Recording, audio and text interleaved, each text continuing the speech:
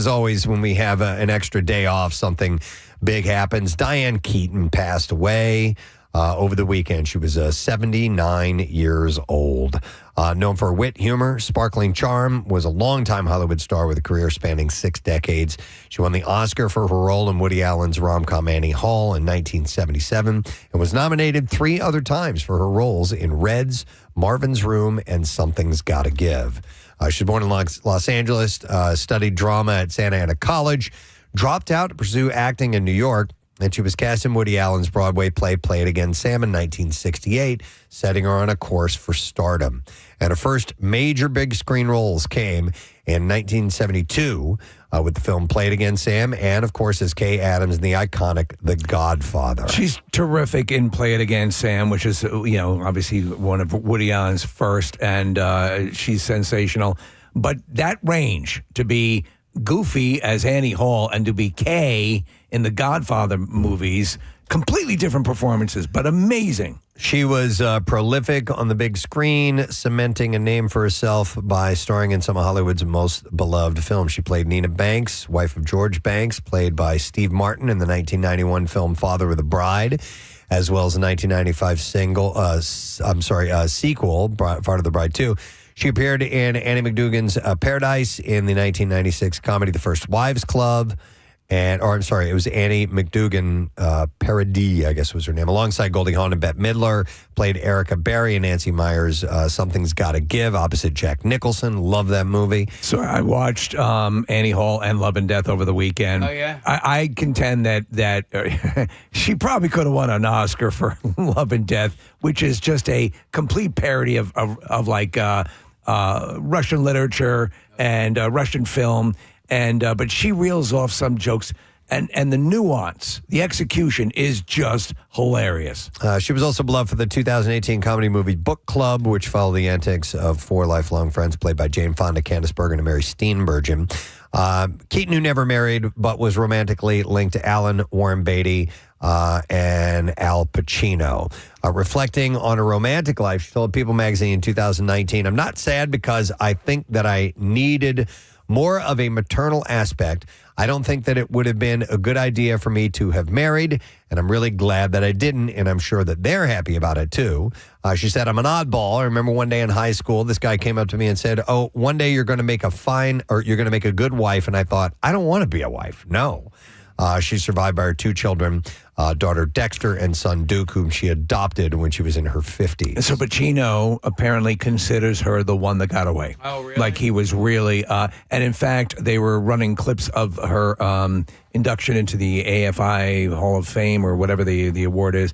But he was one of the speakers, and the stories he was relaying and the warmth and sincerity was, just really tangible. Bette Midler remembered her as brilliant, beautiful, and extraordinary. She said, "I can't tell you how unbearably sad this makes me. She was hilarious, a complete original, and completely without guile or any of the competitiveness one would have expected from such a star. What you saw was who she was." And she wrote that on Instagram. Book Club co-star Mary Steenburgen remembered her as magic. She said, "There was no one, nor will there ever be anyone like her. I loved her and felt blessed to be her friend. My love to her family. What a wonder she was."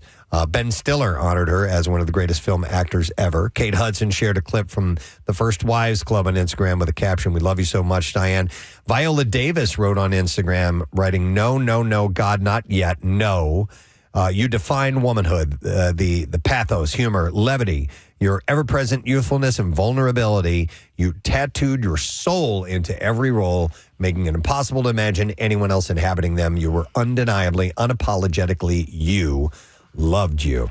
I didn't hear anything about why she died. No, yet, but that usually that information comes out later. Apparently, she had dropped a tremendous amount of weight prior to her death, which leads you to believe it might have been cancer related. But far too young, and she was.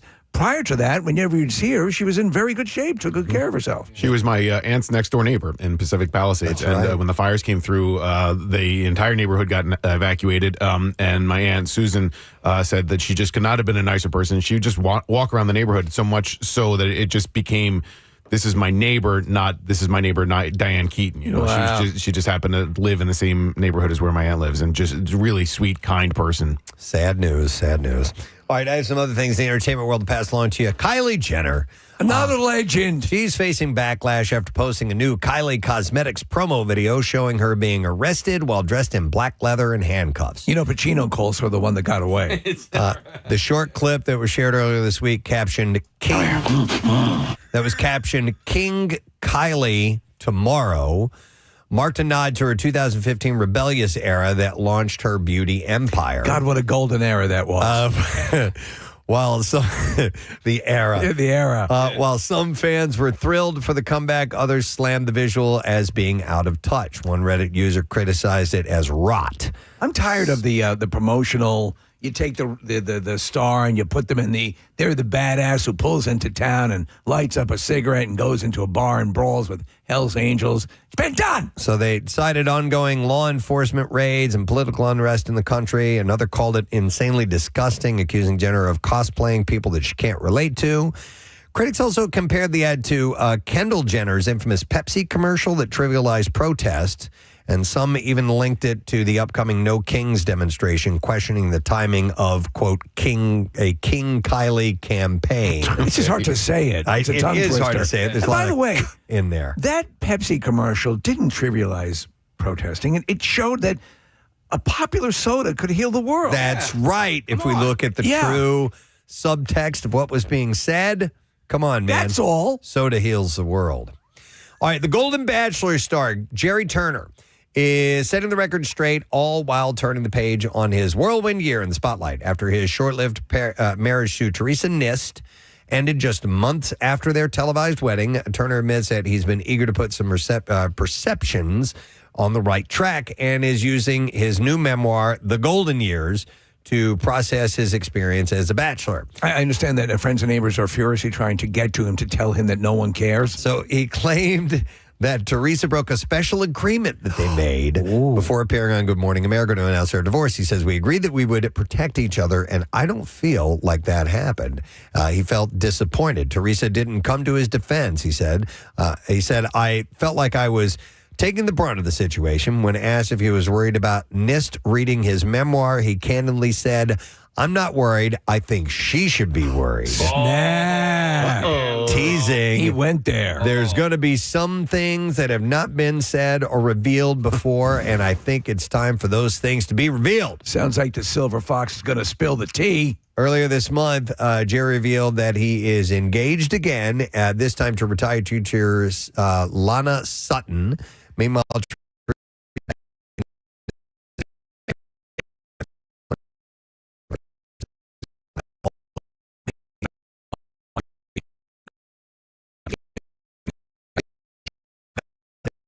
there's a new Golden Bachelor in town. all right, I have a follow-up on Brittany Cartwright. She underwent a mysterious procedure earlier this month. Very mysterious. Yeah, so not mysterious. I don't know who she is. not a mystery. She was from what's the show you hate? Vanderpump Rules. All right. So anyhow, she confirmed she had a tummy tuck and swapped out her old breast implants for new ones. That's how she got those abs. Pretty much what we assumed. She said, I got a abdominal reconstruction, lipo, tummy tuck, and breast implants taken out, smaller ones put in, and a lift. All of which she says is quote, so freaking excited about. Freaking. Yeah. Let me ask you. Yeah? You get all of those at once? I assume you have to be sore for quite a while, right? Yeah. Right? Yeah. Rochelle got lipo, tummy tuck, and a breast lift all at the same time. How long before? It was tough. Yeah, man.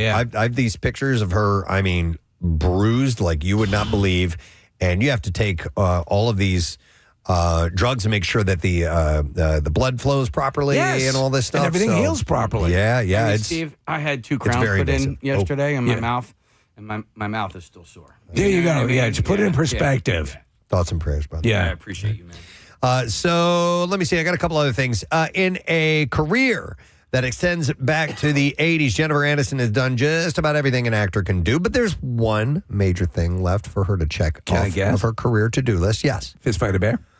Probably, but Yeah, she yeah. didn't mention that in All right. this interview with Harper's Bazaar. She explained One thing that she's yet to attempt is Broadway. She said, I haven't done theater yet because it terrifies me. Wow. She said, but it's the one thing that I haven't tried besides make an album, which I doubt I'll do. So if she's writing off doing any kind of album, Broadway looms. While not on the immediate horizon and with her plate currently full with other projects, she still has it in the back of her mind. She said that I grew up in New York, loved going to the theater as a child. I think it'd be fun. Let me ask you, and this might be like a perfect full circle, Preston. Leprechaun on Broadway. The movie that started it for her ends up being her first foray. I think that's a great idea. On Broadway. Hasn't been done. Musical or not? Musical. Okay. I think something with maybe you can have, what would be an appropriate Irish band? Dropkick Murphys? Dropkick Murphys might get it done. Yeah, they could do it. Yeah. Which, by the way, so Or she the mentions Chieftains. going to Broadway, but doesn't mention musical. So you can do, plays as opposed to musicals. Sure. No, if she did years of Friends live in front of it, she doesn't have to be the lead. Right. She doesn't have to play. She can play a secondary character. Yeah. I think she can do it. Let's call her. Alec and Stephen Baldwin dodged a bullet yesterday. Alec explained in an Instagram video last night that he was with his brother Stephen when he crashed his wife Hilaria's Range Rover into a tree. And she was so pissed. Alec explained that a huge garbage truck the size of a whale cut him off and he swerved to avoid hitting it. He said, I crushed my wife's car and I feel bad about that. He said, but it's all fine and I'm fine and my brother's fine. So they're okay. So I guess he messed up the car pretty good. Yeah. Don't know.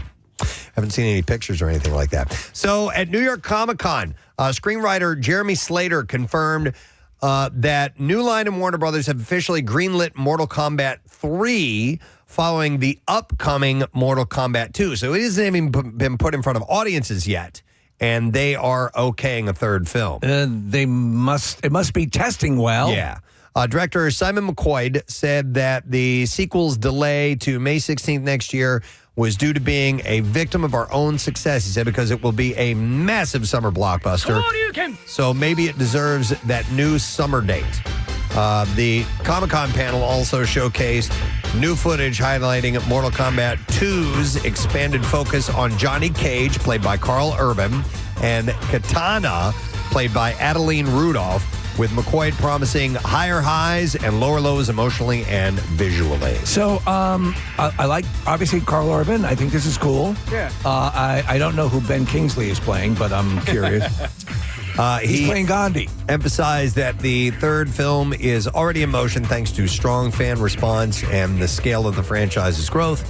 Slater added that Mortal Kombat 2 sets the stage for an even bigger follow-up. How immersed in Mortal Kombat were you, or were you at all? Vaguely, just slightly. Yeah. It was, I'd kind of phased out of the cabinet games by the time that came around. And if I was at a bar and they had one, I played. It was fun. But I didn't know. I knew like one finishing move, and that was it. Yeah. And the most fun part about that were the finishing moves. Yeah. And you really needed to know the combinations to do their special, awesome, badass, rip out their spine stuff. And if you couldn't do that, then it wasn't worth playing. Wasn't as fun. But I loved watching people play that could do that stuff. There was one of those games at one of the comedy clubs that I would be at a lot, and so I'd kill a lot of time doing it, spend a lot of time doing it. I had 2 finishing moves. It's a bitch to learn, though. Yeah, it is. There were a lot of combinations you needed to do, and you had to hit them just right. But it was a great game. It was, with the photorealistic animation, it was a game changer at the time. Absolutely, It was awesome. Filmmaker Richard Ledkani is honoring his friend and mentor Jane Goodall, and our friend too, with a new documentary called Just Me, Jane. It's now in post-production. The film, shot across 27 countries, offers an intimate portrait of Goodall's wit, courage, and deep curiosity about life, capturing her final years before her passing earlier this month. Ledkani called her his guiding star, saying she taught him that film can move hearts, change minds, and make the world a better place. The two bonded deeply during 15 years of friendship. even visiting the Amazon together. And Not also- like a warehouse. They actually went into the... Look at this. This must be where they fulfill the orders. Actually went into the jungle together. They're going to include her extensive contributions to motocross in this, which I think is good. kind of fascinating. I think you need to take the person as a whole. Yeah. And every bit of it. Preston, no, it's not. She would train the chimps to do that. Yeah. It was amazing. That's not easy. All right, so M. Night Shyamalan, we just spoke to him last week. But we didn't get a chance to touch on this because we were busy talking about his connection with Nicholas Sparks and the project they're working on. But he and Brad Falchuk are joining forces to bring, and I love this, Mattel's Magic 8 Ball to life, visually speaking. A scripted live-action series based on the all-knowing toy is in the works. Think of the things you could do with that. So what if you could make that, with the elements of like the monkey's paw or whatever? Yeah. Something, this prognosticator. I love the Magic 8 Ball. There was a Twilight Zone episode with William Shatner where he goes into a diner and there's a machine that will give you little fortunes, little predictions. Had like a little devil head on it, right? Exactly, yeah. And I thought I liked that. Oh, it was terrific. And so the Magic 8 Ball, this kind of, this mechanism that can tell you what's about to happen or what you should do. Yeah. Is a pretty interesting concept. You can become a slave to it. Yes, no, maybe, right? Yes, no, maybe. Outlook is good. Yeah. Pull up your pants. It's uncertain. Yeah. Things like that. Yeah, so just variations. But I remember it was a lot of fun. And then at a certain point, after owning the Magic 8 Ball for a while, you would think, I wonder what's in this thing. What's inside that? Yeah. What's that blue and stuff? you break it. Yeah. So Shyamalan posted about it on his Instagram, featuring the cover page to the script for the series pilot episode. And he wrote, been working on this for a couple of years. Who's in? And then he wrote hashtag it is certain and hashtag Magic 8 Ball. I love those things where there's some device or a Ouija board, or, that has this sort of, again, that's why I recommend the monkey to you, the Stephen King, based on this Stephen King short story. It's really well done. No word on casting, premise, or even where the series will end up at this point, but we'll keep an eye on that one. Speaking of kind of haunted and interesting things, turns out that the rumors about Stranger Things Season 5 running movie-length episodes were incorrect. Ross Duffer hopped on Instagram to set the record straight, revealing the real run times for the first 4 episodes. In his post, the premiere episode, The Crawl, clocks in at 1 hour and 8 minutes. Followed by the Untitled Episode 2, which is 54 minutes. Episode 3, which is called The Turnbow Trap, runs an hour and 6 minutes. And The Sorcerer, which is the 4th episode, wraps up at 1 hour and 23 minutes. So in last season, they had 1 or 2 that I think would have qualified as movie time. Yeah. Movie lengths. Yeah, at least an hour and a half. Yeah. That means not every episode is 90 minutes long. Like other outlets and viral social media posts initially reported, the first batch of 4 episodes drops on November 26th, with 3 more coming on Christmas and the show's finale on New Year's Eve. It's funny because you look at the cast and they're full blown adults. Yeah. I mean, every one of them is like, it's now or never, man. Somebody pointed out to me the other day that when the first season started airing, Obama was president. Wow. That's how long ago it was. Caleb and I have started all over again. Season 1, episode 1. We're back at it again. We never get tired of it. It's just our favorite show. All right, and then one last story. Let's go with this one.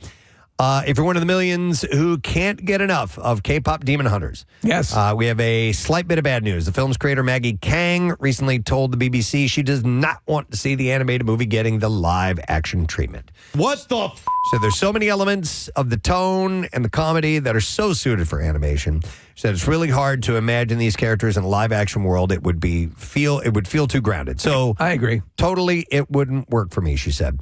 While such a film would obviously make major bank, as the animated film is the most popular movie in Netflix history, Kang's co-director Chris Applehans agrees with her, saying one of the great things about animation is that you make these composites of impossibly great attributes.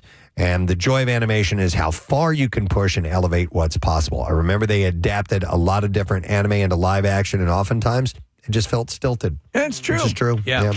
All right, we will now play some clips for you. After impulsively joining the Marine Corps, a bullied teen finds new purpose with his fellow recruits in boots. And here, Miles Heiser recaps the surprisingly painful part of filming. The thing that you don't anticipate being difficult is like learning how to stand at attention and about face, like all these very tight movements they're really precise. Yeah. Funny, when we're reading the scripts, I think we thought all these certain things would be extremely hard and exhausting, and like ironically the sorest I ever was like from standing at attention all day. What? Boots, season 1, now streaming on Netflix. You're watching that, Case? I just finished it last night. I thoroughly enjoyed it. Okay. And, when it all sort of wrapped up, I kind of was like, I kind of wish I joined the Marines. There was something. You were meant for the Marines. Well, honestly, it was for me as I was floundering in my freshman year of college. That was an alternative for me. If because I didn't have great grades, I was on the verge of failing out. I did not. Would have made a man out of you. Possibly, but like What's your name, fat body? I'm curious. I'm curious that if I, were 18 years old, if I would have been able to make it through boot camp. Present hidden hands. Yeah. Oh, dude, there's no way. Yeah. At 18, no way I would have been able to handle the physical training at all. It would have been a laughing stock to even attempt that. Yeah. You think you would have maybe? I don't know. I don't know. I think, obviously the first few weeks would have been really tough, but There's always a flirtation with, do I have the stuff to do it? And I can categorically say I do not. Yeah. Yeah. I just people do it. Yeah. Every single day, every single year. God bless Yeah. them. What they do is I saw a documentary about recruit training one time, Case, and if you fall short in the physical training, there's another. They move you to another program and slowly ramp you up to where you can be integrated back in. They feature that in this show. Okay. Yeah. All right. Yeah. So you probably would have done it. All right. Next clip. Here we go. In Chad Powers, Steve Zahn plays the failing head coach of the South Georgia Catfish. And here Steve talks about his initial thoughts on the script. I laughed really hard, and then I was like, is this really funny? And my wife's a writer. And so I said, hey, am I wrong about this? And she read it. She's like, are you kidding me? This is hysterical. I was like, okay.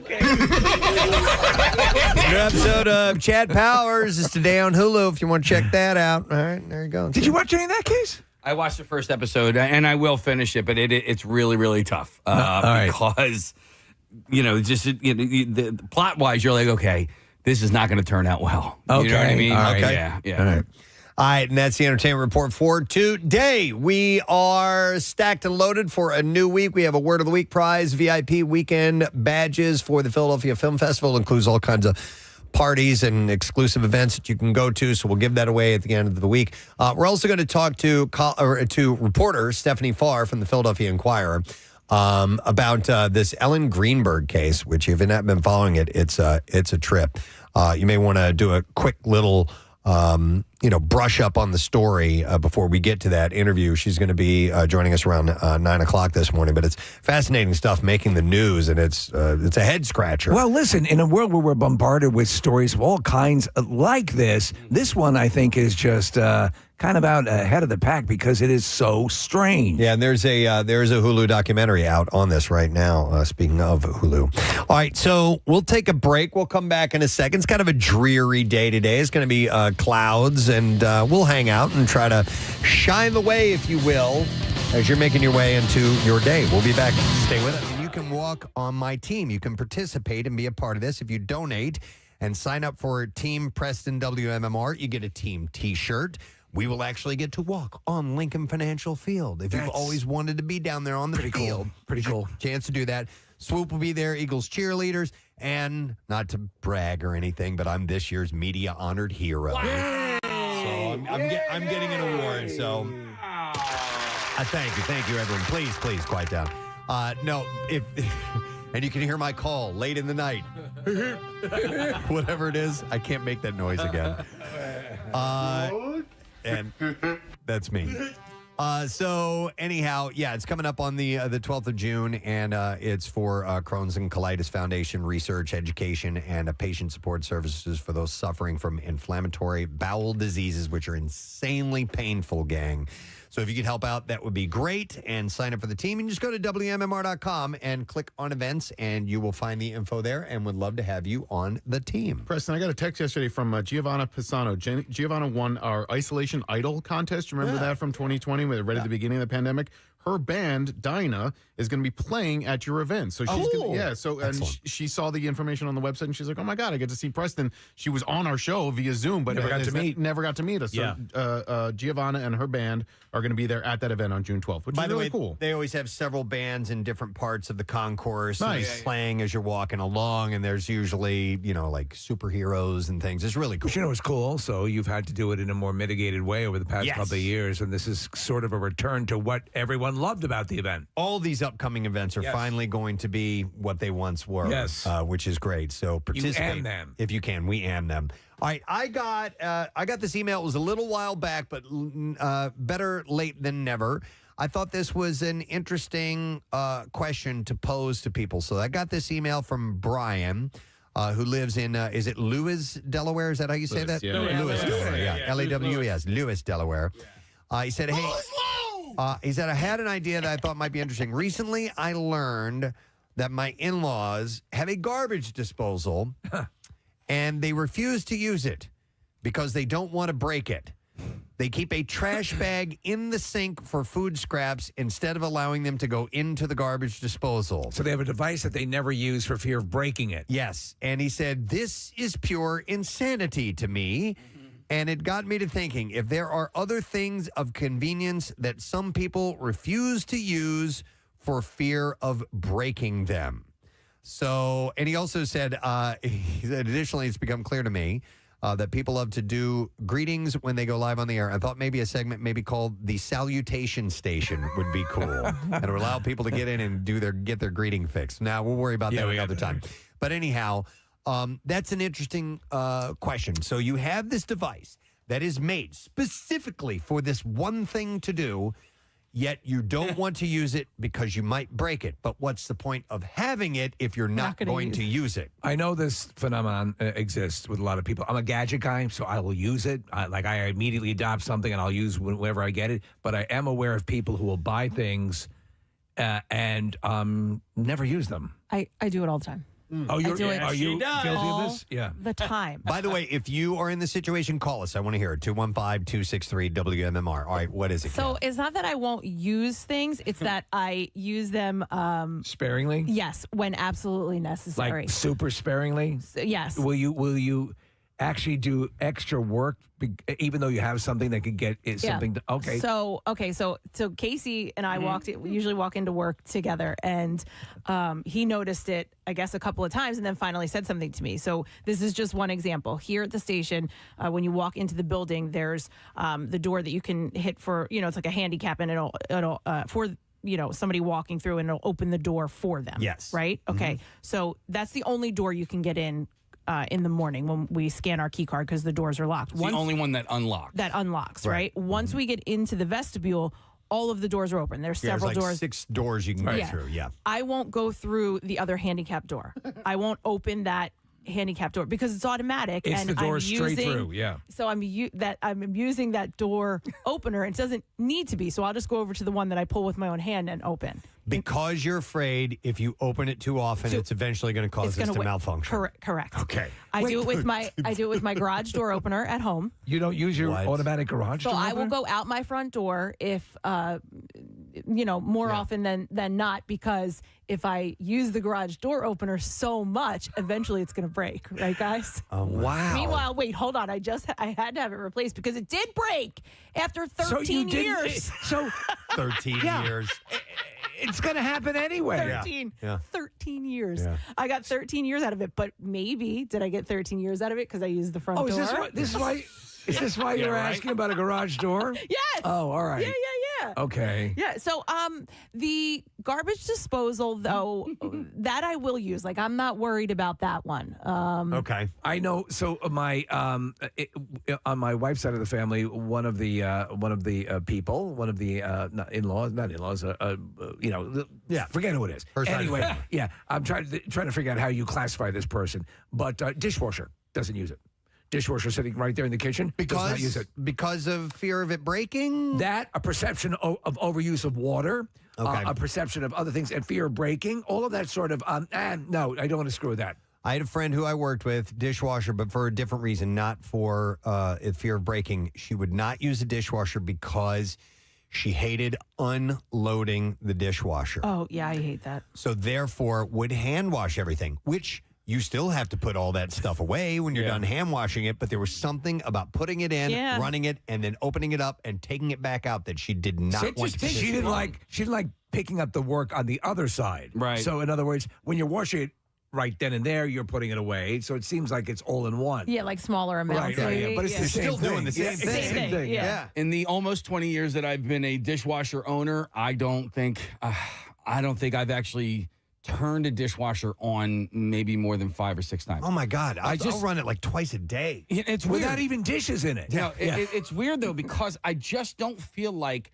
the dishwasher gets the dishes clean enough, and it doesn't. And I think it's just because the way my kids load it, it just gets overloaded, or they won't rinse things out. They'll like listen. The commercials lie. You can't put a full-on spaghetti dinner into the dishwasher, show and the that all the dishwasher's time. going to clean it up. It just doesn't work that way. So, as far as I'm concerned, the dishwashers, I can do a better job and in less time. So here's the deal. If you're basically halfway there, cleaning off the dishes, May as well there's go ahead and finish it. Just finish it. Yeah. Right? By the way, here's a text says, my friend's mom got a brand new $10,000 lawnmower. No. What? It better be a riding lawnmower. I'll buy it from you. For Christmas and refuses to use it. Uses the old one still because the new one looks too pretty and doesn't want to mess it up. Listen, I get that. I'll do that. I'll use the older item until okay, so here's one, a hair dryer, right? I bought a new hair dryer and they're fairly expensive, but I still have I still have a little bit of use out of my old hair dryer. So I'm trying to get until that completely dies, and then I'll start with the Get new rid one. of it. Yeah. But I understand that reasoning, because when you see like a nice brand new work truck. Yeah. Do you know what I mean? Like from guys that actually use it. It's not like a glamour truck like some of these guys. This is my glamour truck. Well, yeah, I know listen, what you're saying, yeah. You have these trucks that just look nice and they never put anything in the bed or whatever. But then you have these other guys that actually, really work for a living and they put everything. It's so funny. It's because I have that home case. I have this Amazon. It's a collection of tools and everything's in this place and it's all very clean. And all the contractors that I know, all their equipment is all effed up and banged up because they're using it. Well, yeah, my friend Bill, he just got this beautiful brand new truck. He showed it to me last year. He's like, "Oh, look at this!" You open the door, the little the stool comes out. Little things you step on. Step stool, yeah. Yeah, I'm like, "Oh, this is gorgeous." But how long until it's just all dented and scratched? Yeah. Here's a text says, my father refused to use the AC in the car when I was a kid, and still to this day because he doesn't want to fix it if something goes wrong with it, no matter how hot and humid it is outside. But Wow. But you're not using it. It may as well not work now if you're never going. I'm at work. Stop calling me. Sorry to bother you, Joanna. What's up? So my mother, they've been going on 15 years maybe, refuses to use our fireplace in the house. Refuses. Is it a gas-operated fireplace? It is not. It's regular, but she's afraid that it's not going to work. That It's somehow, not going to even fireworks. though they've had it cleaned, they've had it cleaned when they bought the house. They've had it cleaned since. There's nothing wrong. It's a regular fireplace. Refuses. She's afraid that a catastrophe is going to happen. Wow. It's going to break. Joanna. Fireplace. How do you break a fireplace? Yeah, exactly. Yeah, exactly. But let me ask you: Does she? If you get her, away from the fireplace and she can talk freely, will she admit to liking a fireplace? Oh yeah, she loves it. Sometimes It doesn't make any sense. We never used a fireplace in our old home. Yeah. Thanks, Joanna. it's peaceful. Yep. Have a good one. You too. Well, we lived there for 10 years and it was the first fireplace that I ever owned in my entire life. Did you not use it because you thought it was going to break? I didn't use it because my wife said we can't use it. Did you ever ask her why? What's that in your mouth? Spit it out. Spit it out. Spit it out. What did I tell you about baby birds? Stop it. I think she was worried about burning the house down. And A lot of people are. Yeah. A lot of people are of fireplaces and just in general. It's what it's made for. Yeah. It's made to put a fire House in can there. set on fire for a multitude of other reasons. But we own fireplaces now that we've put fires in. Okay. Yeah. All right. So they're just outside. Let me kind of. You brought those fires home and then you put them in the fire. Yeah. Hi, Terry. You're on the air. Good Fire to morning. go, please. Hey, Hey, what's up, Terry? well, so my husband inherited a really nice and big snowblower from his dad about 7 years ago and refuses to use it. He always has an excuse. There's not enough snow, or the snow might be too heavy, or I can't get it out of the garage. And I just don't understand why he won't use the damn snowblower. And he'll just go out and shovel it instead. Yeah. He'll just go out and shovel it, and I don't understand. Terry, give him the data on how many people have heart attacks shoveling, and try to convince him that way. Because right, I'm trying. yeah. But I know people who will do that with the snow blowers as well. Not enough snow to snow blow. Yeah. Yeah. But it's what it's made for. All right. Thank you, Terry. Here's one that says, my grandmother would turn off her blinker stuck at traffic lights to save the bulb. The blinker bulb. You're supposed to leave that light on. Oh my God, yeah. that's great. And same with windshield wipers. I love it. Said it was more of a cheap thing. Oh, my God. So you didn't want the wipers to wear out. Wear out. Yeah. That's funny. God. Here's one of the things I noticed way too late in life was that if you have with 3WMMR. All right, thank you, Marissa. So a couple of shout outs I got to make good out. I apologize. I have not been a good sharter lately. I've been a bad sharter. I apologize. Yes. And so I'm going to send a couple of these out, and they're a little bit later than I had anticipated getting them out. But this one is from Amanda Garris, and she says, I wanted to request a shout out for my dad, Eric Garris Sr. He is battling stage 4 peripheral T-cell lymphoma, a rare non-Hodgkin lymphoma, and he just started his 1-month stay at a hospital in Philly on October 8th. He has gotten a stem cell transplant and will be starting his stay with 7 straight days of chemotherapy. Wow. He will not be allowed to leave the hospital until he is producing his own blood cells. He's a fighter, and I know that it is going to be a long, tough road. So I figured I'd give him some motivation in the form of a shart, because what could be more motivating than that? She says, you got this, Dad. You are kicking ass. Thank you, guys, and love the show. So a shart, please. I think we got to do it, Tom. Yeah.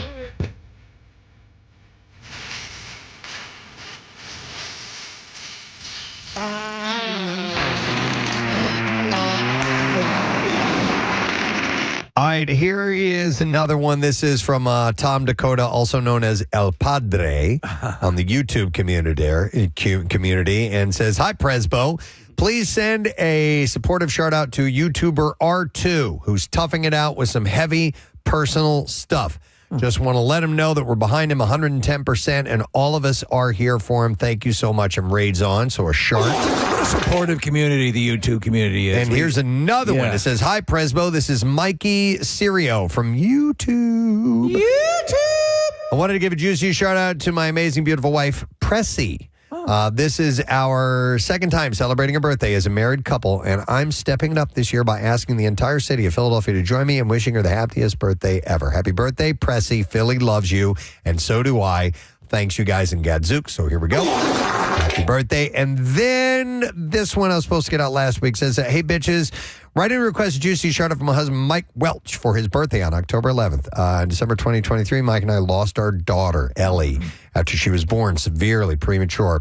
Mike listened to you guys every day after Ellie died, and I know that helped him get through what was the worst time of our lives. In May of this year, we welcomed Ellie's little sister, Brooklyn Eleanor. Brooklyn was born 11 weeks early. And Mike and I drove over an hour every day for 76 days from our home in Milford, Delaware to the NICU in Christiana. We listen to the Preston and Steve podcast almost every day during our drive. I can't begin to tell you how much we needed some laughs during that time and how much your show helped us get through it. Mike's 41st birthday is October 11th, so I missed it. So sorry, man. Well, it was Saturday. So. Oh, yeah, you're right. This year, we celebrated our sweet Brooklyn finally being home. Mike's been amazing through everything. He's truly my rock. Deserves the best shout out you can give. Thank you so much, Jessica Welch. And says, P.S. We can't wait to bring Brooklyn to Cardboard Classic next year. So here's a chart. It's amazing. And thank you guys for making us a part of your lives. We really do appreciate that. There was a story last week that we touched on in music news. Gene Simmons was driving. And he had a medical emergency. Like he fainted. He passed out. And he wrecked his car, wrecked his SUV. Yeah, it was a Malibu. He was okay, but yeah, it was a scary situation. And now his wife, his significant other, Shannon Tweed, has stated that she will not ride with him anymore. Right. Mm-hmm. Like she will, as long as he is driving. She's refusing to go with him. She is not going to be riding with him. So I guess he wants to continue driving. I don't know if it's just this incident or maybe this has happened more than once. My understanding was that she's been leery of him for a while. Okay. And it's, TMZ did an article on it. A few others popped up suggesting you can't be a confident passenger if you're riding with one Gene Simmons. So it got us talking briefly, and we were like, well, let's present this to the audience and see if there's anybody who has this case of there's someone in your life and you just will not get in the vehicle with them. Like, no way. If they are behind the wheel. Yeah. Now, that can be somebody who's elderly. That can be somebody who is just a little bit ditzy when they drive, or somebody who drives too aggressively or whatever it is, but you won't do it. Yeah. 610-660-9333 is the number. Who and why? Tell us. I think my oldest drives too cautiously. I've been in a car with her. I don't like it because she does, the speed limit. And I know your wife is kind of similar in that, right? Yeah. Rochelle drives very, very cautiously, and there are times where I'm sitting in the passenger seat and I'm kind of gesturing like, go, go. Mm-hmm. Turn now. There's a window. Go. And then she's like, why are you in such a hurry? I'm like, freaking go. I contend, and this may be inaccurate, I may be just trying to justify my perception, but I think sometimes overly cautious people cause accidents as well. Yeah, I think both. I think for sure. Yeah, I think it can be. It can go both ways. Oh, and there was and sometimes overly generous people can cause accidents. Cause issues. There was a woman yesterday. We got to the stop sign. She was there for a good 10 seconds before we pulled up. Oh, my God. I'm exaggerating a little bit, but it was she was way in advance of us. We pull up and stop, and she gives us a little wave along, and we're like, no, you're not being nice. You're causing confusion. There's going to be delay. Another car is going to pull up to the intersection. Yep. They're going to wonder what's going on. They're going to pull out. All three of us come out at the same time. We have a triple car accident. That's what happens. Follow the rules. That's what happens. Yeah. But, no, listen. So my dad moved back in with us a couple of years ago. He was having some medical problems. And so he stayed with us for a little while. We got him back on the straight and narrow in a better position. But while he was here, he wanted to drive, and Rochelle was having none of it. Yeah. He's in his 80s, and it didn't freak me out as bad as it did her, but she flat out refused. No more, absolutely, without question, behind the wheel. He's still driving. He moved back to Kentucky. She Dukes a hazard. Right. No. There was a girl that I dated my freshman year of college who, I would drive home from college with her, and I don't know if she just had bad vision, but she tailgated people so close. And it may be, especially on 76, because you get on like 422, 76. So you're on 76 for just, and it's a narrow roadway between, well, the whole stretch is a narrow road, but like she would be up on people's asses. Yeah. And I'm like, that. you gotta back off a little bit. My sister is that way. Okay, so when I go down to Florida to visit, I'm like, when she comes to pick me up at the airport, I'm like, I'll drive us. It's all right. I got it. Yeah, hop in the passenger seat. I will not ride with her. She She's one of these where the conversation is driving like, well, she'll just turn to you and her arms will be gesturing and she'll be looking straight at you. And it's like, turn your head. And she will fly right up on people, ride their ass. And she's just, picking up things that she's dropped on the ground. And she's messing around with her Stanley Cup and all this stuff. And it's just scares the hell out of me. You just described it. I love this guy. He was a great comedian. I used to tour, ended up touring with a lot, a road comic. We'd both be on tour, in the same car. Yeah. Rental car, whatever. Ron Tobin, super great guy. Preston, he was that. Reaching in the back and hey, and like, by the way, we're rocketing down a highway. So occasionally, look out the windshield. Yeah. All right, so we've described overly cautious, like your daughter, Casey, and Rochelle. Distracted, like your sister, Preston. My mom is just a really anxious driver. She's very nervous all the time. She's nervous when she's driving. She's nervous. She's more nervous if somebody else drives. I'd rather be the driver than be in the car while she's driving because her nerves are just palpable. Everybody else around her feels it. And she's just a nervous traveler. Like she's nervous on planes.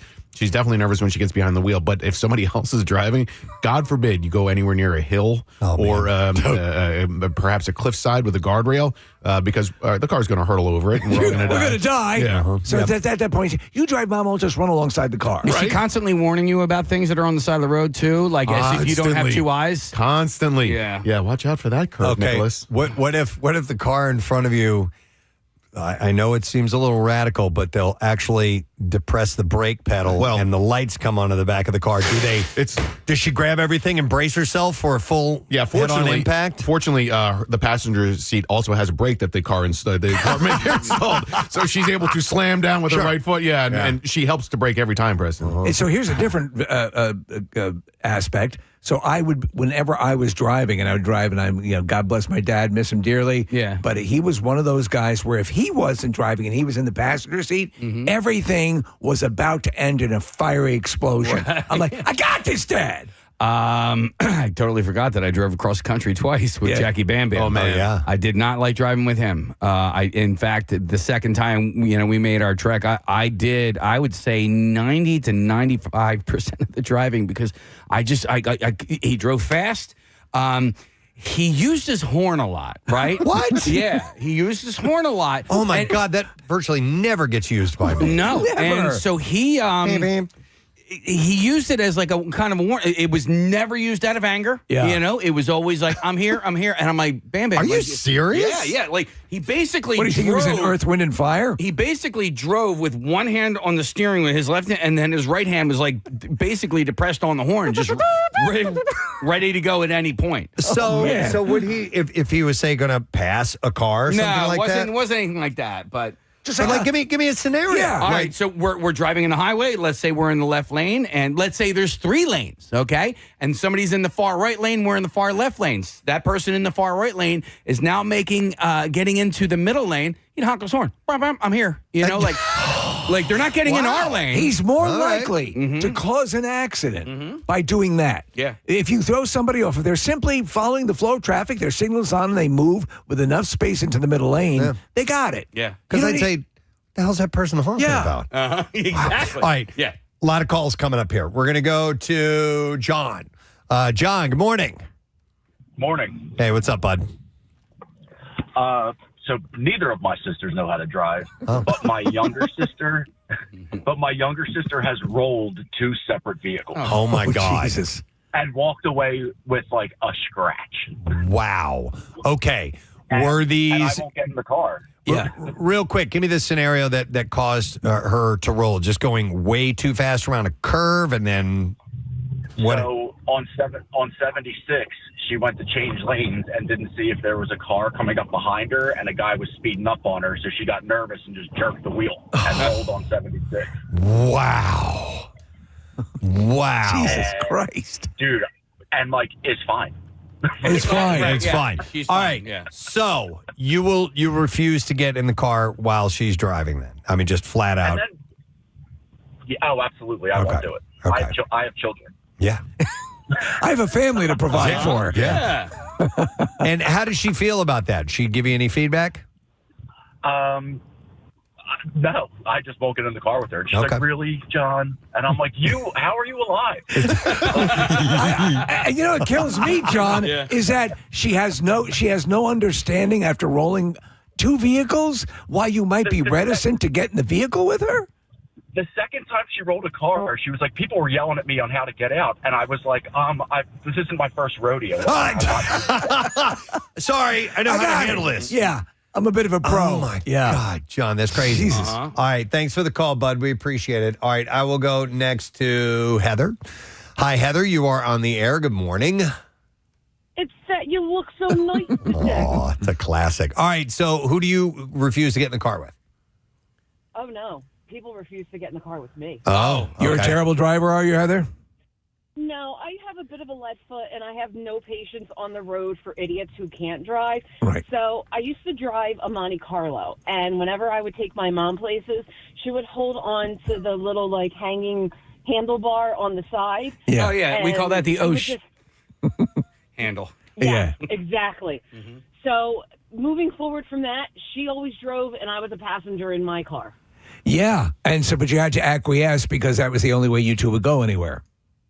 Absolutely. Yeah. All right. Well, take care of yourself, Heather. Don't be so aggressive. I tend to think that when people, and I know Heather, love Heather, but when people say things like everybody is horrible drivers, that like maybe you should take a look at the mirror for may want a brief moment. We all think we're above average drivers, and that's not possible. Right. We can't all be above average I drivers. always think of the scene of in Planes, Trains, and Automobiles when Steve Martin's fingers are embedded in the dashboard. Yes. Like, somebody texted in and said we need to call Jackie Hong Kong now. Not Jackie Bam Bam. Jackie Hong Kong. Jackie Beep Beep. Yeah. Jackie Beep Beep. Oh. Yeah. All right.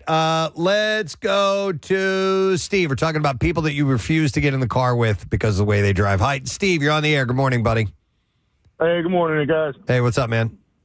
Hey, I just wanted to let you know my entire wife's family can't drive. There's not one of them. My wife has gotten better over the years, but not one of them can drive. They're from Brooklyn. My mother-in-law, for example, her old car, she had a Lexus, and she used to cross the line so much, a notification would pop up telling her to pull over and have a cup of coffee. Oh, my God. That's funny. They say the car automatically assumes she's drunk. All right. So is this is this her weaving, or is it that the lines don't really matter to her? Oh, no. It's just her weaving. And Okay. I don't know, maybe a month ago, I was coming down the road, ready to pull into my neighborhood, and listen. It's a 2-lane road. She's sitting in the middle of the street waiting to go. Nobody can go. She's just sitting in the middle of the road. Yeah. Sometimes people operate as my dad used to describe it as hooray for me, F you. Like there was no consideration or perception of people around you and what they might be interested in doing on the road. Yeah, no, she's just she kind of she has never been able to drive, but over the years has gotten worse as she's gotten older. And then Saturday, my youngest had her birthday party, and I pull up and I look over, and my father, they drive a Honda Accord. My father-in-law, I look at him, I say, hey, you trying not to have nobody park next to you? They're big parking spots, mind you. The line is right down the center of his car. Come on, man. Oh, come on. On purpose? I don't think so. Just a bad parker. All right. I got it. Thanks, Steve. My buddy Steve can't park to save his life. He sends me pictures all the time. Still? Oh, yeah. It's been within the past few years it's gotten bad. Come on, Steve. No, he's not doing it on purpose. He just sucks at it, and then he'll get out, and it'll be like, the stripe will be, his tire will be straddling one of the stripes, and he'll take a picture of it and send it to me. I'm like, dude, come on, man. So here's the deal with the backup cameras and everything, and some cars have a little bit of imaging help. Yeah. If you take a good swipe at it and spend some time, you can get between the lines. I will say, if you look at how I parked today, my back tire is kind of on the line. But I just didn't. I didn't care enough to. Fix it. One of the things that I do like about when Rochelle and I are driving together, we have our own driving styles, and I make her nervous, and she makes me a little bit nervous or anxious. But we do co-pilot well together. Yeah. And I like that aspect. I like having when I pull up to an intersection and it's just, you can only go left or right, and maybe the road is angled as such where you can't see down the right very well. she'll be going, okay, you're clear, wait, car coming. Yes. And I can focus on the left. It's the best. I love that. Yes, your co-pilot. And I asked my friend, this couple that we're friends with, I'm like, do you guys co-pilot when you drive together? And he goes, some might call it that, and some might call it something else. Yeah. So you can tell that they don't care for each other's assistance while driving. Claire's not a backseat driver. She's a good co-pilot. She's the Chewbacca to my Han Solo, and really does a great job. But yeah, that is a blessing. I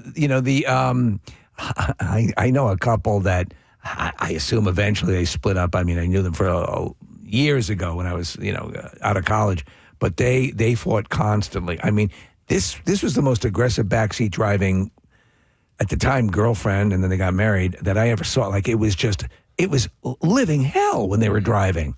That could be annoying and distracting at the same time. We have Jenna, been on hold for a while now. Jenna, you're on the air. Good morning.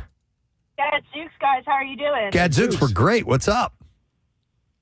So I refuse to drive with my mother-in-law anymore. All right, what happened? So we always do day trips down to the shore. We're only an hour away, and she grew up there, so she would always drive, and it would save me gas.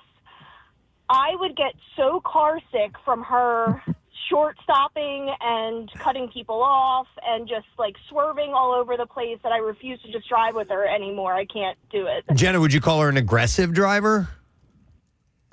At times, yes. Like, she'll get peed off, like when people aren't going the speed limit or going the speed limit in the left lane, and she just wants to take off and she can't. Yeah. And she hates Priuses. So She hates Priuses. Was there any time at which you could sort of delicately suggest that she was making you uncomfortable with the way which way she was driving? Not really. I just kind of stay quiet, and then when we do our day trips now, I'm just like, we'll meet you down there. I'll take the drive. It's fine. Yeah, so there are people who are car sick. Know the people they can't, or are prone to car sickness. You definitely know the people you can and cannot drive with. Yeah. Yeah. Where does her hatred of Priuses come from, Jenna? She just says that they're all idiots and don't know how to drive, but it's every Prius. It doesn't matter who it is, if it's silver, black, white, just get away from me. I think at one time we all have there's that person in that make. Still, Beamer's still every now and then. I'm like, of course. I do not understand people that drive the speed limit in the left lane. It's illegal. No. When they drive the speed limit, like if you're going 65 in a 65 in the left lane, and they just do that, It's dangerous. Yeah. Well, lingering in that lane is it's you're supposed to be aware of other people. Now, somebody might get a stick up their ass at, hey, this guy's trying to do 90 miles an hour and screw you for speeding that fast. Yep. So I'm going to sit here and block you. There's that, or there's a person that just doesn't know that it's the rule. Yeah. If there are 3 lanes, or they're like in Jersey, they make obviously signs are posted that the left lane is for passing. And that's the deal. And then you move back over. But I've seen people who are, they're going to be the enforcers and stay flat on the speed limit. I'm not even talking about the enforcers, because I know who those people are. And quite honestly, sometimes I can be that enforcer, especially if I'm driving behind somebody.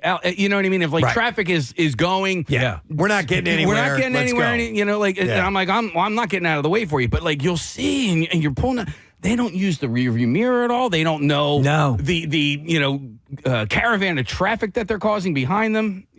Oddly enough, in these calls, we haven't gotten anybody talking about elderly parents or anything like that. Because they're afraid to drive because they're not paying attention anymore, or their cognitive skills are lacking. One of the most heartbreaking things I ever saw was at a car dealership. And a guy came in, this old guy, plus 90.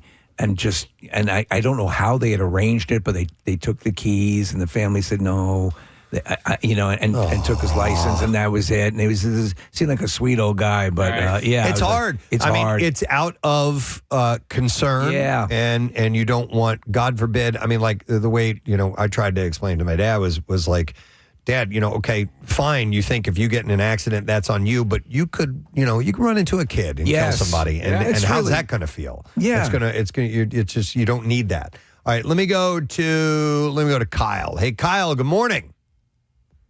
Hi, good morning, guys. How are you? Good, buddy. What's going on? So first time, long time, actually. I've been listening to you guys since I was about 6 years old. I'm 85.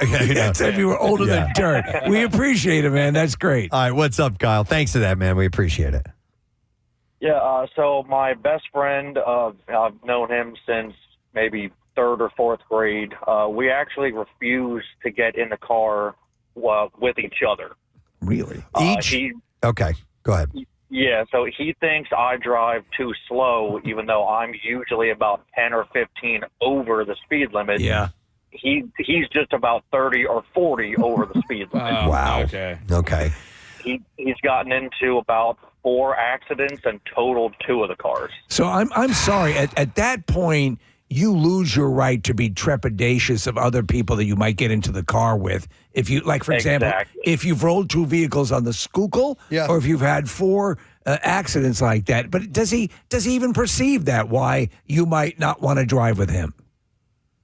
Yeah, I thought I drive, a little fast for some people, 10, 15 over, but we could be in a school zone where it's, the flashing lights are saying 15, he's doing 50.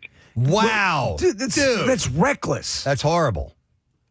And it scares the bejesus out of me every time. So we just drive separately anywhere we go. We have to meet up somewhere. I don't blame you. It's going to catch up to him, man. Yeah. It's definitely, it sounds like it already has, but it's going to catch up to him in a bad way. By the way, keeps up with that. Unless I'm driving, I don't mind driving people with me, but unless I'm driving and the notion is, why don't we all take one car? I'm like, I like driving. Yeah. I like to, that's just part of the deal. Okay. I know you're fine hopping in the passenger seat. I drink a lot. So, I don't mind. No, Rochelle and I are about 50-50. Yeah. It's like, we'll be heading out of the car. It's like, you want to drive? You want me to drive? It's like, I'll drive. Like, Daddy needs a nap. What's that? Daddy needs a nap. Needs a nappy poo. Actually, I do, when we are running errands, I do a fair amount of prep work while she drives. Really? I grab my stuff that I've printed up, and I grab my highlighter, and it's a great way to, if we've got 15, 20 minutes or whatever, I can knock out some stuff and don't have to worry about it eating up other time. Man, I still can't read in the car. I haven't been able to since I was a kid, and I just get car sick every time. I've gotten a little bit better, but if we're on windy roads, forget it. I can't do that. What's the length of time you can be in the car before that starts to bother you? Like if you're reading. If it's a windy road, 5 minutes tops. Yeah. What was that? Yeah. What was that commercial for SNL where they had the Moyle doing a brisk while the car was moving? To show how good the suspension system was. But if it's a straight ahead, Nick, I can work for an hour. I'm impressed. No problem. If the car's moving at all, I can't do it. Yeah. All right, one last call, and we got to take a break. I'm going to go to Anthony next. Anthony, good morning, sir. Good morning, you guys. How are you today? Good. What's going on, bud? So, my wife, love her to death, but, she's one of the overly cautious drivers like you guys were talking about. And, my in-laws live 3.5 hours away. It will take probably 6 hours when she's driving. You exaggerating, right? I wish I was, sir. I wish I was. So does she stop a lot? So describe her driving pattern. Well, one of the main things is because obviously 3.5 hours away, there's a highway. So she has a thing with semi-trucks. And my kids now, all semi-trucks are called anxiety trucks because mommy won't pass anxiety trucks. Oh, my God. Mommy won't pass anxiety trucks. So she comes upon trucks and forget it. You're behind them. You're not going around them. Oh yeah. Yeah. No, if there's, and God forbid there's a line of trucks. Oh yeah. We're staying in that lane. What's the rule? Like 3 seconds behind or whatever. No, there's cars that come in and out. No problem, clear as day. Yeah, I tell you what, I know a lot of people who not a lot of people, but I've known people throughout my life who just get mortified at the notion of driving alongside a truck, and obviously to pass a truck, right? You have to do that, and I get it, but I'm the other way. If I have a truck that is in front of me and is blocking my vision, it drives me crazy. Yeah, I try to get me crazy. Oh, absolutely. Yeah, you're the same way, Anthony? I'm the same. Yeah. Oh, absolutely. Yes, sir. Yep. I want to have a clear vision. Open So vistas. I try to get around them. All right. Thanks, Anthony. Appreciate it. Actually, my friend Melissa, you know her too, Casey. Oh, yeah. Her car, she was driving next to a semi, and I guess it didn't know that she was there.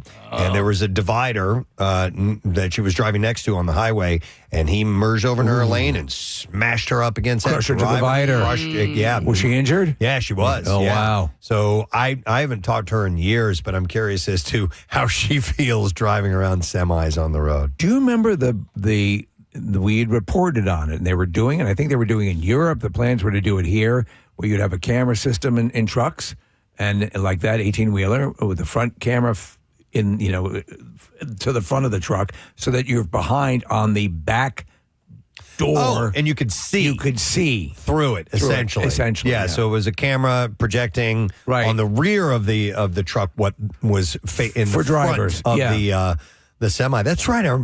I remember reading that years ago. I don't know whatever happened. Yeah, and if you stop and think about it, if you're on a tight road and you're going to pass a truck, it would help to know what's in front of the truck. Yeah. Most definitely. You have to do that mystery little scoot over to the other lane and peek your head over and see what that is, and do a little Jackie Bam Bam beep, beep, on your way over. Because did not know that about Jackie and the horn. Yeah, that's very weird. Interesting, Casey. Wow. All right. Well, anyway, how this keyed off of that story of Gene Simmons getting in a car accident because he passed out, and his wife Shannon Tweed is like, I will not ride with that man any longer.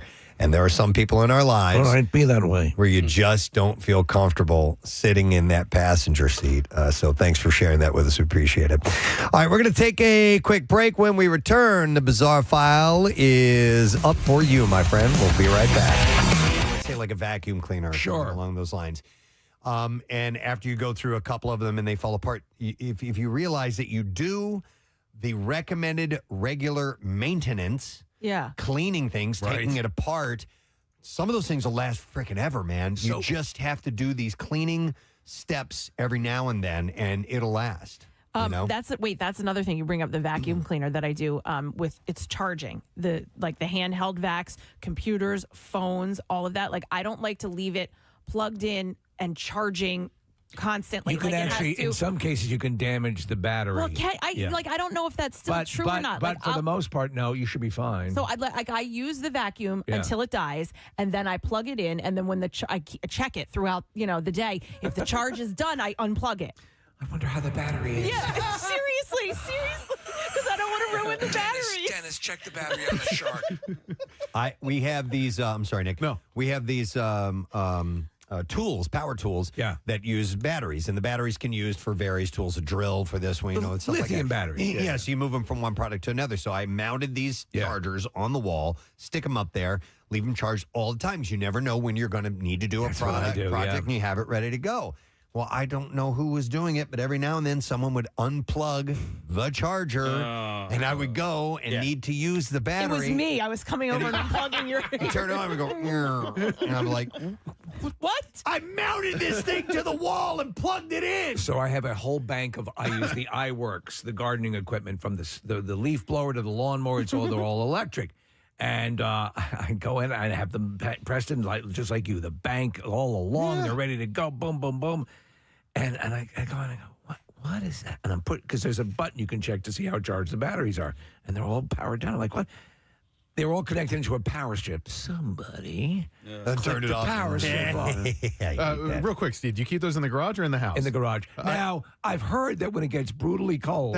Somebody told me this too. I brought all that stuff inside for that very reason. Hot or cold. You're told to blow up if I know. I keep. What all do those, you do? Yeah, I keep them in the kitchen for whatever. Like there's one cabinet in the kitchen that's not used. So if my mom's come over, she's like, "Where do you keep the glasses?" Like that's actually where the batteries are. The glasses are in the garage. Yeah. But Preston, real quick, I know you're not a big kitchen gadget guy, but when I get a new knife, I hold on. I don't use it right away, and I think it's because I want to keep it pristine. You want to keep it super sharp. Yeah, and really clean and just perfect.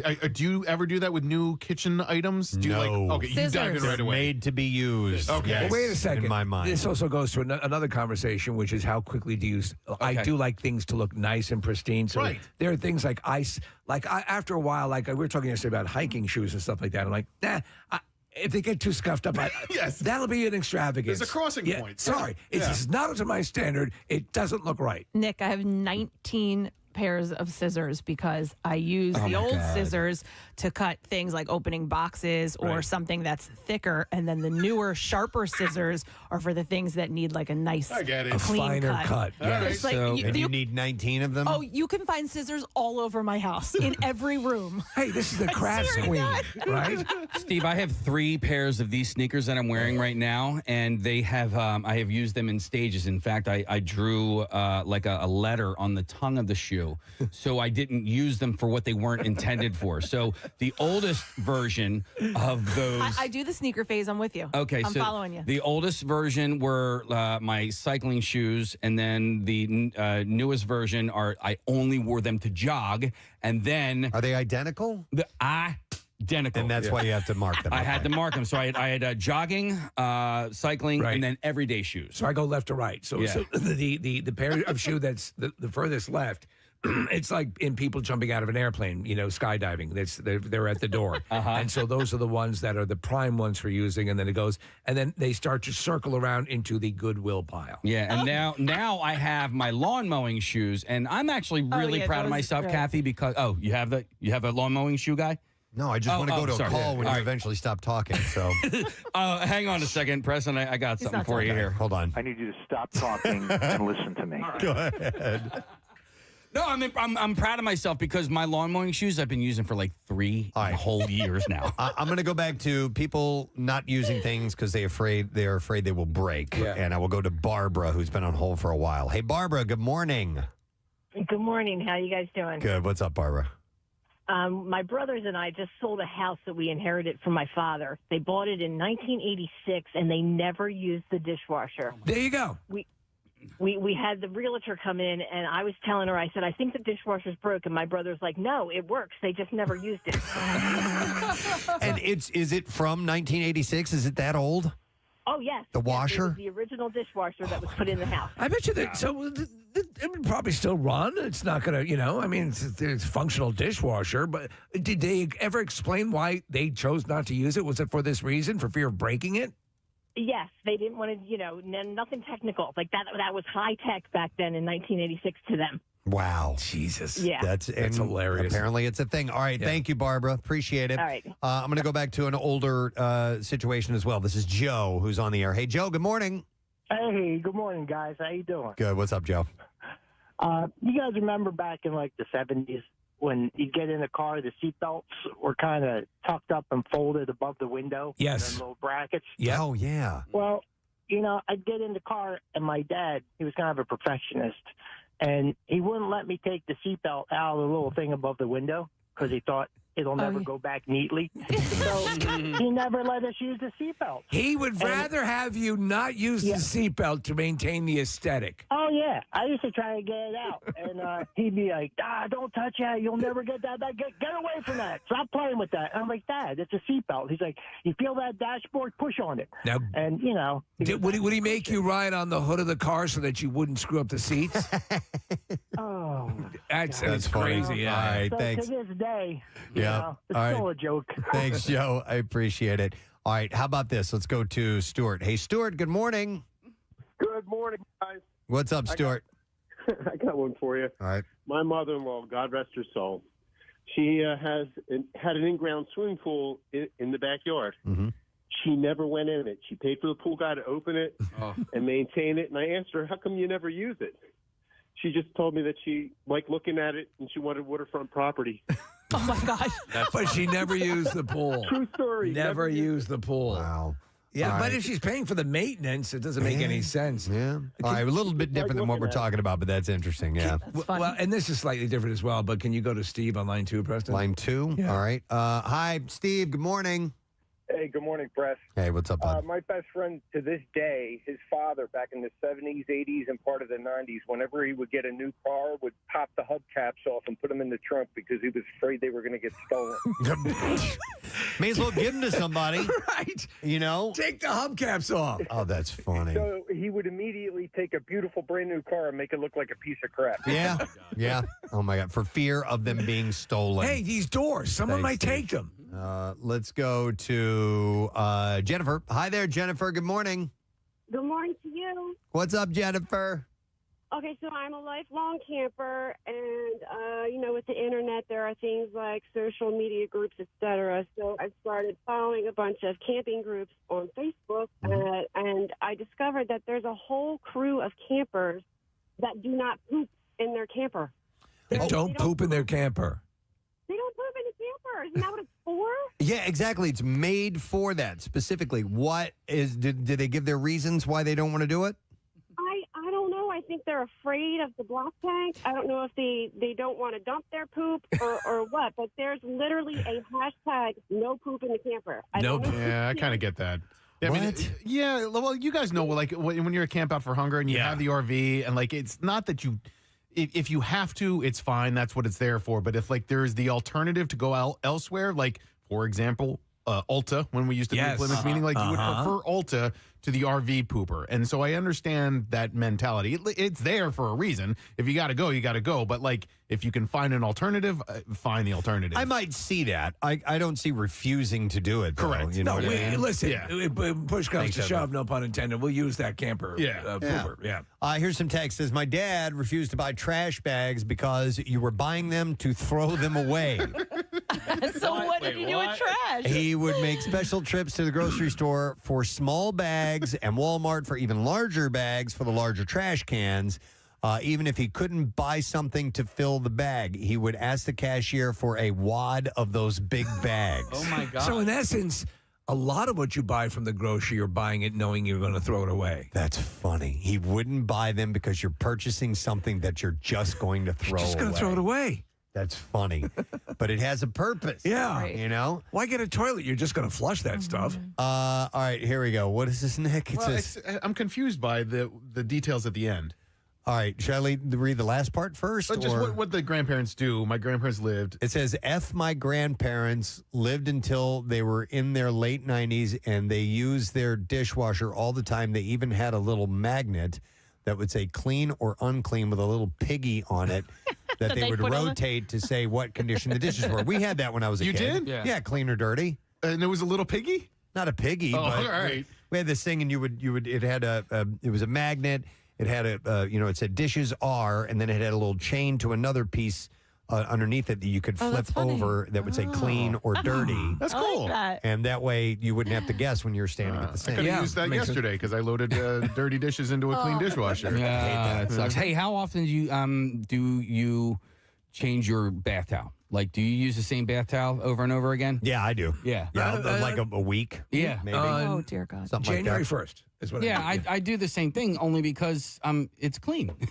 I'm drying myself with clean water on a clean body, and so I don't feel like it's as dirty, and I don't feel like loading the hamper with laundry that is I'm that unnecessary. way. Okay. You're not a barbarian. No, you're not I am alone. not. You're not alone. Kathy thinks it's disgusting, but Not disgusting. Sometimes you have to be careful of the smell and mildew growing. oh, sure, yeah. I mean, I hang it up to dry, Yeah. to air dry, so line dry. Over the after that. TV. Yeah. Are you once a week? Right. How often you wash them? No, like probably every other day. Oh, man, that's a lot. Yeah. Let's Sorry. see. Let me go to. I use the washer. I have no problem using that. I have Frank on the line. Hey, Frank. Good morning. Gadzooks. Gadzooks. Frank, what's up, man? So my car came with 2 remote starts, and one of them broke. So I have a second one that works perfectly fine, but like I don't want to go through that loss again, so I just don't use it. And I'd rather just walk out to my car, start in the morning, and then go back in the house being like, gosh, I wish I still had 2 remote starts. You don't want to risk it because you're down to just one. What if that breaks? You had a backup. Yeah. Exactly. But yeah, I don't know how to replace the remote start, so we're just not going to go. Like, what would someone do if they wanted to get a new one? You'd have to, I guess, go buy one. Yeah. Oh, my God. I'm not doing that. That right? All right. Thank you for Can't blame me for a sucker. I appreciate that. Yeah, this all got started because of this email that we got who said that the guy's in-laws' garbage disposal, they refuse to use it because they don't want to break it, so they actually keep a trash bag in the sink next to it. It's funny, yeah. To just throw the scraps in. Which, by the way, I did. We had a clog, a drain issue, and we had I called Horizon out, and the tech came and fixed, and he said he was telling me some stuff about the garbage disposal that I didn't know as far as using. He's like, yeah, I mean, it's there for the purpose of breaking that stuff up and it going down the tube, but not everything breaks up that well and can eventually cause a clog. And he was telling me some of the things I didn't realize. He said what you shouldn't put in the garbage disposal, eggshells. Yeah. He said they eventually, he described them as a net. There's a membrane on the inside of the shell, and it goes down in there, and it won't fully dissolve, and it will. I have thrown thousands of eggs down the into the disposal over years, and he's like, "Yeah, that's one you need to avoid." I was like, I had no idea. I think potatoes can turn into like a glue. Okay, so like there are a whole bunch of foods that you can't put down there because what's the purpose then? I know, but you got to be selective in what you can and can't put down there. Nick pulled up this list real quick. I know we have to take a break, Case, but let's see. Oh. Clam and oyster shells, really? Yeah, don't do that. I didn't know that. Don't put rocks in there. What about wrenches? No, grease, oil, a large amount of vegetable peels, large number of eggshells, it says here, artichokes in particular, and corn husks are things you should stay away from. Wow. Okay. Anyway, listen, thank you guys for your calls. We appreciate it. And thank you to Brian from Lewis, Delaware, for sending in that suggestion. We have to take a break because... Thanks, Marissa. Real quick, I do a short out with you. But even before that, I saw a text regarding our conversation in the last segment about driving and also the left lane usage. And somebody just texted and said, the left lane is for crime. Oh, you rule breakers, you. All right, real quick, shout out. This says, hey, guys, my name is James Fida, and I'm writing to request a shout out from my brother, Robert. We've been loyal listeners to your show since before Preston and Steve lit the roof at Y100 on fire. Yeah. In fact, we were even lucky enough to sit in on one of your shows about 10 years ago. Rob recently went through a tough time after losing his job as a respiratory therapist when Taylor Hospital closed. After a stretch of unemployment, he was hired by Children's Hospital of Philadelphia. It's been a big shift, but he's worked incredibly hard to adapt to working with a different kind of patient, and he is doing a fantastic job. His 55th birthday is coming up on October 14th. Why, that's today. Yay! And I love if you give my little brother a big shout out, maybe even a big one. So that is from James Fida. So here is a birthday shout out, and we wish you the best there, brother. All right, I have Bizarre File stories to share. We're going to do that. WMMR presents Preston and Steve's Bizarre File. Brought to you by Pella Windows and Doors. A lot of them savings are on at Pella with 40% off installation or 24 months of 0% APR financing. PellaPhilly.com. Zimbabwean opposition lawmaker Desire Moyo has died after the vehicle he was traveling in hit an elephant. Oh, well, that's going to take you out, man. Yeah, the accident happened in the early hours of Friday morning while Mr. Moyo and 4 other members of parliament were traveling along the Bulawayo-Gweru Highway. He died instantly while his fellow lawmakers were left injured. A fellow member and parliament member, Dissent Bijala, provided more details on the horrific crash. He said, I spoke to Ndabili, who was in the front passenger seat. His recollection is that they hit the elephant on its backside. After the impact, he remembers the elephant turning around and fighting the vehicle. Whoa. The hell was that? This, he believes, is what did the most damage on the top right side of the vehicle and ultimately led to Moyo's fatal injury. So the elephant attacked the vehicle once it got hit. Yeah, wow. Well, listen, it felt like it was being attacked, especially in its ass. The accident took place in an area where elephants are known to roam and to and from their home ranges. So the elephant says it'll never forget the incident. He'll never forget it. All right, a Texas student is opening up about her worst nightmare coming to reality after a phony social media post claiming that she worked as an Olive Garden waitress and was arrested for throwing breadsticks at customers went viral. I thought that was a tradition. Well, it's not only that, it's not true, and it's not this girl. A dramatic story of a 26-year-old Olive Garden waitress in St. Louis, Missouri, who supposedly hurled a basket of breadsticks at a couple after they stiffed her on a tip and yelled out, "Unlimited breadsticks doesn't mean unlimited free labor." Recently took off on social media. While it makes for an incredible story, none of it is real, except for the teary-eyed mugshot of a young blonde woman that was shared alongside it. Megan Ashley Davis is a student at College Station in Texas and says the backlash that she received over the fake story featuring her real mugshot is ruining her life. She said, it's probably my worst nightmare coming to reality. People are making very inappropriate comments or AI-generated things with my mugshot. The Facebook account Pure Videos created the fake post and shared it with its 1.7 million followers. Most of the page's posts are works of fiction. It appeared that the post featuring Davis's mugshot had been taken down or made private as of Sunday. While the post didn't include her name and the fake story took place hundreds of miles away, people are still able to track her down and harass her online.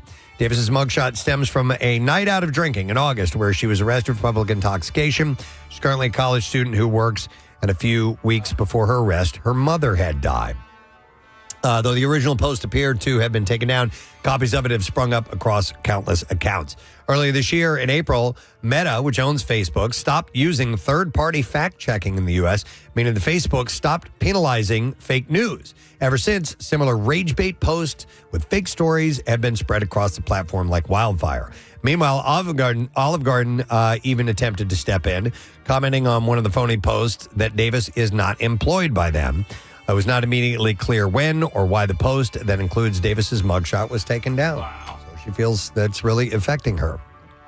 A woman has been accused of using dating apps to meet men and then burglarizing their homes, according to the Los Angeles County Sheriff's Department. I thought I was going to get a handy. Adva Lavi is wanted for a string of burglaries in which she allegedly targeted older men posing as a romantic companion on virtual dating platforms and social media. The suspect is described as 5'7" tall and weighing 104 pounds with brunette hair and hazel eyes.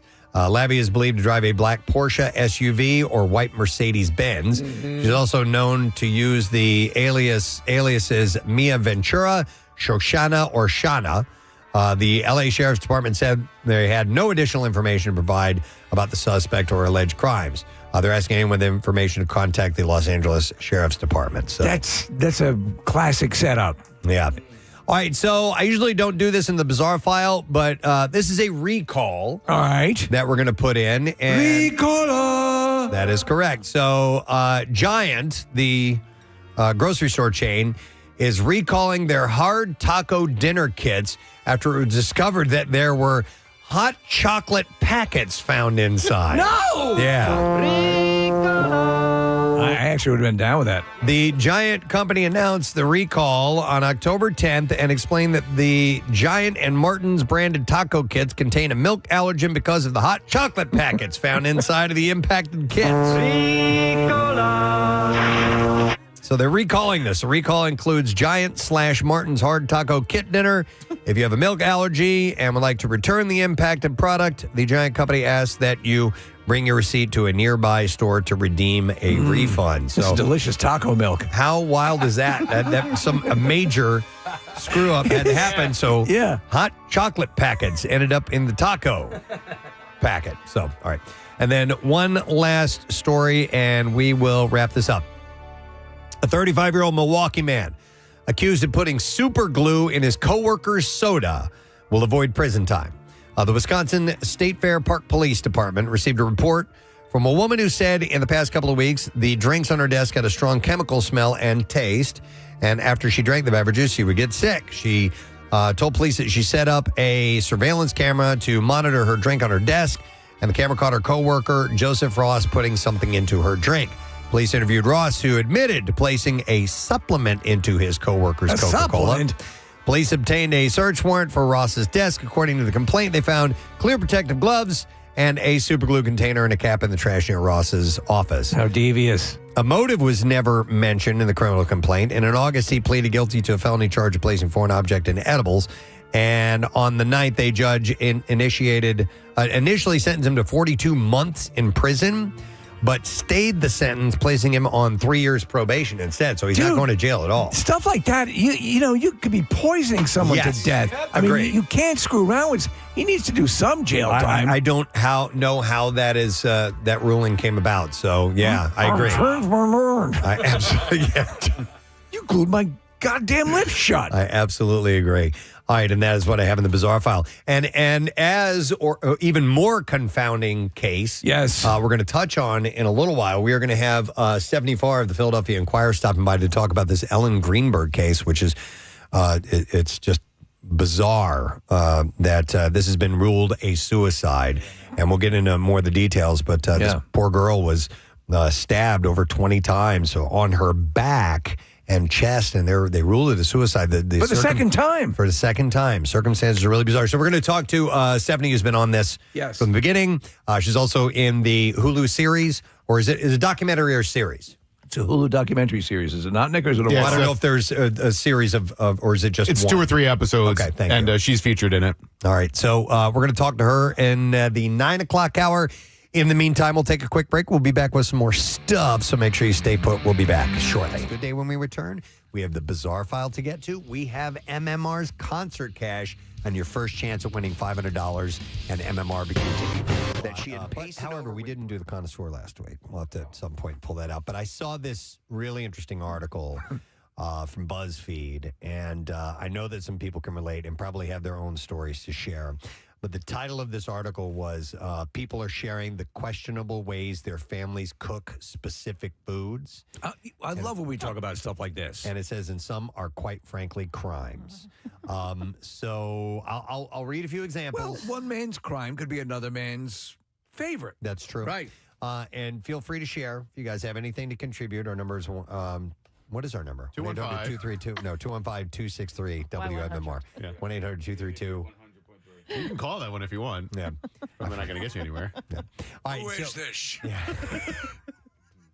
All right, so I'll start with this one. It says, my stepdad's mom took a stick of butter and used it like a crayon to smear butter all over a raw turkey, and then she put the rest of the stick on the table for rolls. Oh, yeah, no. So I've That'll actually kill seen. ya. No. I've actually seen a device that is like a I don't know, just like a clamp for butter. It doesn't have to require a lot of pressure, but the basic gist is you put the stick of butter in it and you slide it around on waffles and pancakes. Yeah, we have one. It's called a Butterbot. Oh, okay. And and it looks like a little robot. Yeah. And you stick it inside there, and you take off his little R2D2 head. Yeah. And the butter sticks out the end there, and it's actually curved a bit so it fits on corn on the cob. This is not the butter you're looking for. And it's really great for corn on the cob. Casey, this would be perfect for your issue, your problem of getting butter in each square of a waffle. No, it wouldn't. Why? Because I think it would. Right? Especially if you heat it up a little bit. This is not what we're looking at. No, If I you're know looking that. at a video, that's not These what are it not is. your butter dispensers. Yeah. So anyhow, but using that on raw poultry and Then serving putting it out? to No. family, No. You could get deathly ill. you get very, very sick. All right, here's another one. This says, my mom once had a meltdown in her kitchen when she saw me cooking an egg in a skillet.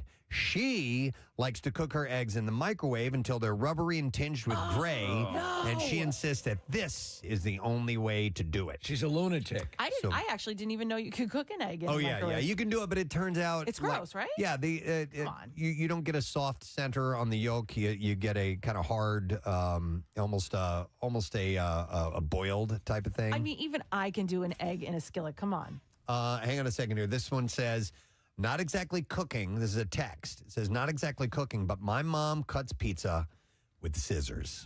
Oh, I've heard of I've that. heard I that have too. heard of that. Yes. I've seen it too. I worked for a family who owned a pizza shop. They owned a very successful, still successful pizza shop down the shore. And when their kids were little, they would bring the pizza home for dinner and they would cut it up into like little pieces for a baby, but they would do it with the scissors. Okay. Do you do the same thing we do? So with our deli meat, we'll use hole punches and put them into a binder. A 3-ring binder? I haven't tried that, but that's awfully efficient. Saves some. Where's the liverwurst book? Marissa? I feel like the scissor things comes from Italy. Like when you're in Rome, they have these long pizzas and they cut them with scissors. Okay. Do you So think that's maybe where that comes I from. don't know. on that note, do you think that pizza tastes slightly different if you eat it with a knife and a fork than Yeah, it's not as Taste good. different? No. Yeah. I mean, it's a different eating experience, but I don't think it tastes different. I think know, psychologically- but like the bite and the. Do you know what I'm saying? I do. I don't. Preston's probably right. No, it's not going to taste it. There can't be any change to the taste, but yet I perceive one. It kind of feels like it is. Yeah. All right, so a few more examples. We'll go to some phone calls if you guys have them. How about this one? I love this. One of my relatives deep fries things and then puts them in the air fryer to make them, quote, less oily.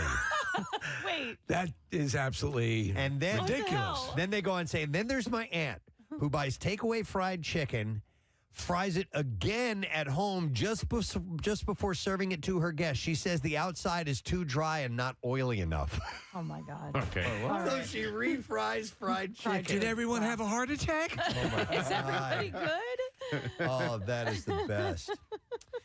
This one says, once we watched my wife's grandma dice an onion by slicing rounds with the peel still on, like you do for burgers. She would peel each slice one by one and then finally chop it all with a steak knife. Huh. So that's way off. I watch people dicing onions. I need help. And I sip. Oh, Casey, I'll give you the full tutorial. It is so easy I to do. do not know how to cut an onion. Really? Not properly. There's a process. Well, can you give us a quick verbal tutorial? I would. Okay, so you cut off the base, the bulb end, and then you cut off the top. Mm-hmm. You turn it sideways, lay it on one of the flat ends. You cut it in half. You take the outside layer off. Then you flip it back over on the flat edge like this. Where it's like round and... No, on the flat side. On the flat edge where it lies now. now. And then, Casey, so here's the onion. It's like an arc this way, okay? Correct. Then you slice it 3 times this way. Okay. And you slice it 3 times this way. And then you go boom, boom, boom, boom, boom, and it's all chopped up. Are you a fan of chopping devices? No. A lot of chefs say no to those, right? No, you don't need... It takes up room in the kitchen, and all you need is a knife.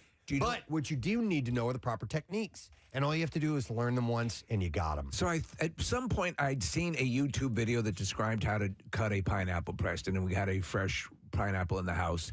I think I misremembered how to cut that pineapple. Oh, really? Because it's that main part in the middle, the stem, the core of it. And I cut that off. Yeah. And I cut the outer layer, the prickly part off.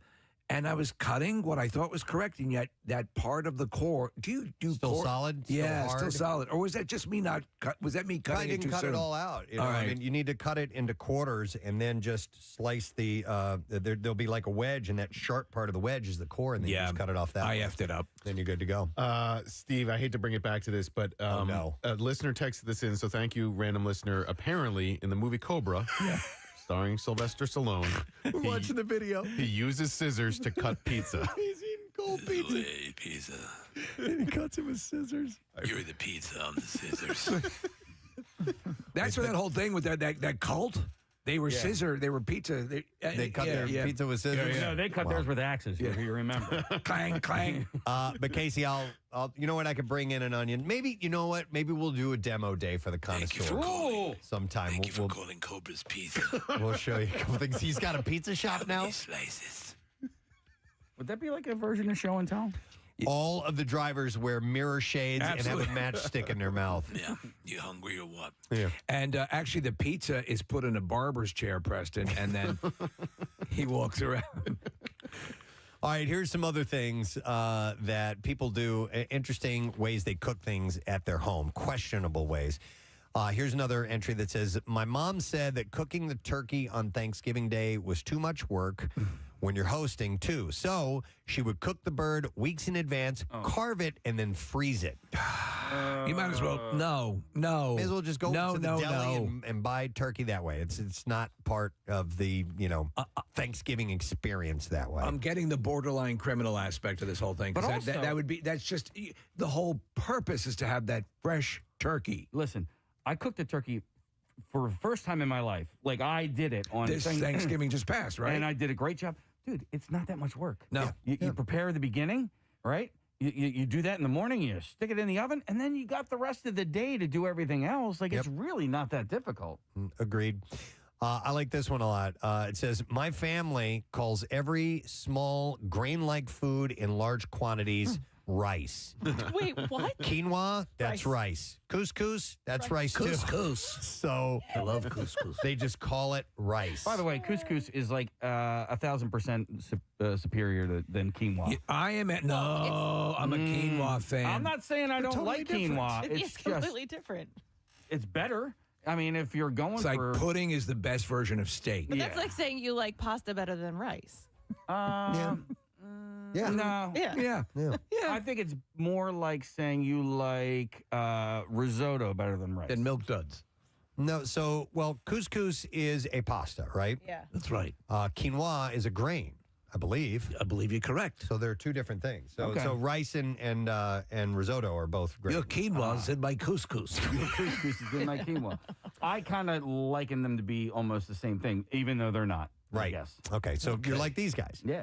All right, so here's another one that says, my mother-in-law proudly makes this one very specific chunky salsa, and it has raw diced carrots in it. I have no idea where she got that recipe from, but it's bland, it's watery, and way too crunchy. I had carrots in a salsa one time, and Were they raw? Yeah, chopped. Okay. Raw carrots, and when I saw it, I was like, "No, this is going to be terrible." It wasn't bad, and I don't know why it was done. Like maybe for nutrition reasons or whatever. I was not completely turned off by it. Do you know what? I pretty much hate carrots. I don't hate, but I find them bland. And the only thing, but however, I love carrot cake. Yeah, well, that's not. Yeah. That's not really carrots. Now, are you talking about? There are carrots diced up in it. Just are you talking about like raw carrots, Yeah, or do you steamed like carrots. them Nah, baby carrot. I'm not a big roasted? fan. Yeah. Okay. Maybe we need to roast some for you in some good olive oil. I love carrots. I yeah. do too. Any I form. could eat them with every meal. Mhm. Yep. So let's go to some phone calls. I want to go to Frank. We're talking about questionable way things that people prepare things in their kitchen at home. Hi, Frank. Good morning. Good morning, it bitches. Good morning. What's up, buddy? All right, this infuriates me, and I'm about to ruin everybody's morning. My fiance's aunt, she prepares soup separately, as in if she made chicken noodle soup, there's chicken in one pot, broth in one pot, noodles in one pot, and then vegetables in another pot. That's not how you make soup. That's not how you make soup. So she makes them all She says separately? the reason for it is so that you get individual flavors of everything. No. Frank, I feel your passion. Absolutely, because the big thing about soup is all those ingredients together blend, and they spend time together. Yeah. The longer you let soup sit like that, the better it tastes. That's insane. That's crazy, Frank. Have you ever confronted her on this? Yes, and then she's big and mean and Italian. I don't know. Frank, that's insane. Does she do like when she makes? All right, thanks, Miss. Real quick, I wanted to mention an experience that I had over the weekend, which was so much fun. I've come to the realization, and it's wonderful. I think I've kind of started entering a new chapter in my life. So I've talked for years about the issues with my hearing. I have tinnitus. I have hearing loss. Going to concerts really isn't something for me anymore. It's too painful if I don't wear protection. Right. And if I do wear protection, it's muffled. I'm not as satisfied. It's just not as enjoyable as it Makes used to sense, be. yeah. So the world has opened up to me, and not that I haven't gone to live stage shows much in my life, but I have found that that's right in my sweet spot. Oh, yeah. That the volume level is perfect for me, and you have world-class entertainment that you're seeing get on stage and perform. So that's going to be my new You're going to be a thing. theater guy. I'm going to be a theater guy. I love It's that, so too. cool. It's very expensive. That's the tough part about it. But it is so cool, and I love it. So anyhow, went to a stage show over the weekend at the Miller Theater, and this was not a musical. It was an interactive show that was an interactive and improv show, and it was called Dungeons and Dragons: The 20-Sided Tavern. Heard about this. So my son Parker and his buddy Dimitri play D&D, and so we did it for them, and Rochelle and I took them, and they'll enjoy this thing. It'll be Yeah. fun, whatever. And we know just the absolute basics of what Dungeons and Dragons is about. So we're going to be lost during this whole thing. So we had a nice conversation on the way down and them telling us about the class of the different characters you can play and things like that. Well, it didn't matter. It didn't matter if you knew anything about it or not. So it's meant for the neophyte as well? As well as the expert. Okay. So there were inside jokes about the D&D culture that the crowd was cracking up at, that we missed out on a little bit. But it was a blast. It's an improv troupe of about 8 people. I think the cast rotates a little bit. And everybody, the audience looked like you think it would. lots of elves and people wearing fun clothes and maybe some Spectrum-y people as well, like my son, and it was great. It was a wonderful gathering of a really colorful group of people. Listen, and just on a tangent here, people like Joseph Manganiello and Vin Diesel and all these other guys are massive D&D fans, so it crosses all spectrum. And in fact, I reached out to Michael Giacchino after I went to it because I knew that he would be into something like this. I'm like, this is coming to L.A. I wanted to put this on your radar. So anyhow, it was...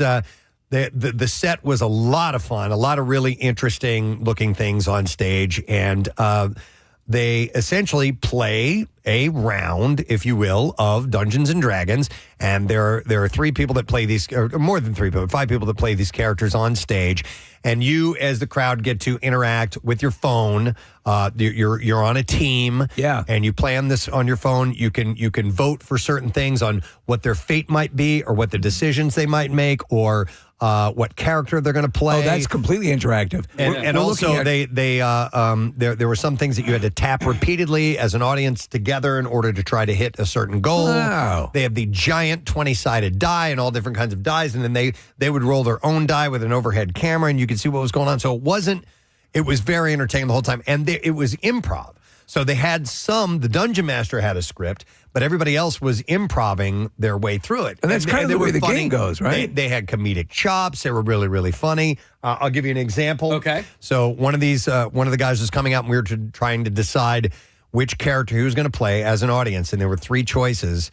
There was either play as a man, as a boy, or as a bird, and they showed computer-generated images of what these characters might look like. So everybody votes, and of course, people are going to go to the most outrageous one. So they said he was going to be a bird. Okay. And this guy's improv skills were great, and he's speaking. He's like, "And I step forth to take on this quest, and I shall utter the 2 words, the greatest words ever said in the land.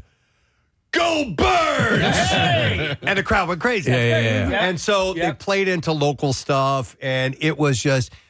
I think it's already come and gone. It was only here for like 3 or 4 days. Aww. They only did a handful of shows. But if you listen in an area where this stage show is coming to, go to it. It's a lot of fun. It was very enjoyable. Production barriers were pretty damn good. Production was solid. Yeah. So anytime somebody might be, say, throwing a knife or something that, they would mimic the motion, and then on the screen behind you would see like these slashes come flying across, and it would knock them on the ground, and it was very well done. So do you think yourself that you now are going to be a D&D player? I am not going to be a D&D player. It is not my thing. That's a little too much theater of the mind for a game for me. But the people that were there were so many people that were just way into it. And Parker loved it? Yeah, he loved it. Yeah. And they were pulling people up on stage to play that's characters. Cool. Where was this? What theater? This is the Miller Theater. Okay. Yeah, so part of the Ensemble Arts group. And so it was so much fun. So if you see it coming, if you're in a city because they're going to tour around, I recommend it. That's so cool. It was a lot of fun. It was a really cool, unique thing to do. And we have a thriving theater community in Philadelphia, as I'm finding out. Yes, and now you can hear it. Yeah, so I just wanted to share that along with you. All right, on a completely different note, Steve sent me an article. It's interesting. And it was through the Daily Mail, and they went through multiple surveys, polls, research studies, government reports, and news stories to come up with a list of attributes associated with the average American.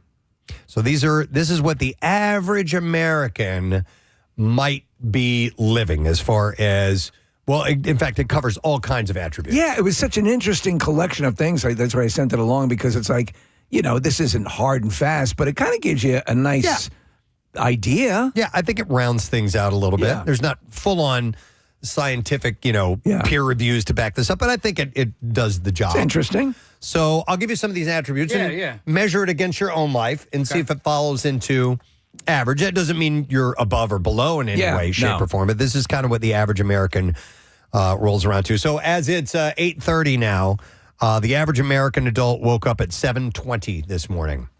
So that is, now we are an anomaly. We are, the outliers. Because we get up way earlier than that. And data shows that you'll snooze and linger in bed for about 11 minutes and shower for about 8 minutes before you get dressed. So some people just kind of lay in bed. Some people have that luxury. Yeah. Others, it's like, you get up and go. Going. That's Casey, us. Yeah. in the morning, do you languish in bed a little bit? Are you talking about like on a work day? On a work day.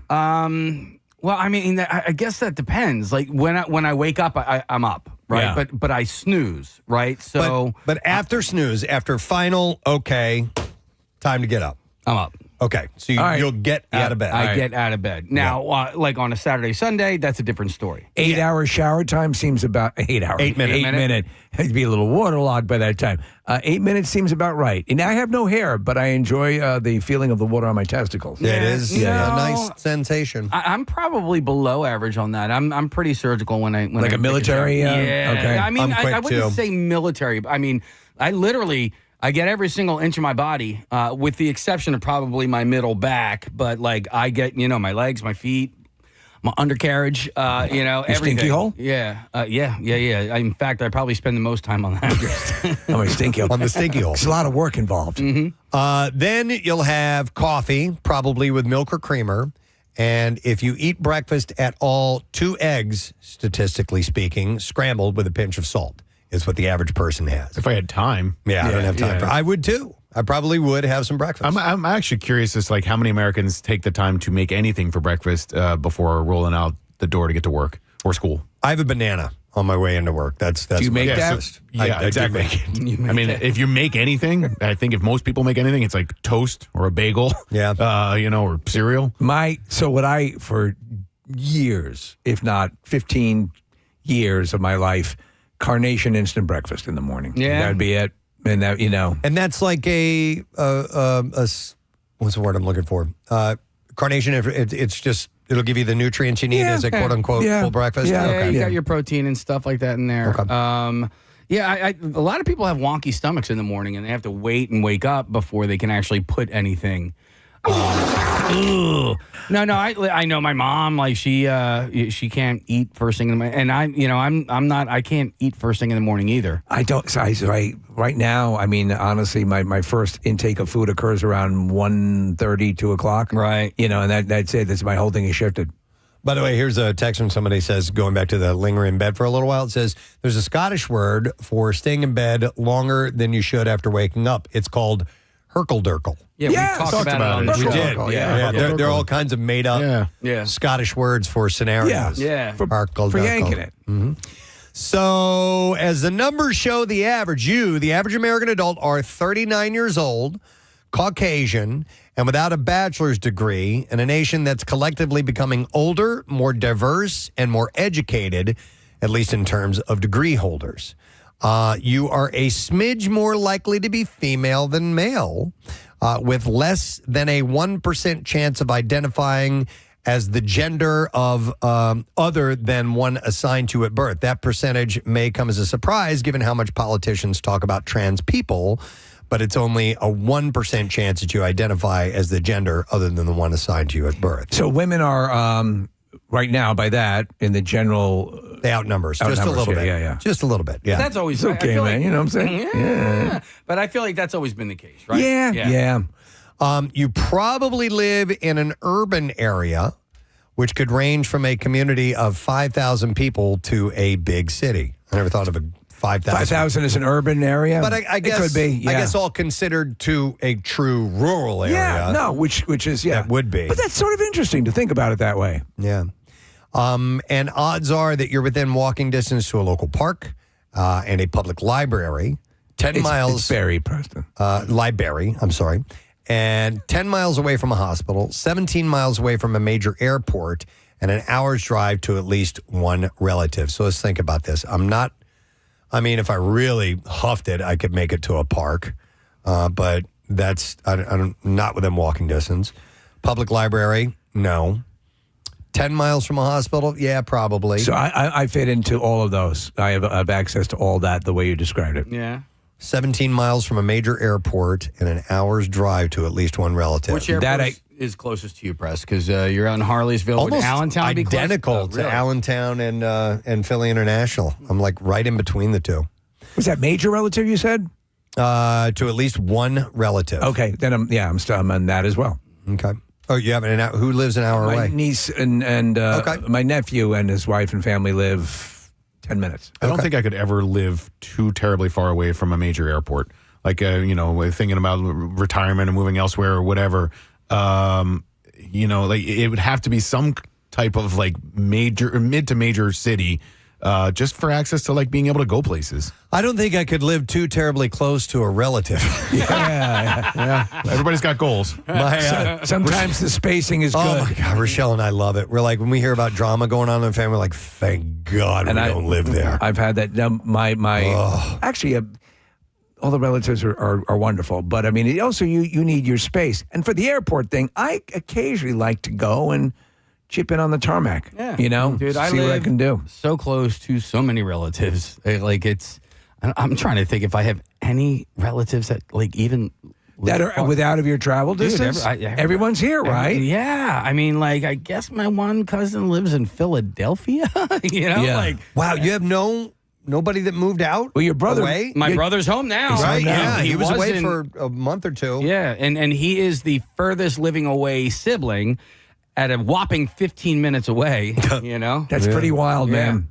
All right. As far as average Americans go, and think about your own life and how this compares to this, you probably have favorite trees in your neighborhood.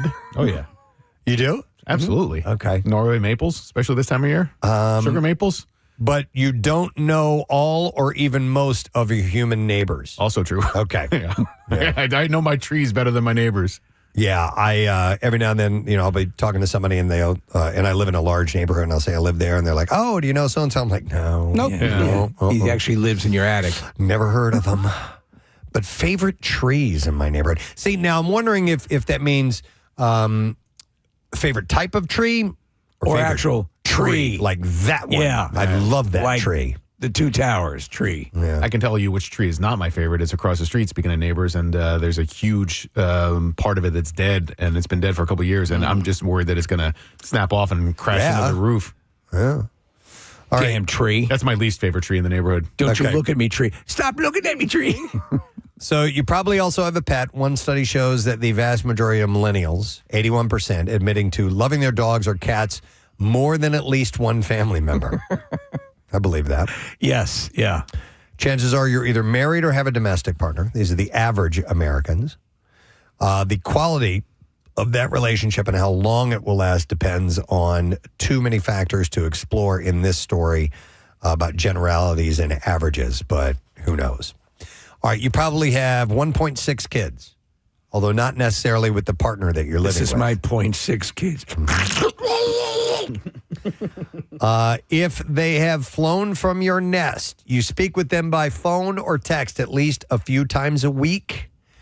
But on average, you'll likely go for more than a month at a time without seeing them in person. So you guys, your kids are, scattered, right? Yep. A little bit. Are you holding to, how many times a week do you communicate? A lot. Yeah, I mean, via text at least. It's really, that's one of the great things about technology because, when I was in college, I didn't talk to my parents very often. And when you did try to talk to them, like occasionally you get letters sent to you or whatever. But even making phone calls, it costs money. Like you had to, get a calling card or whatever in the 90s to call home. So, just being able to like FaceTime or text with my son who's currently across the ocean is fantastic. It's really nice to be able to keep in touch with him when he's this far away. Yeah, I need to text a little bit more. Carter's the only one that's flown the coop for now. We talk every couple weeks or something like that. Yeah. You know what Rochelle has done is with her dad, they play. It's a game on her phone. It's called 7 Little Words, and it's a puzzle thing. And they have been talking to each other for every day to work on this puzzle for over 700 days now. That's wow. cool. Yeah, I like that. That's almost a year. What's it called? It's way more than a year. I think it's called 7 Little Words. I want to look it up. And it's a fun little puzzle game, and they get on the phone every day and they do it. And that's a great little tool to use. Yeah, I like that. Even if you don't have stuff to sit and talk about, you can work on this, and it's a cool little communication thing. I like it a lot. Yeah, that's it, Nick, right there. Yeah, so it's a fun one. I'm going to download it. Yeah, do it. All right, so also it says here that with the distance between kids, it's created a mix of greater geographic mobility and increased levels of family discord and disconnection. Yes, that's true. Now, as far as work goes, the average American, if you work, which statistics say you do, and you will until you're about 62 years old, thank God. You're on the clock for 39.75 hours each week. That's in person rather than remote labor, prompting you to log a weekly average of 4.5 hours of commuting. God, when I lived in New York, the commute was just nightmarish. I easily exceeded that. My weekly commute, I think it's just a hair over. It's about an hour and 10 minutes every day. Yeah. And so 5 days a combined? week. Yeah. Okay. Yeah, because it only takes me about 35 minutes to get here. Mine is a round trip every day, 20 minutes. Mm-hmm. All right, so wait, what is it? Hour and how long? An hour is 60 minutes. Hour and 10 minutes a day. Hour and 10 minutes a day. All right. So Yeah, I'm something like that. Maybe hour and 15 that's at only the like most. 20 more minutes than me because it's like 20 minutes here, half hour home. It's like 50 minutes a day. Yeah, it's like 33 to get here and 38 to get home. Yeah. So I mean, I got here a lot quicker today because I was driving with my high beams on and I didn't want to right. all that heavy. Only Casey's high beams work right now. So the cars in front of her are just driving off the road. You need Jackie honking the horn for you the whole time. The ultimate driving team. So you earn, this is what you earn if you're an average American, about $62,192 a year before taxes for your toils. What you pay in taxes depend on too many factors to discuss here, but chances are you think it's too much. Yeah. You're also likely to have at least one child. I already said that. Out of wedlock? No. And although what you receive in job benefits, especially health insurance, can't be boiled down into one easy statistic, it's more likely that you're insured through your work than through the kinds of individual plans that are available. You owe about $105,000 across mortgages, auto loans, student loans, and credit cards. And statistics show that you're more uncomfortable talking about money than politics or religion. That's the average American. Wow, that's interesting. Yeah, right? Their own money, I guess? I guess so. I think I'm more, Yeah. I think rather than just money in general, talking about like what you your make. financial situation. Yeah, all right. Yeah, because I think I'm within my family much more apt to talk about money, but politics is just like so dicey these days that it's just difficult to bring it up at all. One bit of good news on the job front is that you, the average American adult, have a 50% chance of being either extremely or very satisfied with your work, a highly likelihood than at any other time in U.S. history. I was glad to see that. So if you got a job, 50% of us really like it. There we go. Yay. The other half, they may not hate it, but they may not be as excited as you are as far as satisfaction goes. Body cavity check guy at the prison probably doesn't skip to work.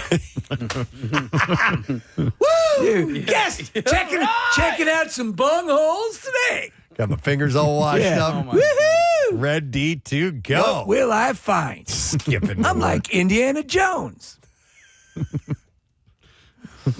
All right, so chances are that you're pretty pleased with your coworkers and supervisors as well. That's a good sign, too. This is a funny list because when... this is the average American. Yeah, when you first brought this up, I thought it was going to be like, the average American can throw a football 30 yards. Well, that would be the first thing. Interesting stuff. Yeah. I was like, I'm Interesting probably... data on how far the average American can throw a football. Not income, not religion, not children. Yeah, the average American, runs a 10-minute mile. I'm like, okay, I'm pretty good at, I'm like about average, I guess.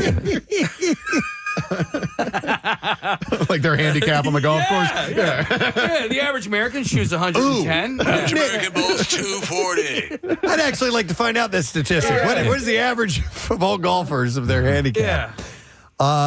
So as anxious as you may be by the prospect of someday being replaced by a bot, you and your colleagues probably aren't significantly using AI on the job, at least yet. At least yet, right. Yeah. Well, I just used AI to get the answer to your question, Preston, and it's a little higher than I thought it would be. Oh, yeah. The average American male golfer has a handicap of about 14.2. All right, what does that mean? That means they're pretty crappy golfers. Okay, no, but like what's that on a scorecard?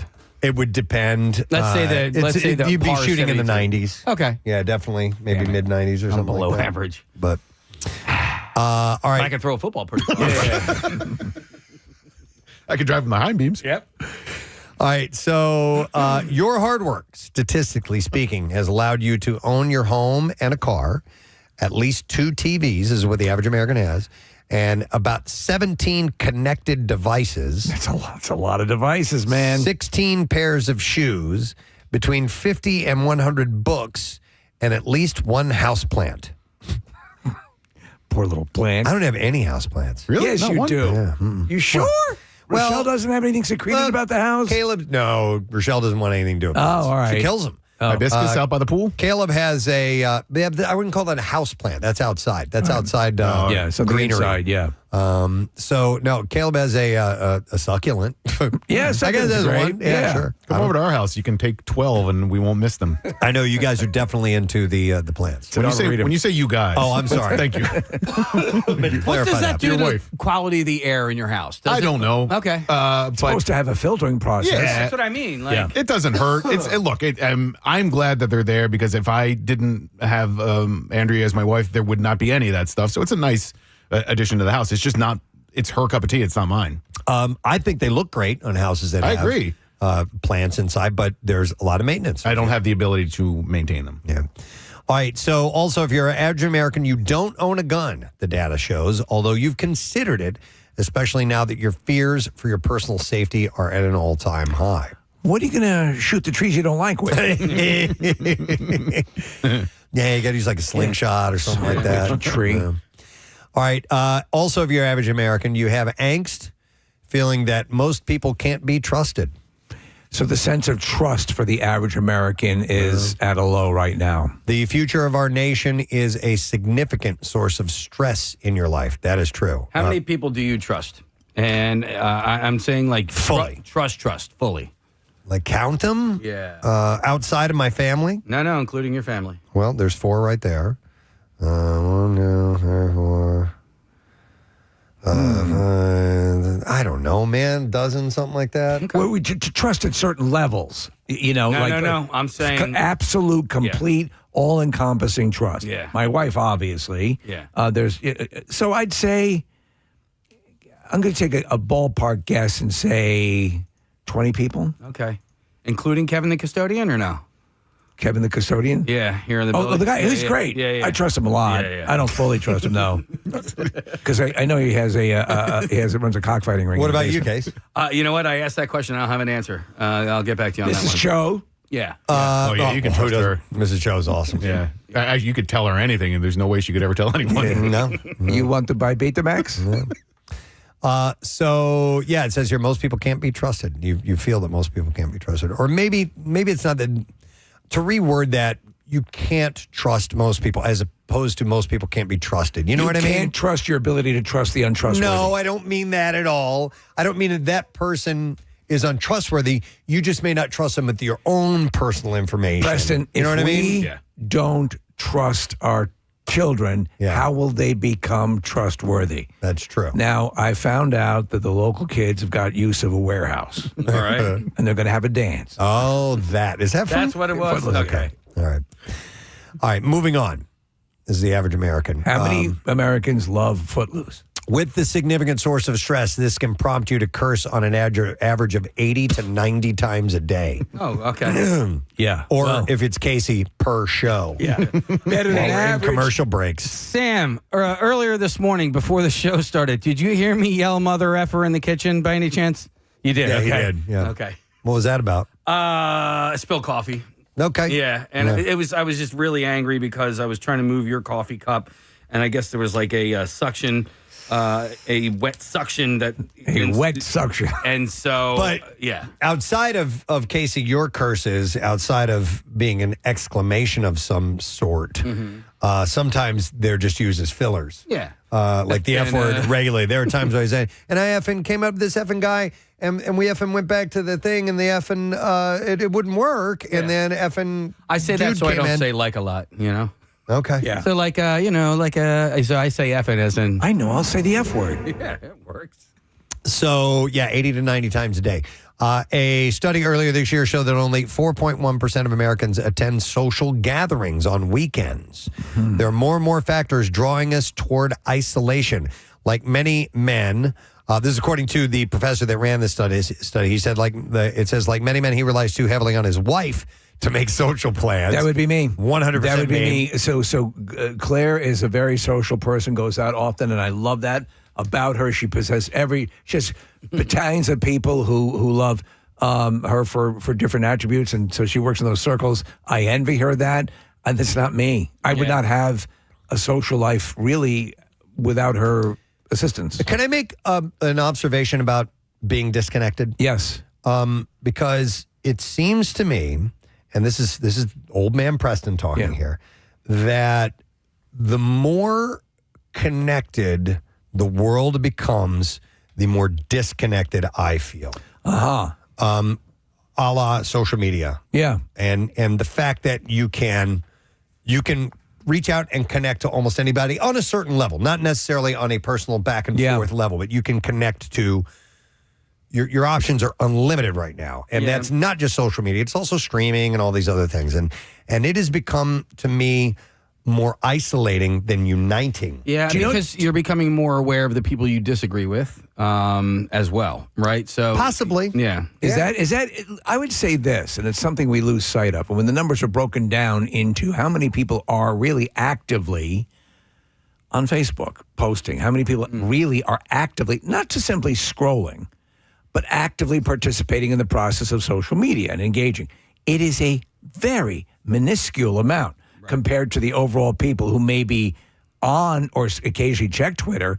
But there's a tiny percentage that dominates the amount of posting going on across all social media. But those people represent X amount of people, right? So for every one person that posts, they may represent 1,000 people. Yeah, but you can't say that that you're getting a real thumbnail sketch of what the vast majority of people are. You know, but it makes me feel a little lost in that, especially if I see that there's this movement or thing that everybody's gravitating towards, and I have no idea. You feel left out, even though it was there. Yeah. You know why? Because there's like 100 other of those things. Right. And which one do I choose, or do I? And then I internalize it, and it makes me feel a little bit lost. I don't have an orangutan that can drive a golf cart. I forgot what I was thinking about. Like, I was watching something over the weekend, and I'm like, man, if this were network television, we would all be talking about it together. And yet this is this lost little thing, or maybe it was the Dungeon and Dragon things. Right. I don't know, whatever it's a moment it was. in time. But it was...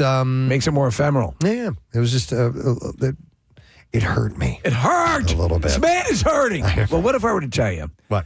That the local kids got use of a warehouse. Okay. So it says here, not nearly enough of us are calling up friends, inviting them over, making dates to go for walks or coffee. We really have to push ourselves to stay connected. It is a wonderful thing, that sense of community, and it's something that I wish I was able to pull off more. I'm really lucky. I have great sets of college friends and high school friends, and I got to at a mini reunion this weekend. It was down the shore, and it was just people that I've known more than half of my life, 3/4 of my life, who just know me inside and out, and there's no judging. It's just it's the core group of friends, and to be able to spend time with them, and in part it's because we live close to one another, so we're able to do weekends like that. So, and I consider myself incredibly lucky to be able to do that kind of stuff. Yeah. All right, a few more things than the average American, then we got to move along. Actually, I got a fair amount left here. All right, so perhaps instead of socializing, you're putting in an average 2.5 hours of housework a day. No. That's 2.5 hours. I mean, then that's a lot. Like, at a certain point, you'd be done. Listen, let me ask you. Dude, but the dishes and laundry never, ever end. It is a work in progress. 24/7. Now, do you consider personal maintenance house cleaning as well? You mean like when shower? you wipe? No. When you, yeah. No. Although yesterday I had, Sunday is my big grooming day. Oh, really? Yeah, I do the full groom. Toenails. I do light grooming during the week. During the week, yeah. But Sunday is full groom day. Groom day. Yeah. That's why I trim the beard all the way down. Yeah. And I highly detailed my shaving and yes, things like nails are assessed and whatnot. I'm going to lock the bathroom door. Do not bother me for 1 hour. I've noticed that you made your mustache a little thinner. You noticed that? I did. Thank you. Yeah. Thank you. I trimmed it up. I had actually flirted with the idea of just for fun doing a pencil. Oh, you should have. Yeah. You know, like John Waters. Yeah. With a pencil. Don't do I it. think it would look stupid, right? It would. But I didn't know if I wanted it up high or down low by my lip. Yeah. I don't know. And by the way, for our YouTube community, I have an ocular migraine, which is why I'm wearing sunglasses. I'm not cool. Oh, you are cool. I am cool. You can throw a football pretty far. I can. So I YouTube, you can see my freshly trimmed Look at that. mustache. Look at that. I did not notice that it was thinned out. Oh. Yeah, I went up a little higher above the There lip. we go. I hate when people have the hair that hangs Hate it. over the lip, Dipping into the soup. into the food and everything. Wilfred Brimley was Trim that disgusting. thing up. Yeah. Disgusting. Big bushy mustache. But you do you.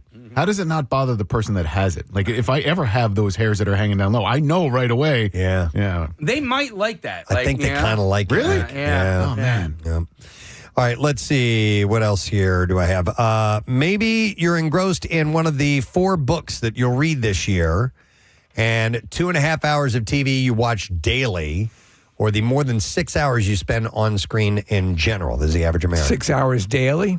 Yeah, 6 hours you spend on screen. Yeah. Generally, it says so. Now, that could be work as well if you're, data entry or doing anything of that nature. I think that's part of it. Yep. 2.5 hours TV date? No, man. Maybe I'd squeak in about an hour. So That's TV about it. starts for the news in the evening, Jeopardy, maybe a little Wheel of Fortune, and then something of a primetime nature, probably wrapping up around the 9 o'clock range. No, I'm more. Yeah, a number. I'd probably about, I'd say conservatively 10 to 11 hours a day. And how about 4 books a year? I do at least that. Well, yeah. Now, if we're actively reading, but then I also the Audible, which I listen to. I think more. I think Audible books absolutely count. Yeah. That's, I mean, it's a book. You've consumed it. So, all right. So there are plenty of other vices like overeating 3,800 calories a day compared to the recommended 2,000 for women and 2,500 for men. Oh, it's 2,500? Or drinking. Although recent alcohol consumption is at a 90-year low. Didn't know that. It is wild. And I was talking to someone within the industry who was I was asking, what is the deal as far as, say, with the younger demo and drinking and beer and microbrews and things of that nature, whatever. He said what's really been happening is it's been replaced by like microdosing and marijuana. Yeah. No, microdosing mushrooms too. I ran into a couple of different people this summer. They don't drink at all, but they microdose. How about that crap? All right. Also, for the average American, sex isn't much of a pastime lately, with the average American reportedly doing it only once a week, if that. Yeah, we're if that. Yeah. That's where I am in life with schedule and kids and a full house and all that stuff. Hell, I need roller skates to keep up with you. Not that it's anybody's business, but you're on at least one prescription drug, have used at least one illegal drug, will have had between 4 and 10 sex partners in your lifetime, and feel lonely at least once a month. Hey, by the way, speaking of illegal drugs, I saw that there's a sharp rise in cocaine use in this country. Do you know why? No. Because of the fentanyl. Because of the fentanyl being actually causing deaths, people are going away from fentanyl-applied drugs. Case, I don't know if you know anything more. Yeah, but I know somebody who overdosed on cocaine because it had fentanyl in it. Yeah, it doesn't mean, but the perception is that cocaine is a safer route. No, that's pretty wild. Good luck with that. So let's see what else we have here. A couple more things.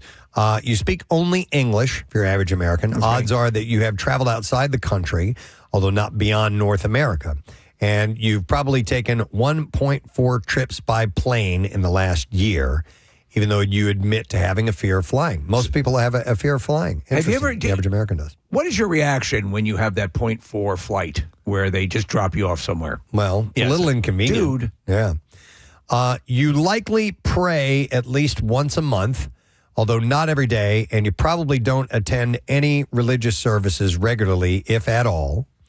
That said, statistics show you believe in God or a higher spirit, think that humans have a soul or a spirit in addition to our physical bodies, and you have faith in something that approximates heaven where people who have led good lives are eternally rewarded. I mean, to me, you just described Universal Orlando. A place where you're eternally rewarded? Yeah. That's true. Just a couple more things. If you're average American, still here now, you probably are taking lunch between noon and 1 p.m. and eating dinner between 6 and 7 p.m. I haven't taken a classic lunch break in years. I mean, I just work straight through, and then because of where our schedule sits, I just work straight through and then leave. You know what I'm saying, man? I eat the second our mics go off. I know, but I wouldn't even consider that a lunch break because you're working. I continue to work. Yeah. I mean, I do what they call al desco. Yeah. Right. I eat al desco. Yeah. So when was the last time you took a legitimate, I'm going to just sit around and chat with everyone in the cafeteria? Pre-COVID. Yeah. Before COVID, we would sometimes go downstairs and eat lunch in the restaurant downstairs. But once COVID hit, I started bringing my lunch to work, and I'm like, you know what? I like how this goes. This is helping me disconnect. And I've saved a ton of money on restaurants, tons of money by bringing my own lunch. Well, the problem here for me is that I discovered that Smash Burger is the greatest burger out there, and I might have eaten there for lunch 3 times last week. Wow. 3 times? Dude, where's the closest Smash Burger? Well, for me, there's one in Marple Crossroads, but then also there's one in Radnor, and that's right near my chiropractor. So I went to that one. Yeah. By the way, we eat a little earlier in Pennsylvania. Folks dine at 5:37 p.m. on average. That sounds about right for me. No, actually, so we do a conference call at 6. You know when I eat? 5:55. Oh, see, I wait until after. That's when dinner is always done. Yeah. No, I try to get it done by like 5:30. Okay. And it always buttresses right up against our call. The second our conference call is wrapping up, I'm putting the bib on. So if you're average, you eat meat probably more than once a day. You're likely eating fast food at least once a week. And in one or more nauseating statistics revealed in recent years, if you're the average American, it's likely that you're accidentally ingesting up to a pound of flies, maggots, and other bugs each year. A pound? Yeah. That all adds together over the year. So maggots and other bugs all add You together. ever get that at Smash Burger? Well, probably. Probably in there somewhere. And if you're average American, your bedtime is around 11:37 p.m. Oh, wow. 11:37? Yeah. That seems late. That's for people who get up at 7. Normal hours. Yeah. On average, when are you actually fully asleep? Yeah, so the average American, real quick, the average American wakes up at 7:20. So if they're going together to bed by 11:37, Okay. yeah, they're still getting 8 hours Yeah, of sleep that for the makes most sense. part. Say that again? What time are you actually asleep? 9 o'clock. 9 o'clock. Yeah. Nick? Like 10:30 most Please. nights. I don't have an average. Yeah. You know? It's all over the place? Yeah, it's all over the place. I'm like, I slept terribly last night, so I'm going to try my hardest not to take a nap today so that I can be in bed. Oh, pulling an all-dayer. Yeah, pulling all dayer so I can be in bed by 9. Yeah. So, And yeah. sleepy? And yeah. Okay. And sweepy. Wait, what was it he said the one time? Wheeled. Oh, weird. Weird. Wheeled. That's so weird. It's so weird. All right. Anyhow, I thought that was, Steve, that was a really interesting Don't you article. think so? Yeah. It was just, and this is through multiple surveys, polls, research studies, government reports, and news stories to spell out what the average American's life But I is. really- Not in here No. how far you can throw a goddamn football. That's what I want to know. Average American, professional NFL Nick? Oh, football. Would you mind checking AI and sure, yeah. seeing if there's a stat for that? The average American can throw a football. How far do you think you can throw a football? Well, it depends on the size of the football. A regular football. Like Like an a NFL 10-pounder? Yeah, like an Yeah, like a- NFL like a football. big one, yeah. Yeah, because my hands are so small, probably only about like 70 yards. Shut no. up. Probably Jesus. no. Like an NFL football, about 40 yards. Okay. You are average. The average American can throw about 40 to 50 yards. Okay. And to answer Chuck's question, what the average bowling average is, between 130 and 160. for Chuck most wanted Americans. to know that? What about the Chuck- shot put? Chuck texted the rest of the show. All right, Shot put. 8-pound shot put. I kicked a 20-yard field goal at an Eagles game. With a shot put? Not with a shot put. Oh, really? With That's a not too. football. Average distance, I guess. I don't know. An American shot. Now, that average includes babies and amputees, right? Here we go. It's difficult because the throw varies significantly by age, gender, and experience level. Of course. We'll never know. That's ridiculous. We'll never know. That's just ridiculous. Babies can't throw a football. All right. Anyhow, hopefully you got a little idea of where you fall amongst the average. In many ways, it might have made you feel a little bit better about your life. And in some ways, maybe it's a call to action to maybe reach out and start disconnecting with people. Maybe. That's what we're looking for. All right, let's take a quick break. We're going to come back in a moment. We're going to have Stephanie Farr of the Philadelphia Inquirer. We're going to talk about this insane story. It's Ellen Greenberg is the case. It's been around for years. I'm sorry, Ellen. I can't say it right. Ellen Greenberg. And, it's for the second time ruled a suicide, which is just wild. We'll come back in a moment. Stay with us. Separate ingredients separately? Right, it's like taco night, but with soup. So you just walk up and then you just put everything into your bowl. And That's kind of funny. Yum, yum. I'm really happy to be married into this family. I can't take it. All right, Frank, good luck to you, sir. Thank you for the call. We appreciate it. Oh, my God. That's crazy, man. That's too funny.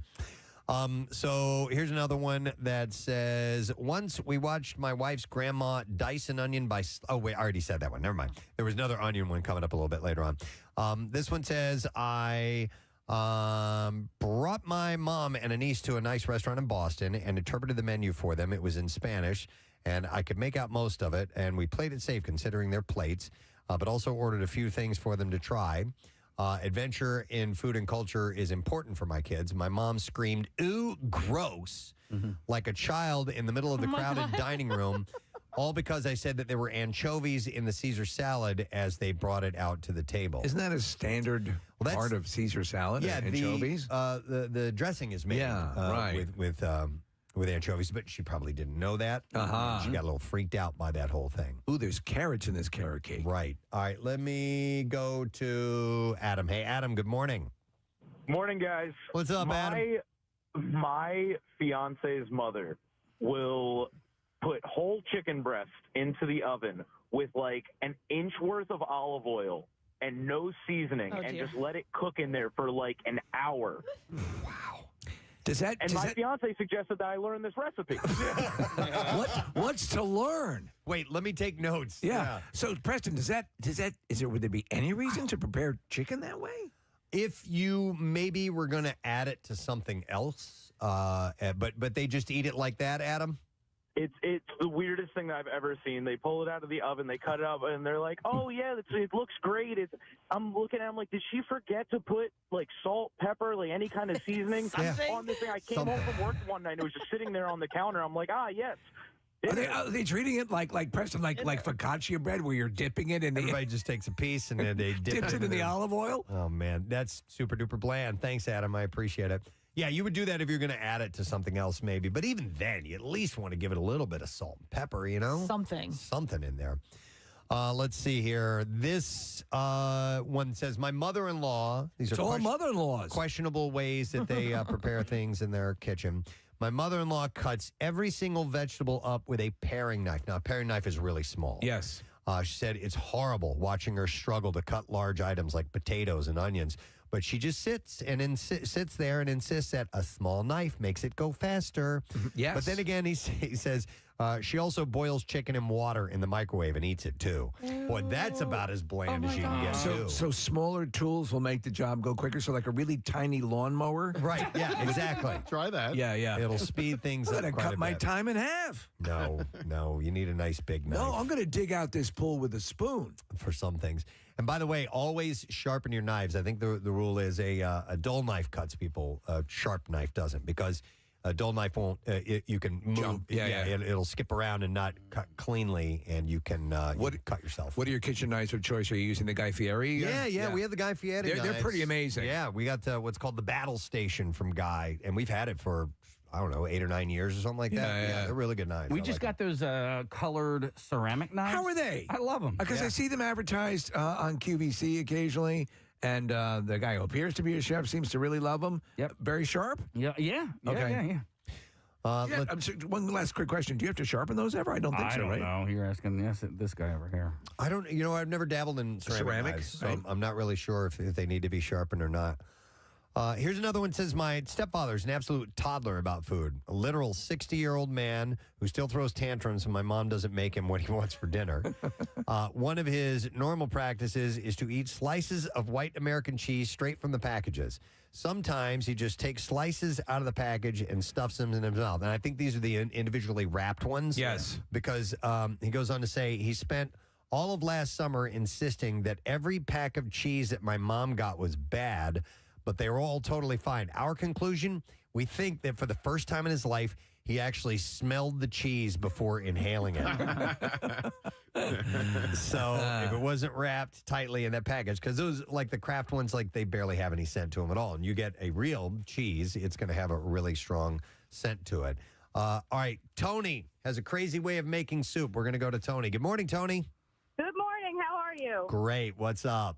All right. So someone else was talking about making soup separately. Yes. I have a texture thing, so I like the taste of the soup greens, like celery and onions and things like that, but I can't stand the texture.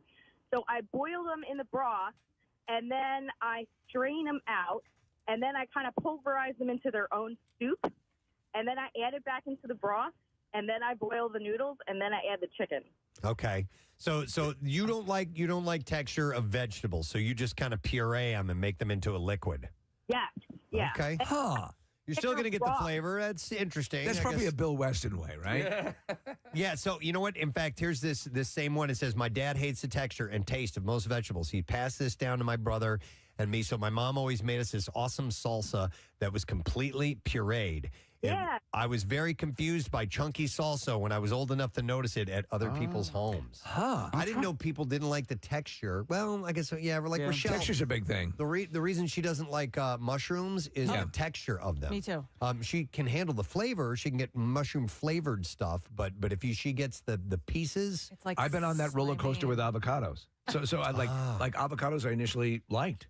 And then I did not like them. I did not the texture, and now I kind of like the taste, so I can I think I'm coming back as the pendulum swings. But man, yeah, there was a period like I couldn't stand the feel of it in my mouth. What about Kathy, mushrooms? No dice for you? No, I can't do mushrooms. But I'm okay with the avocado. Like I don't. I know. That's kind of slimy too. It's a little different. It's a little different. Yeah, the mushroom is so. Yeah, I don't know. Avocado's so almost slimy. creamy in nature. Yes, and I'm okay with creamy. I'm okay stuff. with the Yeah, say it clearly and into the I'm microphone. okay with creaming. What about mushroom flavor in general? You don't like it either, or? I don't know that I would hate it. I don't. What would be mushroom flavored? Do you I don't like know. I don't think sauteed mushrooms on like a hamburger? Oh yeah, I do. That's Oh, awesome. absolutely. So like a cream of mushroom soup. You know, I mean, Nah. there are No, little but there are pieces, chunks in there. Yeah, no, I can't but they're do very it. very. What about split pea soup? Something like that. Oh, I'm okay Yum. with that. I'm fine with that. Casey's not good on. My wife despises it, and I love it. Yeah, the only one I've ever had is like a canned split pea soup. you If gotta I have had the it real thing. homemade, You got to I have think free maybe. range. Speaking of canned, hang on a second. Here was a one that said, my mother has entire cookbooks dedicated to cooking in the microwave, and she thinks that there are only two ways to cook vegetables. One, place frozen vegetables onto a dish, add water and margarine, microwave until mush. Two, dump canned vegetables and liquid from a can into a pot, add margarine, heat, and microwave until slightly warm. I only realized that I actually liked vegetables for the first time I tasted fresh green beans that had been lightly sauteed with olive oil, garlic, and salt. So some people, if you grow up on the canned or frozen stuff, you don't know the majesty, the wonderfulness. That would have held true with a couple of like pineapples. Again, I only had canned pineapples when I had fresh. Like, well, a whole new world. Right. But Casey, we'll have to get you some split pea soup. I hated peas when I was a kid. Couldn't stand them. They were disgusting to me. I love them now. It's the way it goes. We were talking over the weekend about Brussels sprouts and how they're a revelation these days. But when I was growing up, Brussels sprouts were prepared boiled. And so that was like terrible it to would me. blow out your O-ring like nobody's I business. wouldn't even give it that chance. I hated them so much they never made it into my body. I love them baked. Like now, yeah. Yeah.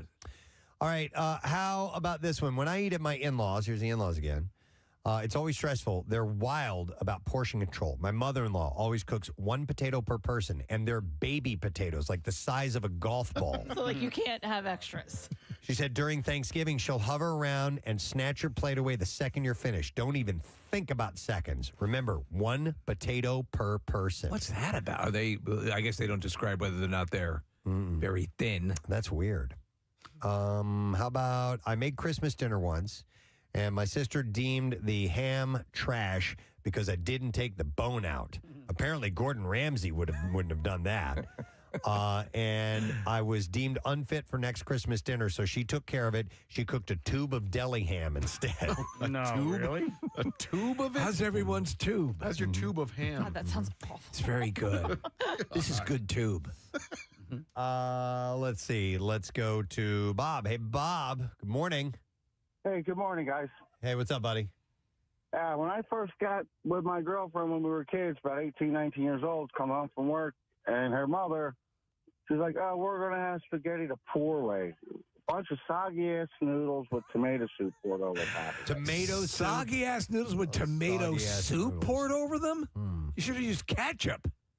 Well, exactly. Almost the same thing. Yeah. Man, no, that's not even that's just the stupid way. Yeah, I agree. Thanks, man. I mean, Appreciate especially it. since you can go to the supermarket. There's tons of marinara already in jars ready to go. Yeah, costs about the same as soup. Yeah. Probably. So, how about Justin? Hey, Justin, good morning. Good morning, Ed. Good morning, Ed. What's up, buddy? So, due to that TikTok app, I come downstairs this morning and my son I saw him pouring cereal, but he pours the milk in before the cereal. Oh, my God. Okay.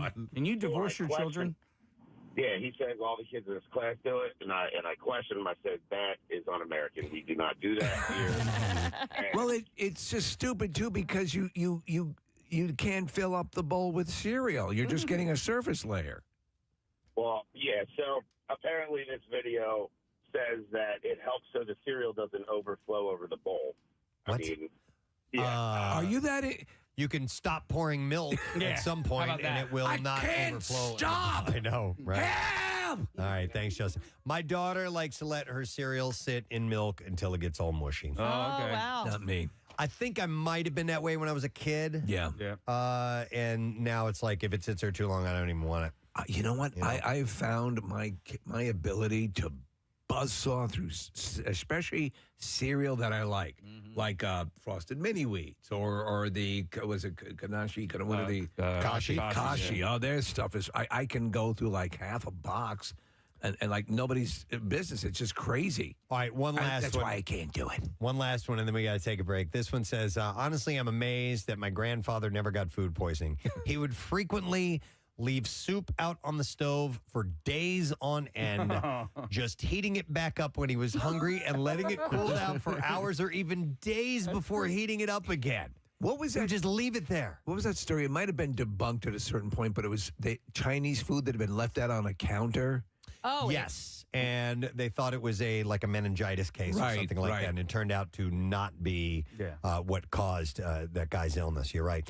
And then this person goes on to say, in the winter, he would store food outside instead of the refrigerator since it was, quote, free to cool it down. Except he continued to do this until it was in the 50s. Yeah. No, you can't do that. No, you don't want to do that. Maybe the dead of winter, yes. For safety's sake, you don't want to do that. I need you to stop talking. All right, we will stop talking. Damn it. Do I need to do this one, Nick? It's just impressive. This one says, my mother-in-law makes mac and cheese without milk, just cheese on top in a sheet pan and melts it in the oven. Never, is that it? Yeah, that's it. Yeah. She puts it on like a Macintosh computer? No. Anyhow, there you go. That's what I have for you in this little list. People with questionable ways that their families cook specific foods. Thank you for sharing. We appreciate that.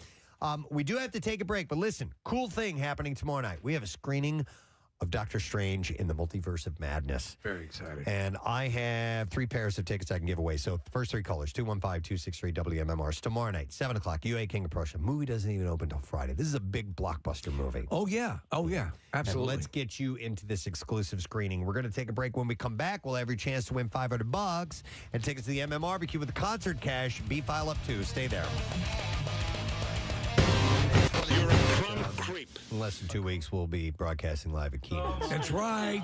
For the Coors Light opening of the Jersey Shore, Eggs with Peg, the 5 different names that it has. All we know is that it's a party we haven't had in a long time. We're looking forward to it. Over the next few days, we're going to start to... WMMR. All right, thank you very much, Marissa. We're going to welcome our next guest on to talk about this fascinating and terrible story at the same time. This took place in 2011. It was Ellen Greenberg.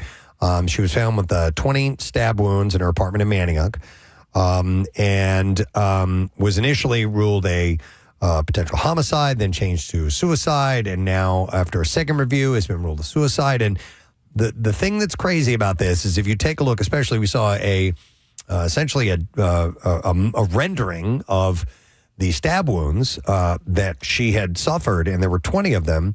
They were all over her back of her neck and back, and also in the chest and the front, and it just smells weird all the way around that this would be ruled a suicide. It does, and it has. And what really caught me, and why I kind of said, this may be something we talk about, because it's made, international press. Like, it's one of those things that, we are now sort of, I don't want to say jaded, but we get bombarded with a lot of mystery stories and murder mysteries, and, Netflix is full of them, and Dateline and all that stuff.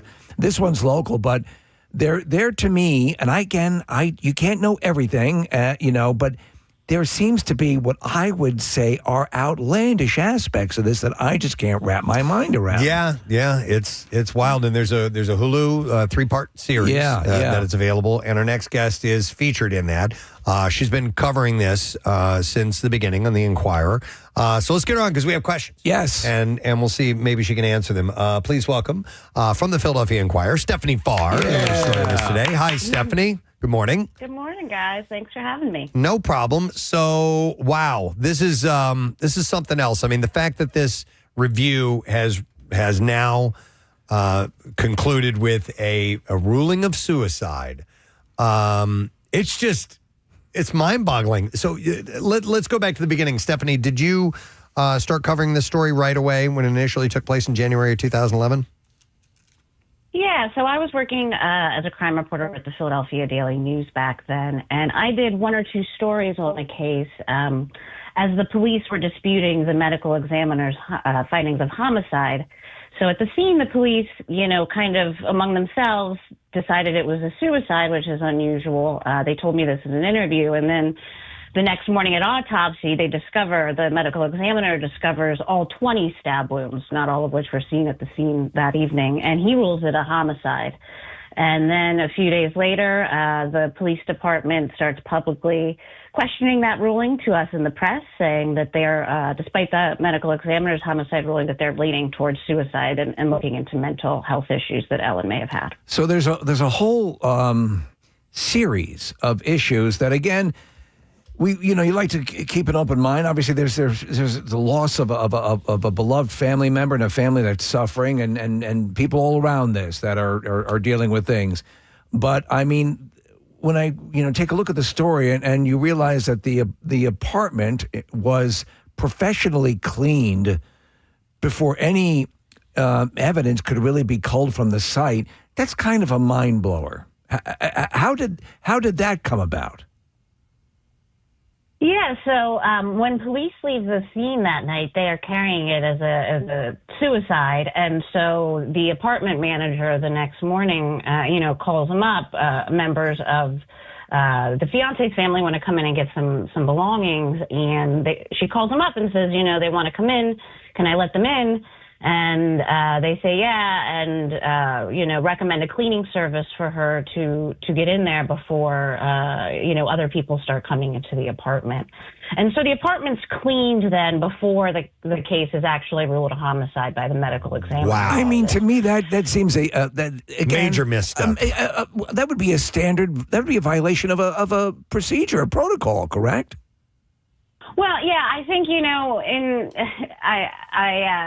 I lean on what, the Commonwealth Court looked at this case, and they said, quote, the court is acutely aware of the deeply flawed investigation of the victim's death by the City of Philadelphia Police Department detectives, the District Attorney's Office, and the OMEO's office.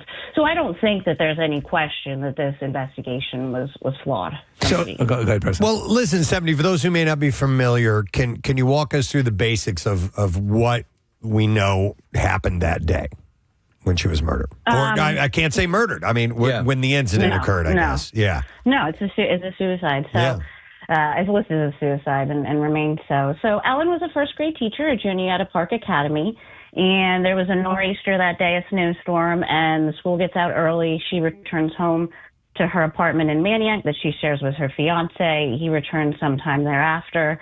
And he goes to the gym at some point and comes back and says he finds the door to their apartment locked with a swing bar lock.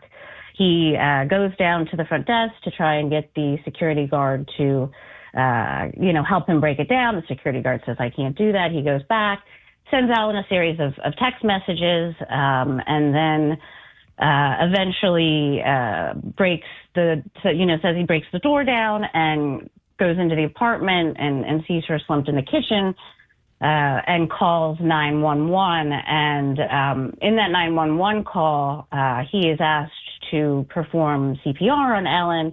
And it is at that point that he notices the 10-inch knife lodged 4 inches into her chest. Then investigators come on the scene. They treat her death as a suicide because the fiance told him that the door was locked and engaged from the inside. He had to break it down. There were no signs of intruder. Ellen had no defensive wounds on her body. And then again, the next morning at autopsy, the ME finds a total of 20 wounds to her body, including 10 to the back of her neck, along with 11 bruises in various stages of healing. He rules the death a homicide. And again, by that time, the apartment had already been professionally cleaned. Electronic devices belonging to Ellen had been removed by a member of the fiance's family. And shortly after the homicide ruling, police start publicly disputing the findings. And then the medical examiner's later exchanges his ruling to suicide from homicide with no explanation to Ellen's parents whatsoever. No explanation. Wow. And so it seems now that the choices are for ruling this death either suicide, homicide, or undetermined. That's what I've read. And here's what I'm curious about. Had they, and I understand why they've gone with suicide, because there was no signs of a struggle. There was no signs of a break-in. She didn't have any defensive wounds on her. The door was locked, all these things. But if they can't determine, how those stab wounds could happen to the back, I guess you could technically do that. But still, I don't know if it'd be hard to do that. Judging by, so there was a piece of evidence introduced, and both Preston and I guess it's in one of the articles. Those, as depicted, seems virtually impossible. But the question that I have is, had they gone with undetermined, what would have been the course of action after that, Stephanie? So you're talking about recent review by the city medical examiner's office, or back then in 2011? Whenever, now or then. Just if it's as opposed to suicide, how would things progress if it was undetermined? I mean, I know how homicide would go. They would immediately start looking for the person that did this.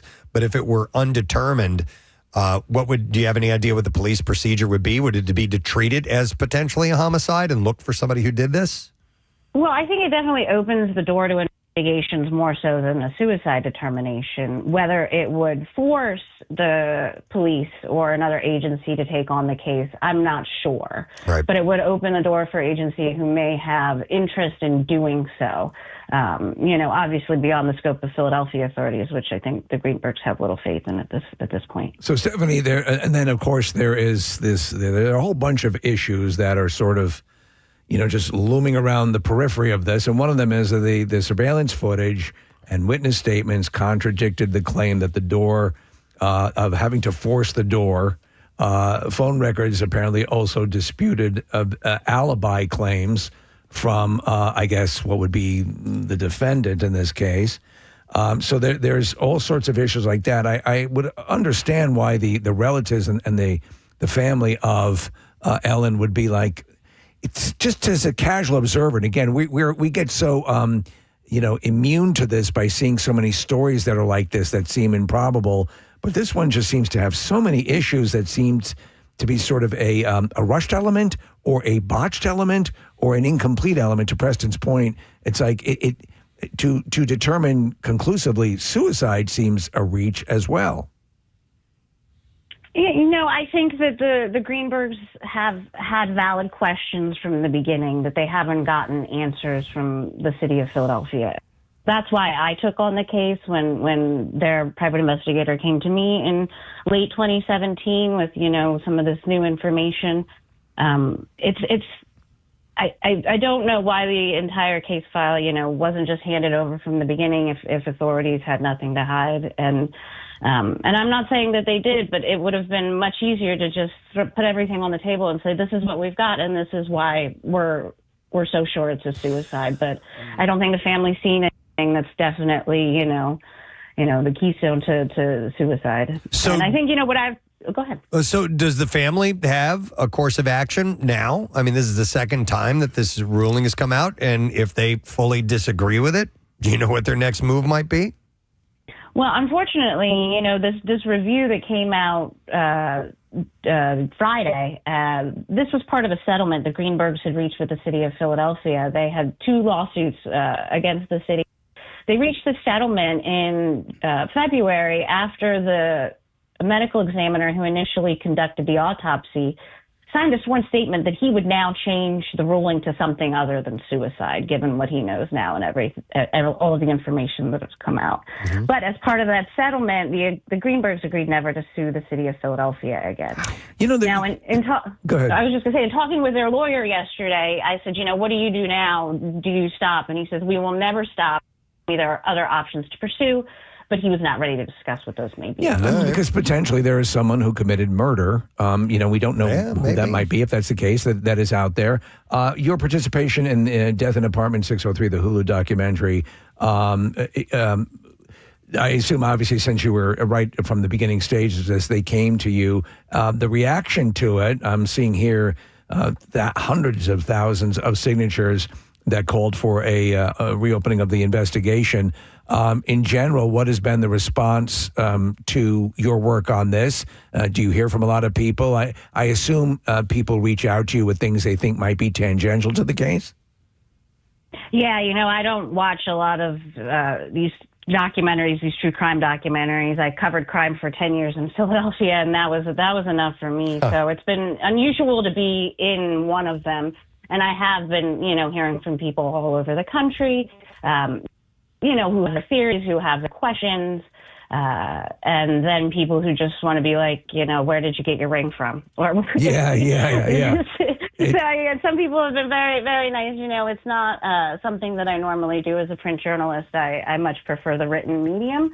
But I think this gave the story a wider audience. The Hulu documentary did, for sure. It's weird because all of the podcast sleuths, the murder podcast sleuths, like Only Murders in the Building, highlights that in a humorous way. There are these people out there that spend all this time. Some have actually yielded results, and a lot of times other investigators will say sometimes they can muck up the investigation because they're throwing these wild goose chases into the whole process. If you were betting, I mean, from what you're saying, it sounds like this is not going to be laid. No, I don't want to say it this way, but put to bed, I should say, for quite a while. That there seems to be just on at least the general public's attitude that this is.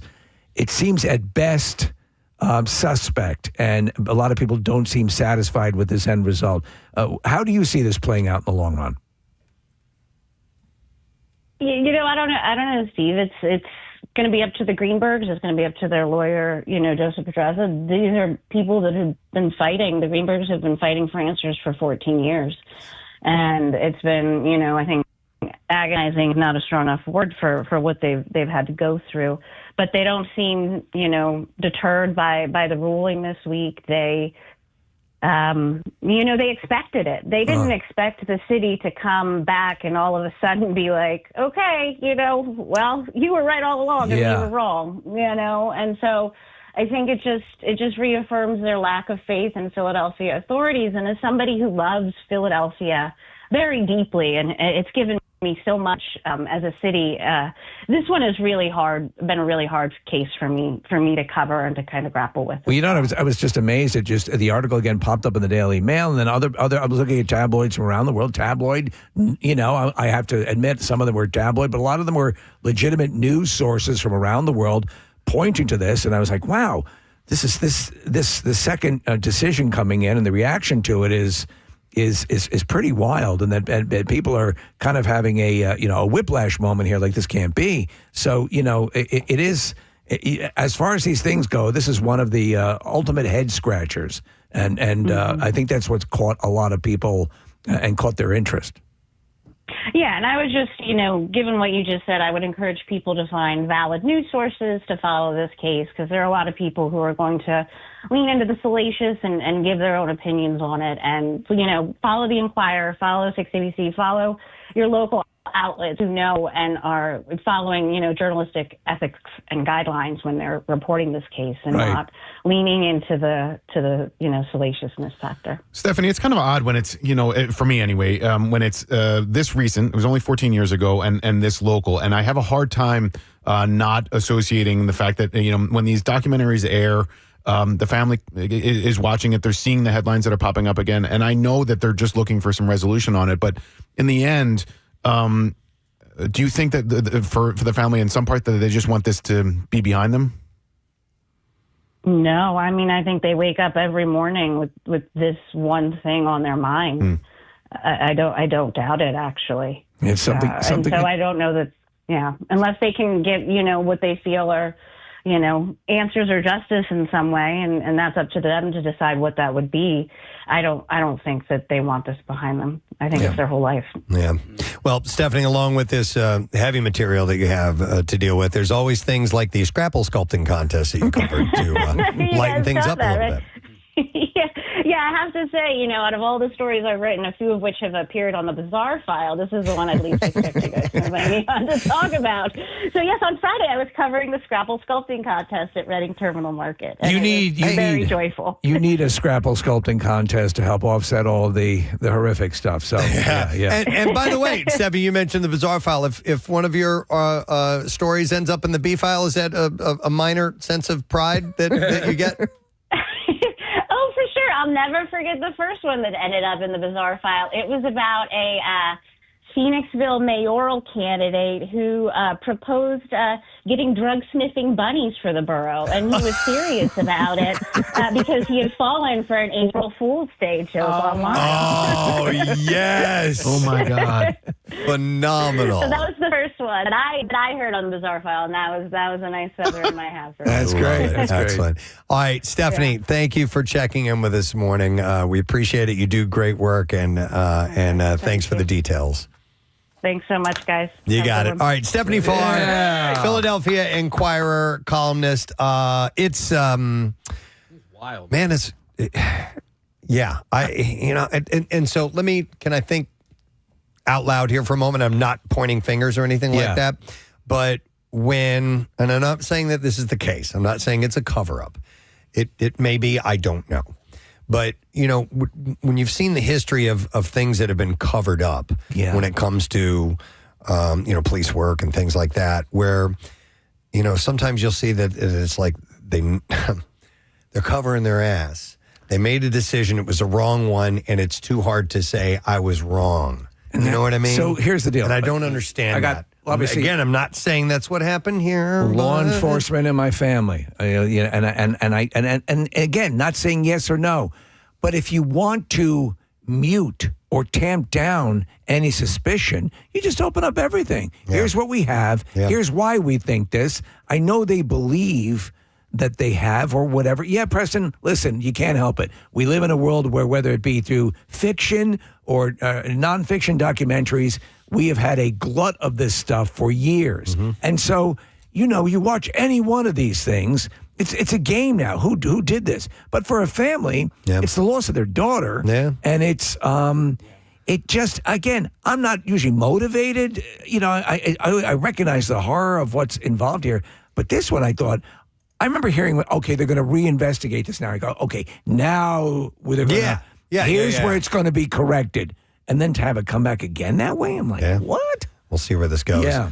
Speaking of documentaries and this feature about this terrible killing, there was a documentary I watched yesterday on Netflix, and it's called My Father Was BTK, I think, or I'm BTK's daughter. Wow. I have to watch that. Yeah. It's really good. I mean, you know, there were two serial murder things that I fell into over the weekend. That one, and there's a Zodiac documentary that's out on Netflix as well. And you know, those are two cases that have always been like freaked me out to where not morbid fascination, but just curious to be in that sphere. Yeah. There was one. They're coming out with one called "I Was Ted Bundy's Dry Cleaner," and it was weird because you would figure he was more like a Martinizing kind of guy. Right. And the decisions he made, especially with shirts he would starch and not starch. Ooh. Kind of a profile. Okay, it's called Nick just pulled this up. My Father the BTK Killer, and it's the perspective from the daughter. Could you imagine? I mean, to find that in there was a documentary chat about people who were related to infamous. Well, let's see, it's kind of redundant Nazi criminals, and and how they went on in life to know that they were the father who brought home presents was also orchestrating the extermination of people. Yeah, people by relativity, or what's the word I'm looking for? Blood relatives of some people that have done horrible things. Yes. Sometimes catch the brunt of that. There was the movie Parkland, which was about the JFK assassination, and a story I'd never even thought about. That's kind of a side story, and that the movie was just pretty good. It's not a great movie, but there were some good things about it. But they covered Oswald's brother. Yeah. You know, and how all of a sudden he is a black eye simply because he was related to this guy, even though they really didn't have a relationship anymore. Right. And that can absolutely happen. Oh, absolutely. You know, and it's, you know, not always fair. So obviously. maybe if you have like a relative who's a little bit of a screw up, just be happy that they're not Hitler. Or Lee Harvey Oswald. Or Lee Harvey Oswald. I don't remember which platform is on, but there is a documentary about men who've decided to thin out their mustaches. Ooh. Yeah. And how that leads to serial killing? No. It's just, you know, it's a tough decision. Yeah. But they decide to go from bushy to like... It's called Thin There, Done That. Yeah. Is that what it is? Might be on Hulu. Thin There, Done That. Write that one down. Thin there, done that. Yep. The mustache story of Preston. Story of the thin mustache. It's not that thin. I just trimmed it up a little bit. Yeah. It's thin enough to get a documentary. That's true. That's true. That shows you the state of entertainment today, folks, and where we are. Yep. The average American has seen a thin mustache this week. Yeah. All right. Well, anyhow, it's a fascinating story. Read Stephanie's articles, read her column, and you'll get a better picture at what this is all about. But it's pretty wild that came down. All right, we're going to take a break, and we're going to do Stephanie Farr's favorite segment, The Bizarre File. Yes. When we return, so stay put. We'll be back in just a moment. Some ideas out there to you, and maybe get some participants in some contests and so on. Try to lay in as much ahead of the show work as we can. Yes. We've had a whole bunch of time off. We're trying a whole bunch of new things. It can only turn into a disaster, but the kind that we enjoy. Our kind of disaster, your kind of disaster. Right. So that's coming up. And that means MM Barbecue is this weekend, this Saturday, as mentioned just a little while ago. So just a little reality check for you there. All right. One of our favorite things is when we, as a show, are trying to figure out exactly what might be a topic of conversation. One of us goes, I have a question I want to ask on the air. Oh, okay. And that usually means I'm not going to tell you guys what it is. Right. We want to hear it. I'm just going to save it, and that's what we do because we don't like to, quote-unquote, ruin something ahead of time by knowing too much about it. And we just like to head into the unknown. And today's unknown comes to us from Kathy Romano. I'm telling you, my heart is beating so fast right now because I'm so nervous. Seriously? Yeah, I'm pretty nervous. I didn't know it was that kind of thing. All right. Wait. Does it involve a boy? No. So here's how I think I want to do it. I'm going to ask a question. Yes. Okay. we're going to go around the room. Okay, I'll call your name out. Right. All right. I want Marissa to participate too. Do we need goggles? No, I'm just going to ask you a question. All I want you to say is yes or no. All right. Okay, with no follow-up, No nothing. commentary, no no follow-up. commentary. All right. Yes Don't or even no? indicate whether you're positive or not. Just give me your answer, and then after that, we'll break out into discussion. Never heard anything really like this. intrigued Now now. I'm nervous. Excited. Yeah. All right. Oh, Because and I'm gonna go in order because there's definitely someone in this room who knows the answer, and I'm hoping that person doesn't go hard on me when they realize I didn't know the answer. Okay. Okay. All right. All right. Okay. You ready? I'm gonna start with Marissa. All right. Okay. All right. All right. So we're going in the height order. Yes, we're going height order. Yeah. Marissa, can you drive to Alaska? Yes. Casey, Yes. Preston, Yes. Steve, Yes. Nick, Yes. F. Stop it. Oh, my God. Kat. You poor thing. They're adorable, Who though. knew Alaska was attached to Canada? There's an amendment to this. Did you know that you cannot drive to the capital of Alaska? The capital of Alaska is Juneau, and it's separated. Steve, you've been there, right? Been there. Separated? Yeah. So there, like, if somebody would ask the question, "Can you drive to the capital of Alaska?" Yeah, no, I just thought the whole state. All right. I was trying to help. Kathy, the crazy thing wait. is, there is like if you there is a line that connects Alaska to your driveway. I mean, that's So It's a big line. it's a gigantic so here, line. I was in a conversation with somebody, and we were talking about a film crew, and he goes, "Yeah, they're driving to Alaska, and they're going to document the whole way, and then start the filming there." And I was like, "You mean they're going to drive through Alaska?" They were like, "No, he's driving to Alaska," and I was like, "What do you? I don't understand. What do you mean?" You adorable. And then, but listen, so Adorable then thing. that same night, I was out to dinner with 8 people. And at the table, I said, okay, I did what I did with you guys. Yeah. I said, give me yes or no. There was only 2 people at the table who knew the answer, and it was my dad and my mom. And my mom said, I only said yes because I knew your father would know, and he said yes. The rest of the people, all adults, What said no. What was your perception of Alaska's attachment to the continent? Here is my issue with this. It is the map of the United States. Okay? The map of the United States doesn't include Canada. Right. Now, I know that it wasn't like Hawaii and, That you'd have to cross an ocean. but I didn't think you could drive there. Okay. All right. Yes. And It is not part of, they say, the contiguous Right, United yeah. States, right? So it's not directly connected to the borders of the And so- mainland, as they call it in Hawaii, the Right. mainland. Yeah. Right. So I thought you had to get on a plane to get there. Wow. I mean, you would prefer to get on. Yeah, And I Hold think on, most drive. that's people how I do, did. right? I actually. It's a long ass way. Yeah, we flew into Seattle, then flew up to Alaska. Kathy, I want to make you feel better because you admitted to peeing in the pool last week. Yeah, okay. And I love that. It was more recently than not that I saw a map and I was like, oh, that's where Hawaii is.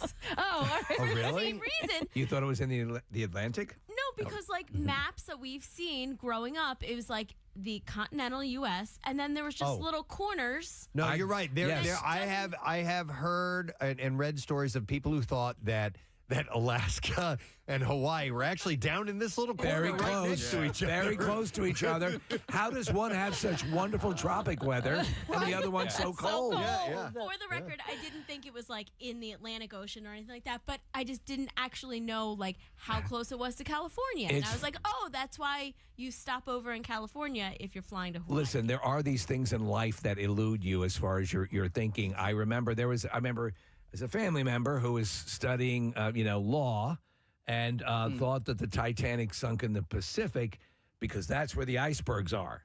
Oh, right. I remember. Yeah. And let me just say, by the way, my 10-year-old was also at this dinner, and his answer was yes. Oh wow. By the way, do you want to hear some of the texts, Kathy? Yeah. Well, my kids are never going to Westchester. That's lower, slower bucks for you. Somebody says, Jesus Christ, you guys drive me insane, Preston. You need to learn how to pronounce contiguous. Did I say that incorrectly? Contiguous with a contiguous, hard not G. a hard G. So we're all stupid here. Yeah, we're all idiots. And it's awesome because, most people have, thousands of people listening to everything that you say so that they can correct you on everything. That's all right. Yeah. This one said, it's okay, Kathy. I thought so too until about a few months ago. I'll bet you there are many people actually listening right now as well, for one reason or another, that weren't aware that, yes, you can indeed drive to Alaska if you need to. By the way, you may think you don't have something like this in your intellectual arsenal. I guarantee you do. You sure do. I told you guys, man, you. when we were playing this game one time with some friends of mine, it was just a driving game. It was in my fellow band members. We were driving for a few hours to play a gig and play this game where you say a state, whatever that state letter it ends with, you lead the next state with the start, and then we ran out of states, so we started doing countries, and I swore. Oh no. That euthanasia was a right, I remember. It is part of Asia. It's the younger part. And I dug in, man. I did not give up. Yes, it is. I saw it on a National Geographic. It's special. where the teenagers live. It's where Asian teenagers where the youth live. in Asia live. Are you stupid? It's in the name. Where do you think they go? Youth in Asia. I need to apologize to my buddy Greg. Because I just really drove that home as if I had it as fact. Listen, if you were to design a part of Asia where the younger people would go, what would you call it? Youth in Asia. In Asia, of course. Hang on, let me go to Ryan. Hey, Ryan. Good morning. Hey, good morning, baby wheel. Baby wheel. Spin it, baby. What's up, Ryan? So, kind of going off of what Marissa said. My wife, for the longest time, didn't know where Hawaii was. She thought it was right next to Texas because of how it fits on the map. Yeah, sure. Yeah, yep. So I totally understand. And I had to explain to her it's in the South Pacific and how far away it is, and that's where we went on our honeymoon. But okay. Oh, my God. So That's funny. That is pretty funny. Hey, by the way, I read something this morning, and I tossed the story away because I didn't think it would be worth bringing up. I didn't know we were going to be talking about geography this morning. But apparently there was something that surfaced on TikTok that got some people in a bit of a tizzy. And it was about the fact that the state of Maine has more coastline than California. Oh. And the reason being is it's how coastline is defined. And, Right. and it's like, it's general. I have to bring up the story, but the way it's reckoned. I think I saw the same story, Preston, and it's not. Makes sense. It's exactly the way they interpret it for both sides. So the reason being is because when you look at the map of California, as you trace the coastline, you can see that there's more of it than Maine. But what you have to include are the coast of all the islands that are part of the state as well. That's all considered coastline, Which they do. and intercoastal waterways and things like that. So when you add all that up, Maine ends up having more coastline than California. So there are some things that are weird like that. But then again, it's a little different than driving to Alaska because you can clearly see that there's a way to get there. If you look at a map of the world, called if you look Canada. at a map of North America altogether. I'm trying to think of like what the last argument that I had was where I dug in deep, even though I was wrong, and like trying to determine, just being that stubborn and not willing to give up on something. Well, it happens to everybody, and I know that I've done it. Yeah. All right, let me go to these calls. I have Courtney on the line. Hey, Courtney, good morning. Good morning. Hey.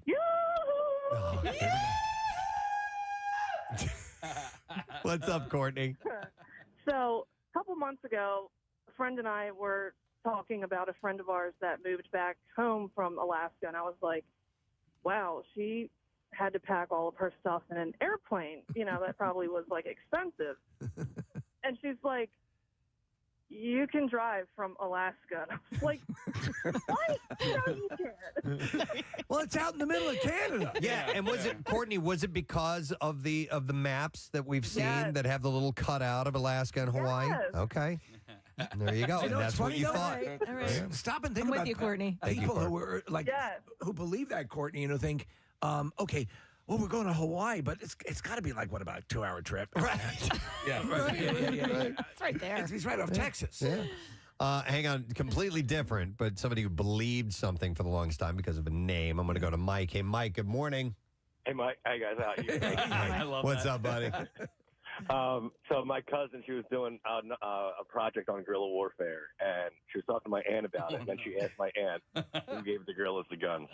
Oh my God! Who gave the gorillas the guns? And she's also a Westchester grad. A Westchester. Oh my God! Wait, seriously? Yeah.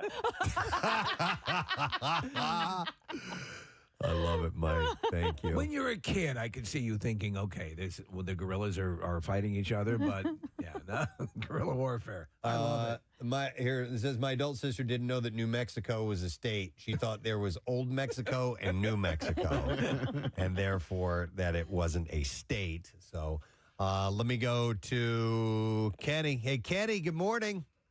Gadzooks. Gadzooks, what's up, bud? So we were driving, and it was a group of us.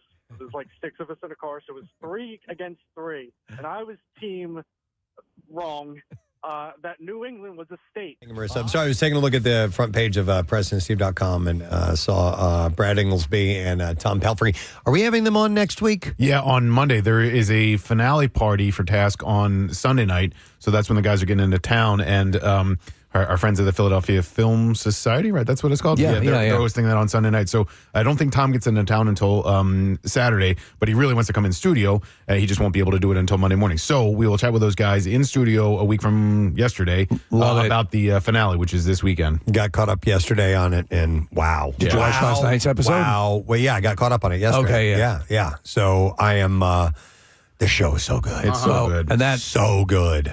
That episode last night. Oh, something Mother else. of God. So anyhow, well, that's cool. So next week they'll be joining us, and that gives you time. Yeah. If you have not got on board with Task to watch it, because the show is fantastic. And they're going to be joined by a guy named Jeremiah Zagar. I think we had on once via phone a while back. He directed the movie Hustle. Yes. With Adam Sandler about the basketball player in Philly, and he's directed a whole bunch of episodes of Task this season. Jeremy's a really nice guy. He's a really talented director, and so he's going to come in studio as well. Nice. All right, well, in the meantime, for now, let's go to the Bizarre File. WMMR presents Preston and Steve's Bizarre File. Dookie home yesterday. I don't know what that was. I don't know. Brought to you by Liberty Safes of New Jersey. They want you to shop smarter for a safe. And you can shop one of their showrooms on Horizon Drive in Hamilton or Route 73 in Mount Laurel, or go to libertysafesnj.com. Now, I don't like to start off with destruction and mayhem, but I'm going to this time around because it was a news story over the weekend in Tennessee. A blast in rural Tennessee that leveled an explosives plant was felt for miles around and killed 16 people and left no survivors. The explosion left a smoldering wreck of twisted and charred metal, burnt out vehicles at the Accurate Energetic Systems plant, which supplies and researches explosives for the military. The cause of the blast is not known. Investigators are combing the incinerated property foot by foot, searching for possible evidence. The ground is just leveled. State officials brought in a rapid DNA team to help identify the remains of people recovered at the site. The company's website says that it processes explosives and ammunition at an 8-building facility that sprawls across wooded hills in the Bucksnort area, which is about 60 miles southwest of Nashville. It's not immediately known how many people work at the plant or how many were there when it exploded. The company has been awarded numerous military contracts, largely by the U.S. Army and Navy, to supply different types of munitions and explosives. The products range from bulk explosives to landmines and small breaching charges, including C4. Listen, the people work in this industry, and I couldn't work in a factory that was doing this without the fear of this happening. Right. It'd always be looming. When the explosion occurred, residents in Lobelville, about a 20-minute drive from the scene, said they felt their home shake. Wow. And some people captured the loud boom of the explosion on their home cameras. Wow. In Arizona, 3 people were rescued late Wednesday night after their vehicle went off a cliff near Apache Trail. When first responders arrived about 11 p.m., they found one person about 40 feet down a steep slope and 2 more trapped in a vehicle nearly 350 feet down the canyon. It's amazing. A Department of Public Safety helicopter was brought in to help with the rescue. They were able to help the 2 more seriously injured patients to safety. Both were flown to a nearby trauma center in critical condition. Officials said all 3 patients were successfully rescued after 3 hours and 42 minutes. No firefighters were injured. The Arizona Department of Transportation provided a statement on why there aren't any guardrails on that stretch of road. They said SR 88's designation as a historic roadway limits changes allowed along the highway. It travels through the Tonto National Forest, which also means there are federal environmental limitations, low speed limits and signs related to curves, hills, and other features are in place, and drivers should adhere to those safety measures. Sounds pretty dangerous. Yeah. Yeah. All right, officials detected a huge swarm of bugs spreading across the East Coast, causing worry because of the damage they can do to crops. In September, a huge swarm of spotted lanternflies was actually picked up by weather radar. Isn't that amazing? It was so big that it resembled a mid-Atlantic weather front, even though no rain was forecasted for the area. The insects, which are native to China, Vietnam, and other Southeastern Asian countries, are highly invasive and cause a lot of damage to crops. Hate those friggin' things. They were sighted in large numbers across Washington, D.C., Pennsylvania, Maryland, and Virginia. According to meteorologists, the radar showed a swarm of spotted lanternflies, not weather. It looked like rain despite clear skies, but images showed spiky and jagged shapes, and the swarm moved with the wind. You know what I'd do? I would nuke it from low orbit. The bugs were moving southward, but were also being blown a bit to the east, which demonstrated the swarm could move on its own accord, but also be blown off course. While unusual, similar insects or swarms have appeared on radar before, including cicadas in Washington, D.C. in 2021 and butterflies in Oklahoma in 2019. I wonder, when something's underway like that, is there a way, especially with the lanternflies, is there a way to take that swarm out? I've never heard of any way of doing that, right? In other words, could you, since they're invasive, while they're get in there with a flamethrower, take a flamethrower to the lanternfly. Yeah, it's a good question. Yeah. So I take a flamethrower to this place. There's an expert. Maryland's Department of Natural Resources urged people not to spray the bugs with harmful chemicals, but to consider buying or making circle traps to ensnare them. Visitors to Huntington Beach, California scrambled to get out of the way of a helicopter spinning out of control before it crashed in a row of trees and a building along the Pacific Coast Highway on Saturday afternoon. 5 people were injured in the crash. 2 people inside the chopper and 3 pedestrians on the ground were taken to the hospital. You were in that helicopter, and you were nothing but a chameleon, lemon-headed, coward, terrorist, and I'm after you, buddy. Their conditions were unknown. They were in that helicopter. What does he say? You were in that helicopter. What? Does he say, I'm dusting you, butt? What does he say? I'm dusting your butt. I'm dusting your butt. And I'm after you, buddy. I think that's what he says. You were in that helicopter. Play it all the way. Let's find out what he You were in that says. helicopter, and you were nothing. I think he trips over his words. Lemon-headed, coward, terrorist, and I'm after you, buddy. And I'm after you, buddy. Okay. And I think he started to say something else in it. You know what I mean? All right. It's almost as if he's a little unhinged. It is almost, Yeah. dude. Weird. Watch the video of that guy. He's at some kind of a committee that he's speaking to. Watch the video. He starts freaking out and shaking the lectern and everything. It's funny as hell. All right, You were in that helicopter. Finally, video showed the helicopter lowering out of the sky before it began spinning out of control and crashed in the tree just feet from the sand that was filled with sunbathers. I mean, they have video of some guy standing underneath it as it starts to spin around. wow. Another clip was captured by a man who was nearly hit by the helicopter. Well, he was in that helicopter. You were in that helicopter. And then we will do one more story and we will wrap it up. All right. A man was arrested on Thursday for attempting to rob a bank after his mother called police and turned him in. Aw, Ma. The suspect, 33-year-old Aaron Spencer, entered the Truist Bank and demanded money from the teller by implying that he had a pistol. According to the sheriff's office, Spencer then fled the scene on foot and discarded his clothing in a parking lot nearby. My son there, that little dildo. At 4:39 p.m. later that same day, a woman called 911 saying that her son had just robbed a bank and she was on her way to the office to turn him in. Wild. Detectives recovered the stolen money and the sheriff's office arrested Spencer. He was charged with robbery with a firearm while wearing a mask. He was actually out on bond for a bank robbery that occurred back in April. Mom's not standing for it. No, she's had it. And there you go. That is what I have in the bizarre file for you this morning. All right, we shall take a break. When we get back, we'll give something away. We have the lesson question coming up, and we also had the trash and music news. So stay there. We'll be right back. Of course, New England's a state. There's the Patriots. They have their own chowder. New England state, yes. Yeah, and it literally came down to, okay, we're going to name all the states. And we're like, and we're at 51. Okay. My bad. Oh, that's funny. That's hilarious. But you can see that, you know, you make assumptions and it happens. Yeah. Hang on. Somebody who actually has driven to Alaska from Philadelphia. We're going to Sierra. Hi, Sierra. Good morning. Hey, how are you? Hey, good. What's up, Sierra? So back in 2010 or 11, I guess it was, my now husband and I, we actually drove to Alaska. We were going to move there for about a year. Wow. We drove there from Philly, and everyone that we talked to, we were in college at the time at Temple, and all of our friends were like, that's funny. Like, you can't do that. Temple too, Kathy, not just Westchester. You don't feel so bad. All college-educated people had no idea. Wow. No, I don't remember anybody that thought we could actually do it. Sierra, how long did that take?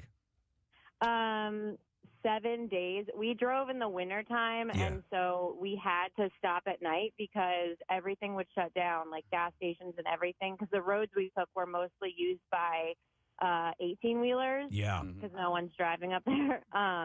And so because the roads would ice over, it was really dangerous. So we kind of had to like plan our stops every night. No, that's amazing. I mean, yeah, you're in areas that, and with it's, as you said, are only used by interstate and inter-country truckers. So, yeah, it's actually called the Alaskan Highway. Yeah, wow. That's and pretty it's wild. the only major road that runs What did you through drive? a lot of parts. Were you in a car or did you drive an RV or something? An F-150. Okay. There you go. All right. Little blue truck. You had the right vehicle. Yeah. Man, oh, Yeah. man. Yeah. And how come you guys ended up not moving there? Because of us. It was just we just decided to take like a year off of school from college and just go up there and snowboard and hang out, and then we came back All to right, college again. You got your fill. All right. That's cool. All right. All right. Yeah. Thank You're you. back. Appreciate Yeah. it, Sierra. So somebody who's actually done it, Kathy. And see, there were a lot of people that didn't know. A whole bunch of them at Temple, apparently. I'm going to go to Nick. Hi, Nick. You're on the air. Good morning. Yo, guys, put a bomb in a possum and feed it to a shark. Yep. Right. That's the solution. Yeah. What's up, man? All right. So I went to O'Hara, Casey's alma mater. Thank you, Go Delco.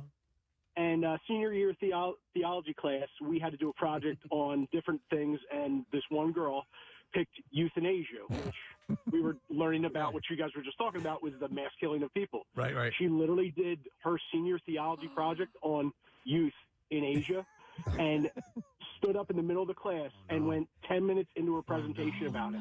Everybody's laughing and like snickering, and the priest, it was Father Urian, finally goes over to her and goes, you can sit down now, hon. Oh, no. That's mortifying.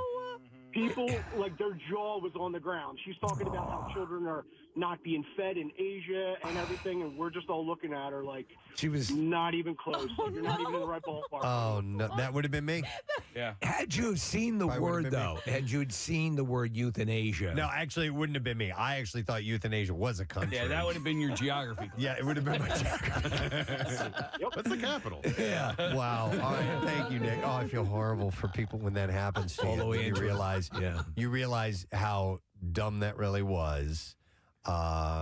Kath, when did you feel stupid, or but probably not because you were in company with other people who did? I actually laughed so hard. I mean, now, of course, now that I'm telling the entire area, I'm sure plenty of people make me feel stupid. But no, at first I laughed. I was like, oh my, and I went like this, Preston, look. I took my hands and I just went like this, like mind blown. Wow. Here's a text that says, hey guys, my wife is incredibly intelligent. But one time a few years ago, she said in response to something, frogs don't have blood. And I was like, what? He said she thought that they were, like bugs or something, just a sack of goo. And I still tease her about it because I never win arguments. So that's from Mitch Frogs don't have blood. For whatever reason, she had believed that. Wow. I think it's very easy with the amount of information you're asked to process throughout life that something will elude you, as you were saying, Nick. Something will get by you. Here, this text also says they thought that Texas was the biggest state because in those maps, sometimes Alaska is scaled down Yes, on the that's map, true. and you don't see that compare. It would take up too much space and take away from the, the contiguous United States. Contiguous. So when damn it, I'll never get it right. When they show it represented, and there are certain maps that will accommodate for the curve of the Earth, and they will show, they will show it in relative proper size. Yeah, you want to get the real size look at a globe because Greenland is not nearly as big as it looks like on the maps. Greenland is it's a big island, but it's not as big as it looks on a normal map. So it looks like a massive continent. Yeah, if you look at a globe, you'll get the actual size. If you look at a map, you're going to get a distorted size. Let me go to. Hang on a second. You can't drive to Greenland, Kathy. Let me. Well, I know now because I was looking at maps all weekend. We go to Joe next. Hi, Joe. You're on the air. Good morning.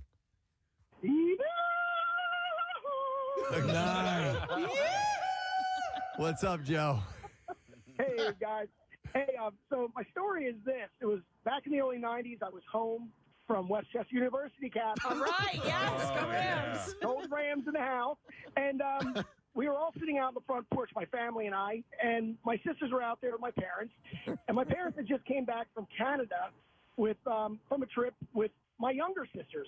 So we're all sitting out there on the porch, and my one older sister says to my parents, hey, so how was Canada? They said, it was great. And she said, well, how was the weather? And they said, it was hot. And my sister said, really? Wow. The other older sister chimes in and says, of course it was hot. Everybody knows heat rises. Oh, no. Oh, yeah. No lie. It's like the second story of a house. Yeah, Canada's above the United States. I'm sure heat rises. Yeah, he just goes up that way. Oh, my God. That's so funny. And did you guys laugh, get a kick out of that, or what? We laughed our behinds off, but we've gotten used to my sister saying like crazy outlandish things. Like she had told my one younger sister, "Don't stand next to the microwave; you're going to get radiated." Right. Well, that used to be a lot of people had that concern in the early days. Yeah. In fact, there is. Go ahead. But then with radon being prevalent, she would tell the one younger sister, "Don't go in the basement. You're going to get radon." The younger sister, being so young, thought there was a guy, must have looked like the Michelin Man, who lived in the basement, like Radon Man. Radon. Oh, that's funny. Ray Donovan lives in our basement. I love it. He's always making up crazy things. Thanks, Joe. Appreciate it. What is this one, Nick? It's just like a mispronunciation, but it's sort of like O-range or okay. C of E, This one, yeah. This one time, me and my friends picked up a pizza, and on the top it said Italian, and I looked at it and I said, "What is Italian?" And my buddy goes, "That's Italian, you idiot." That is orange or fragile. I did the same thing. My buddy was writing down in high school, and I was like, "What is Alabama?" And he was writing down Alabama. Alabama. Because that's where he wanted to go to college and play football. I was like, what is Alabama? I have Chris. Hi, Chris. Good morning. Listen, a-holes, I don't always use ranch dressing. Well That's done. good. One of my favorite moments. What's up, Chris? Hey, how you doing? So, if you don't mind, maybe we could play the yes or no game here on my stupidity. Mm-hmm. Okay. Do we know why pounders are called pounders, the beer? No. Yes, I do. Assume. I know. Pound them. Yeah. No, because of the. It's a pound. It's a pound. It's 16 ounces of liquid. I'm 39 years old, and I just realized that last week. Why'd you think they called them pounders? Because you can pound them. You can pound them. There you go. Now they're 16-ounce beers. Now, I wonder love if Thanks, Chris. Is there some sort of lineage between the fact that pounding, we call it pounding a beer because of a pounder? Oh, like the term pounding came from that. the fact that it was a pounder? I don't know. Yeah. Got to pound that down, man.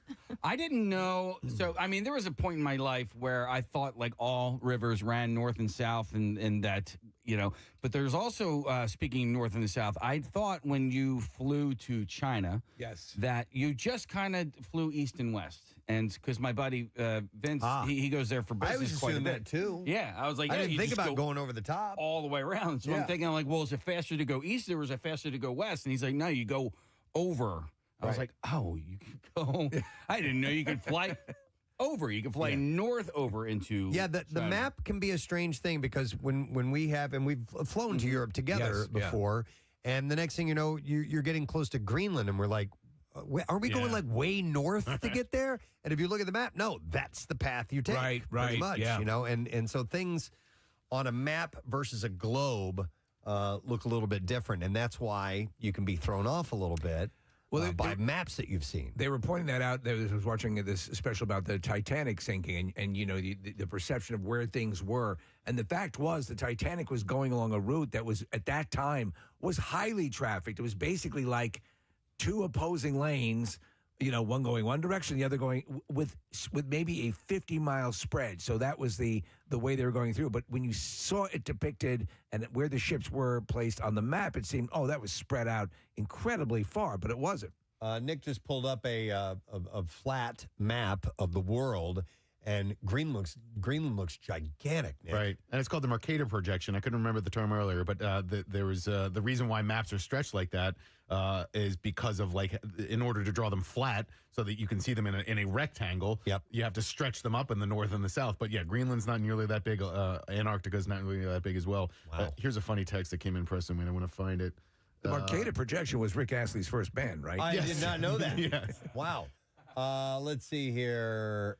Somebody texted in and said, I thought that it was Roman Cokes, not rum and Cokes. Roman Cokes. Get a couple Roman Cokes over here, please. Oh, that's so funny. We have some Greek Cokes. Yeah, roll out of the Roman. Sorry. Let's go to Colin. Hey, Colin, good morning. Hey, Gadzooks, guys. Gadzooks, buddy. What's up? Hey, so my sister-in-law, who just graduated from college, we were all hanging out like a year or two ago, and we were just talking about traveling, and she was going on and about how she had been to another country before, and all of us like, oh, that's news to us. Where you been? She's like, well, we went to that wedding. Remember Steph's wedding? And we're like, yeah, that was in Colorado. She's like, yeah, the country of Denver. I might. Mammoth on 93.3 WMMR. What I was saying was, I'm all right. I might. That is the name of the song. It is 17 minutes after 10 o'clock. It is a Tuesday morning. We are the Preston and Steve Show. Short week this week, which means our word of the week will be short too. And I'll tell you all about the prize and stuff, but you're only going to need 4 letters this week. Should be pretty simple for you, my friend. In the meantime, something else to give away. Lesson question time. So we're going to give away a 4-pack of tickets as MMR rocks Mr. Green Jeans. Yeah! They are playing the Ardmore Reunion and Halloween Bash. It's going to be on October 30th and Friday, October 31st at Ardmore Music Hall. So if you go back, you know Green Jeans. And I've seen them on Halloween, too. This could be a lot of fun. Do they dress up and everything? Oh, yeah. Love I actually watched Brian, I believe is the lead singer, right? Yeah. I watched him dive into the crowd to fight somebody. Oh, my God. It was awesome. Yeah. Long time ago? Or this is probably 1998, 99. Well, maybe you guys can relive that moment Yeah. at this show. If you answer this question correctly, my newly thinned mustache has inspired a documentary, and what is that documentary called? 610-660-9333. We found out just about a half hour ago. All right. My newly thinned mustache has inspired a documentary. And what is that documentary called? 610-660-9333. Call if you know. The trash business is a gold mine. 93.3 WMMR with Preston and Steve's Hollywood Trash. Brought to you by Bud Light. Join Marissa Thursday night, 7 to 9, for the Bud Light Thursday night kickoff at Wicked Wolf in Center City. And you could enter for your chance to win a pair of Eagles tickets, courtesy of Bud Light. Steve, what's going on this morning? Well, Preston, Bradley Cooper and Margot Robbie are in talks to join the cast of an Ocean's 11 prequel. From what we understand, the movie is set to be titled Ocean's Less Than 11. Ah. Hey! Katy Perry and Justin Trudeau photographed locked in a passionate kissing session aboard her yacht over the weekend. The two later slid down below deck, where many believe Trudeau did to Perry what he did to Canada. Oh, my God. And finally, Mark Sanchez's ex-wife, this is a wild story, model Bobby T So she's not surprised Sanchez is facing charges for assault because he is a, quote, unhinged rage monster. The comment prompted Sanchez's lawyers to cross her name off the list of potential character witnesses. That's your Hollywood Trash. We go to the phones and see if somebody knows the answer to this. My newly thin mustache has inspired a documentary. What is it called? And I'm going to go to Joe for an answer. Joe, morning, brother. Hey, good morning, guys. Thanks for taking my call. Of course. All right. So my newly thin mustache has a documentary. What is that documentary called? Been there, done that. Yes. Hang on. Been there, done that. And we, sir, are going to give you a 4-pack of tickets to MMR Rocks, Mr. Green Jeans, Ardmore Reunion, and Halloween Bash.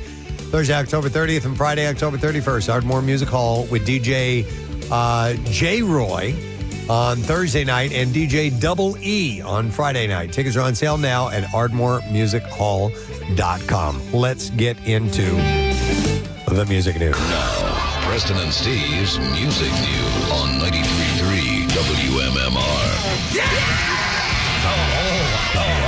Brought to you by Nifty 50s, a 10-time Best of Philly winner, and now open in Newark, Delaware, and Fairless Hills as well. You can order online and get no fee delivery through the Nifty 50s app. Nifty 50s, taste the memories. Well, I was bummed out to see this over the weekend. The Moody Blues singer John Lodge has died at the age of 52.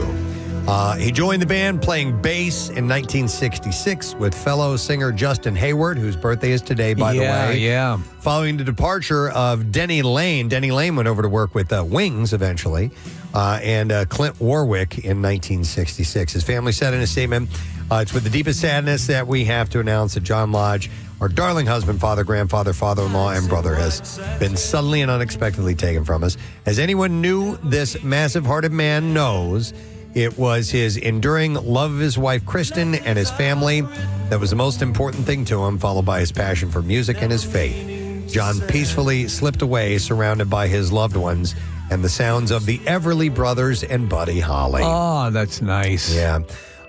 They said, as John would always say at the end of his show, thank you for keeping the faith. With the band, Lodge featured on some of their best-known work, including the psychedelic album Days of Future Past. It came out in 1967, regarded as one of rock's first concept albums, and then its follow-up, In the Search of the Lost Chord, which saw the band move towards further experimentation. If you've never heard Days of Future Past from beginning to end, it is phenomenal. Yeah. Also, considering the time at which it was done, stuff like that was not being done. Birmingham-born Lodge played on some of the group's best-known songs, such as Nights in White Satin, Question, and Isn't Love Strange. His family statement continued saying that he was never happier than on stage, and he was just a singer in a rock and roll band, referencing the band's song. And he adored performing with his band and son-in-law, John, and being able to continue sharing the music with fans. Lodge also featured on 1977's Octave album, which saw the Moody Blues embrace a more pop-oriented sound and continued to make records with the group until their final studio album, December 2003, a collection of Christmas songs. The group continued to perform live until 2018. The same year, the band was inducted into the Rock and Roll Hall of Fame. So I know you were a massive fan. I was a massive fan and continue to be. I mean, and to me, they were, they weren't the Beatles, but they were in that ballpark, for Christ's sake. I mean, this stuff was pretty amazing. The orchestration and conceptual feels really spoke to me. So sad news from the world of the Moody Blues. And then, unfortunately, there was another music news death. Beloved Joan Jett and the Blackhearts drummer, Tommy Price, passed away. He was 68 years old. His wife confirmed the news on Facebook, saying, "It is with great sadness that we share the passing of beloved husband, friend, and legendary musician Tommy Price." 68. His music and spirit will live on forever in every beat, every song, and every heart he touched. He also worked with Billy Idol. He played on Billy's 1983 debut album. Oh, no kidding. Didn't know that. So he was on White Wedding and all that. In a statement, the Blackhearts said, "We lost a member of the Blackhearts family to the one-of-a-kind Tommy Price." Tommy was a legendary drummer who was a Blackheart for 4 decades. He was a drummer's drummer, admired by so many. Our heart is heavy, sending love to his beautiful family. In his own statement, Billy Idol said, very sad to hear of Tommy Price's passing yesterday. He was a fantastic musician and drummer who in 1983 came in at the last minute and put his definitive stamp on my Rebel Yell album. He helped us to bring it to an incredible finish and toured with us on the Rebel Yell and Whiplash Smile tours. Tommy was a friend as well as a musical compatriot who brought immense talent and heart to everything he did, and I will miss him. Rock on, Tommy. I assume had he been sick, or was there? I mean, 68 is pretty young. Yeah, don't know, Steve. Yeah. He went on to become a very sought-after session drummer. He worked with Debbie Harry, Blue Oyster Cult, Steve Lukather, Ronnie Wood, Roger Daltrey, and many others over the course of a stellar career behind the kit. So sad news to pass along there. I have a couple of other things. Carlos Santana is pushing back against a fake online rumor claiming that he criticized Bad Bunny's selection as the 2026 Super Bowl halftime headliner. Viral posts falsely claim that Santana opposed the Puerto Rican star's performance and even petitioned to replace him. The rumors also wrongly claim that Santana criticized Bad Bunny for wearing a dress during past shows.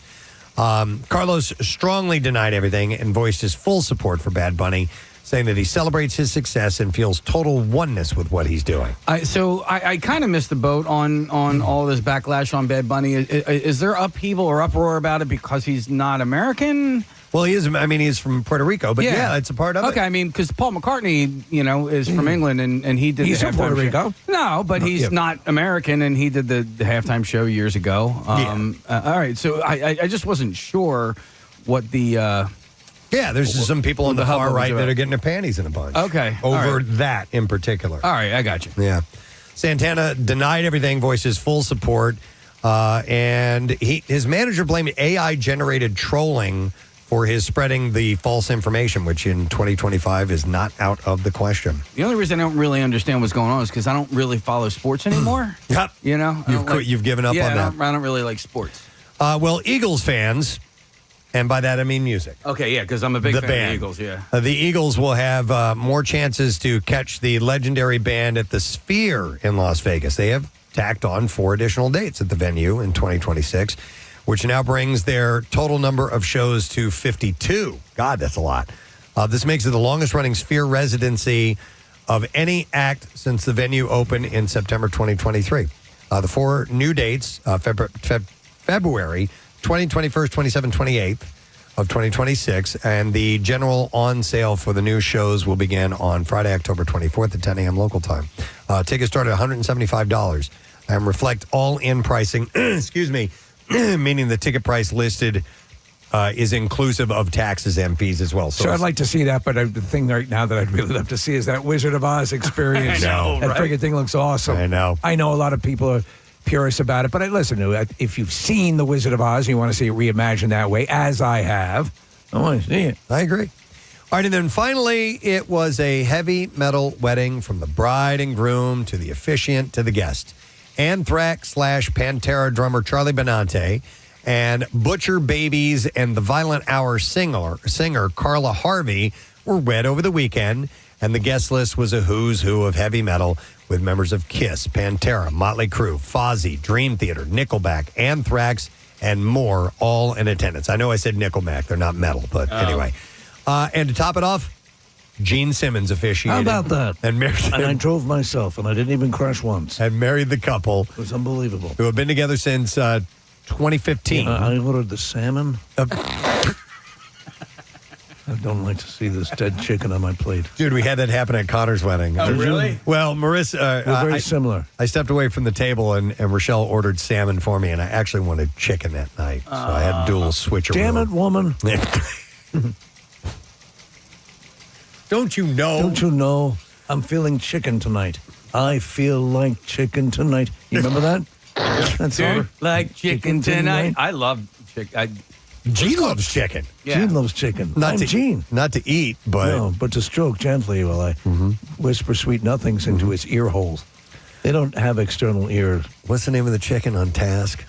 Gritty. Or Gertie. Gertie. Gertie, yeah, because I thought it was Gritty. Gene. Yeah. I bet you love Gertie. My dad loved it. Yeah. Did you see the latest episode? I did. Gertie survives. In keeping with the hard rock vibe, the bride walked down the aisle Not to the Wedding March, but to November Rain by Guns N' Roses. That's kind of a down song. It is. Yeah. It is. All right, and there you go. That's what I have in Music News for you this morning. All right, we're going to take a quick break. We'll come back and we will wrap up our program when we return. So stay right there, please.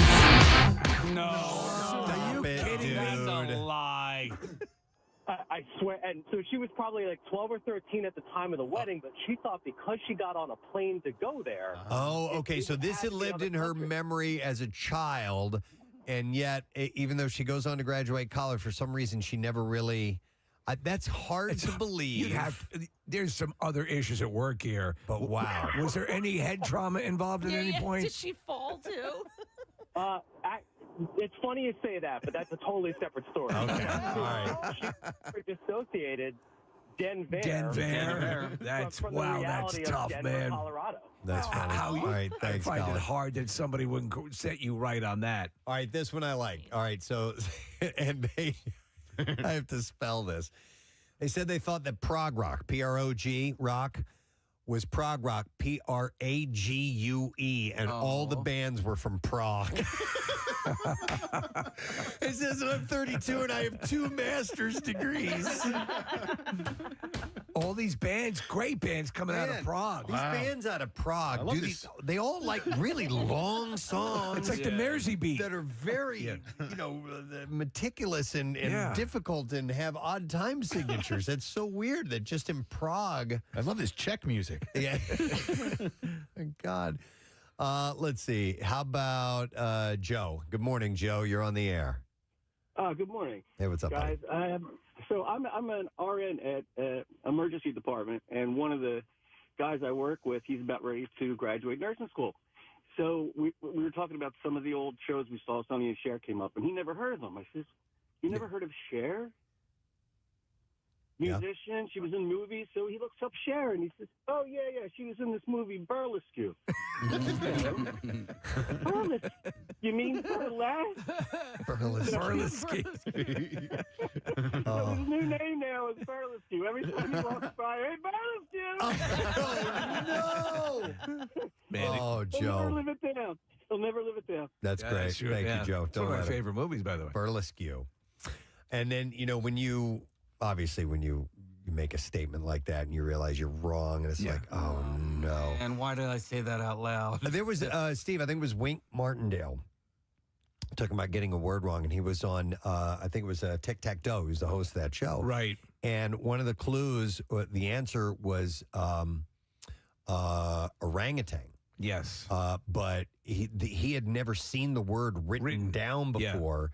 And the person answered orangutan. And he goes, "No, it's orangutan." No kidding. Or something like that. And he said, I felt like the biggest moron in the world. But he had never seen the word orangutan. It's because I still will say by default orangutan. Yeah, with even the though G it's on the end, me orangutan. too. Yeah, and it's not. It's orangutan. Yep. And then you got to pretend like you were just joking. Yeah. Yeah.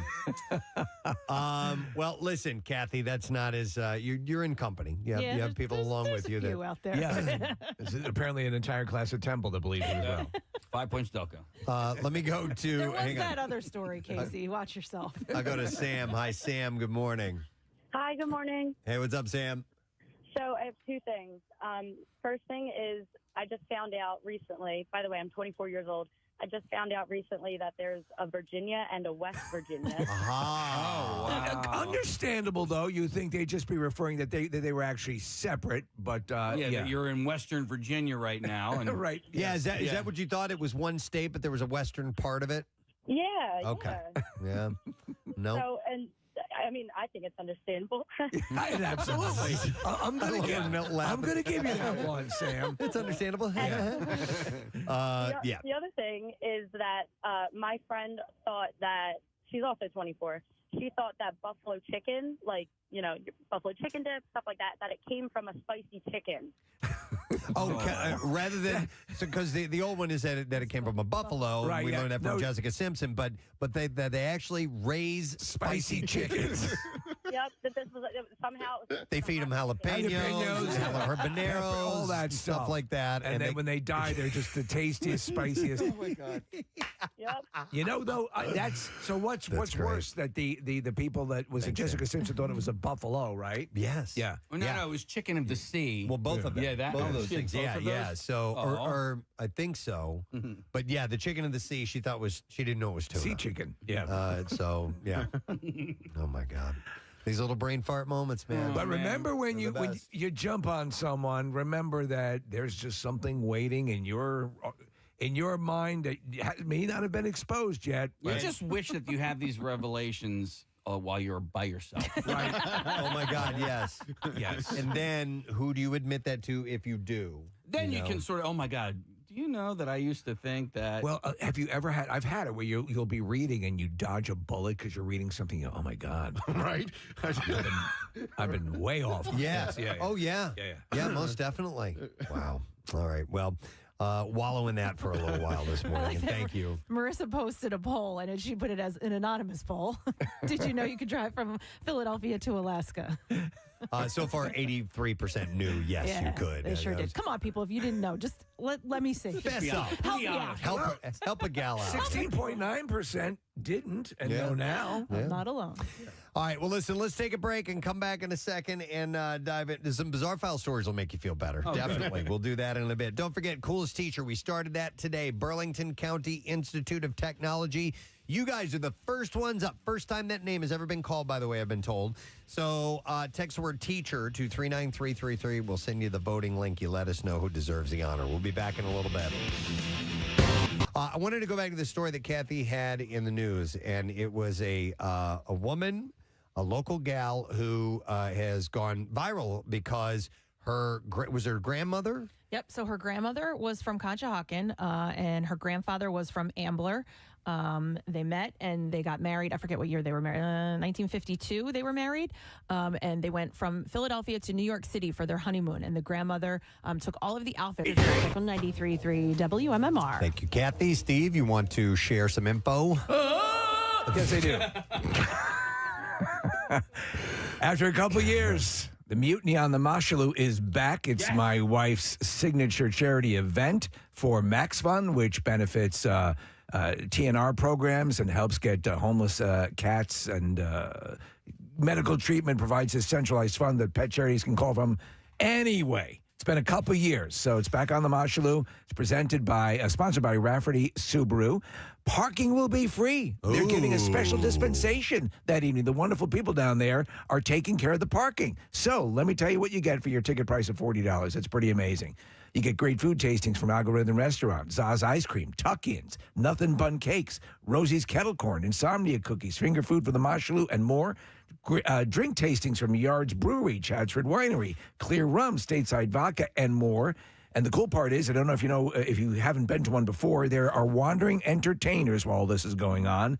And that DJ Perry's providing the music. Bad Entertainment will provide jugglers, giant bubble-blowing guys. Mike Palladino is a magician. Strongman Todd Jones. Tarot card readers, Reagan Tilton and Jacqueline, let me get her name correct here, Baker. Bryn the Contortionist is going to be the Pirateers, Kittens to Pet. It's a big thing. That $40 is going to go to the charity. Everyone is donating their wonderful services and food gratis. So it's a win-win for all the animals in the tri-state area. It's only $40. That's pretty damn good. Hell yeah. And everyone's very generous about it. You can go to maxfund.com to order your tickets. It's June 8th. Thursday, it's from 6 to 9, so it's before your weekend plans. I'm going to be there, and there's going to be a lot of people hanging out there. We'd love to see you. Have a good time. I'll be there. Oh, awesome. And so I'll be hitting it. It's just great to be up on the deck of the Mashaloo. Love that place. And again, the fact that you do not have to pay for the parking in that lot right there makes it super convenient. So we'd love to see you out at the event. And I have to believe this is all at PrestonandSteve.com. Yes, right? yes. Okay. And we're adding stuff. So it's actually, as people find out about it, very generous food providers and other people and entertainers are approaching me. And So 311 bringing us down on the Preston and Steve Show. Wrapping up our program with some music and a little discussion as we are going to make way for the man He comes into the studio here in a little bit and takes over for the next few hours. Isn't it exciting when he does pull in the police escort and everything? Oh, man. You would think that after 20 years we would get tired of seeing that. Still as exciting as day one. But it's impressive nonetheless, so we'll see that in a moment. Hey, did you guys notice on Friday, did you hear the fighter jets flying over? No. The area? Yeah, I guess maybe they were here. When Pierre was coming in? No. Oh, I mean... No autographs. No autographs now. I'm sorry. What did it pertain to? Do we find out? I think maybe the Army, Navy... The Marine, no, it was Marine Corps, Marine Navy. Corps thing. Yes, that could have been it. Yeah. That's cool. They had the parade of ships and everything, so maybe that was in conjunction with that. No, I didn't notice that, but that's pretty cool. I would like to thank our one guest, Stephanie Farr. Yay! Philadelphia Inquirer columnist, and the Ellen Greenberg case is what we talked about. It's fascinating, strange stuff, and Stephanie gave us all the details, keep us in line a little bit, and yeah, it's pretty wild. I'm curious as to where this will go next, so we thank her for coming on this morning, which was nice to have that discussion. Pierre Robert is indeed here, and it's cool to see you over the weekend, man. Great fun at Hung out? Connor's wedding. Yeah, Connor and Stephanie got married. Connor Betts for years here working as a associate producer.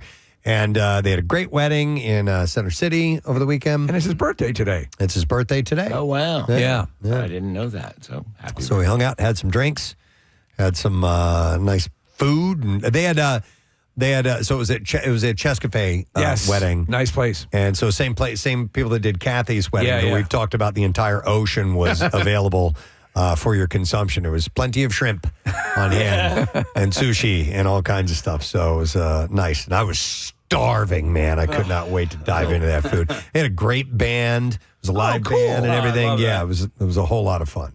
And so Marissa was there, and me and Pierre and Ryan was the officiant. That's right. And Stevie said, on behalf of the Universal Life Church, and the state of Pennsylvania, right? I announced you the It's amazing. husband and wife, which is pretty cool. I am as well, and I always fear that if I were to do it, they'd come back later and go, "This is not legitimate." Right. I have done it a couple of times and have felt the same way. Yeah. They're going to expose me. Are you sure you want me to do this?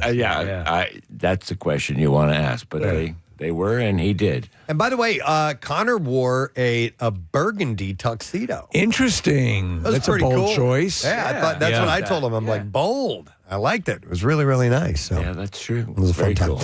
All right, I guess letter of the day. You ready? Yes, sir. All right, here we go. Preston and Steve on 93.3 WMMR. Now, the Daily Letter. And the Preston and Steve Show brought to you today by the letter D as in dog.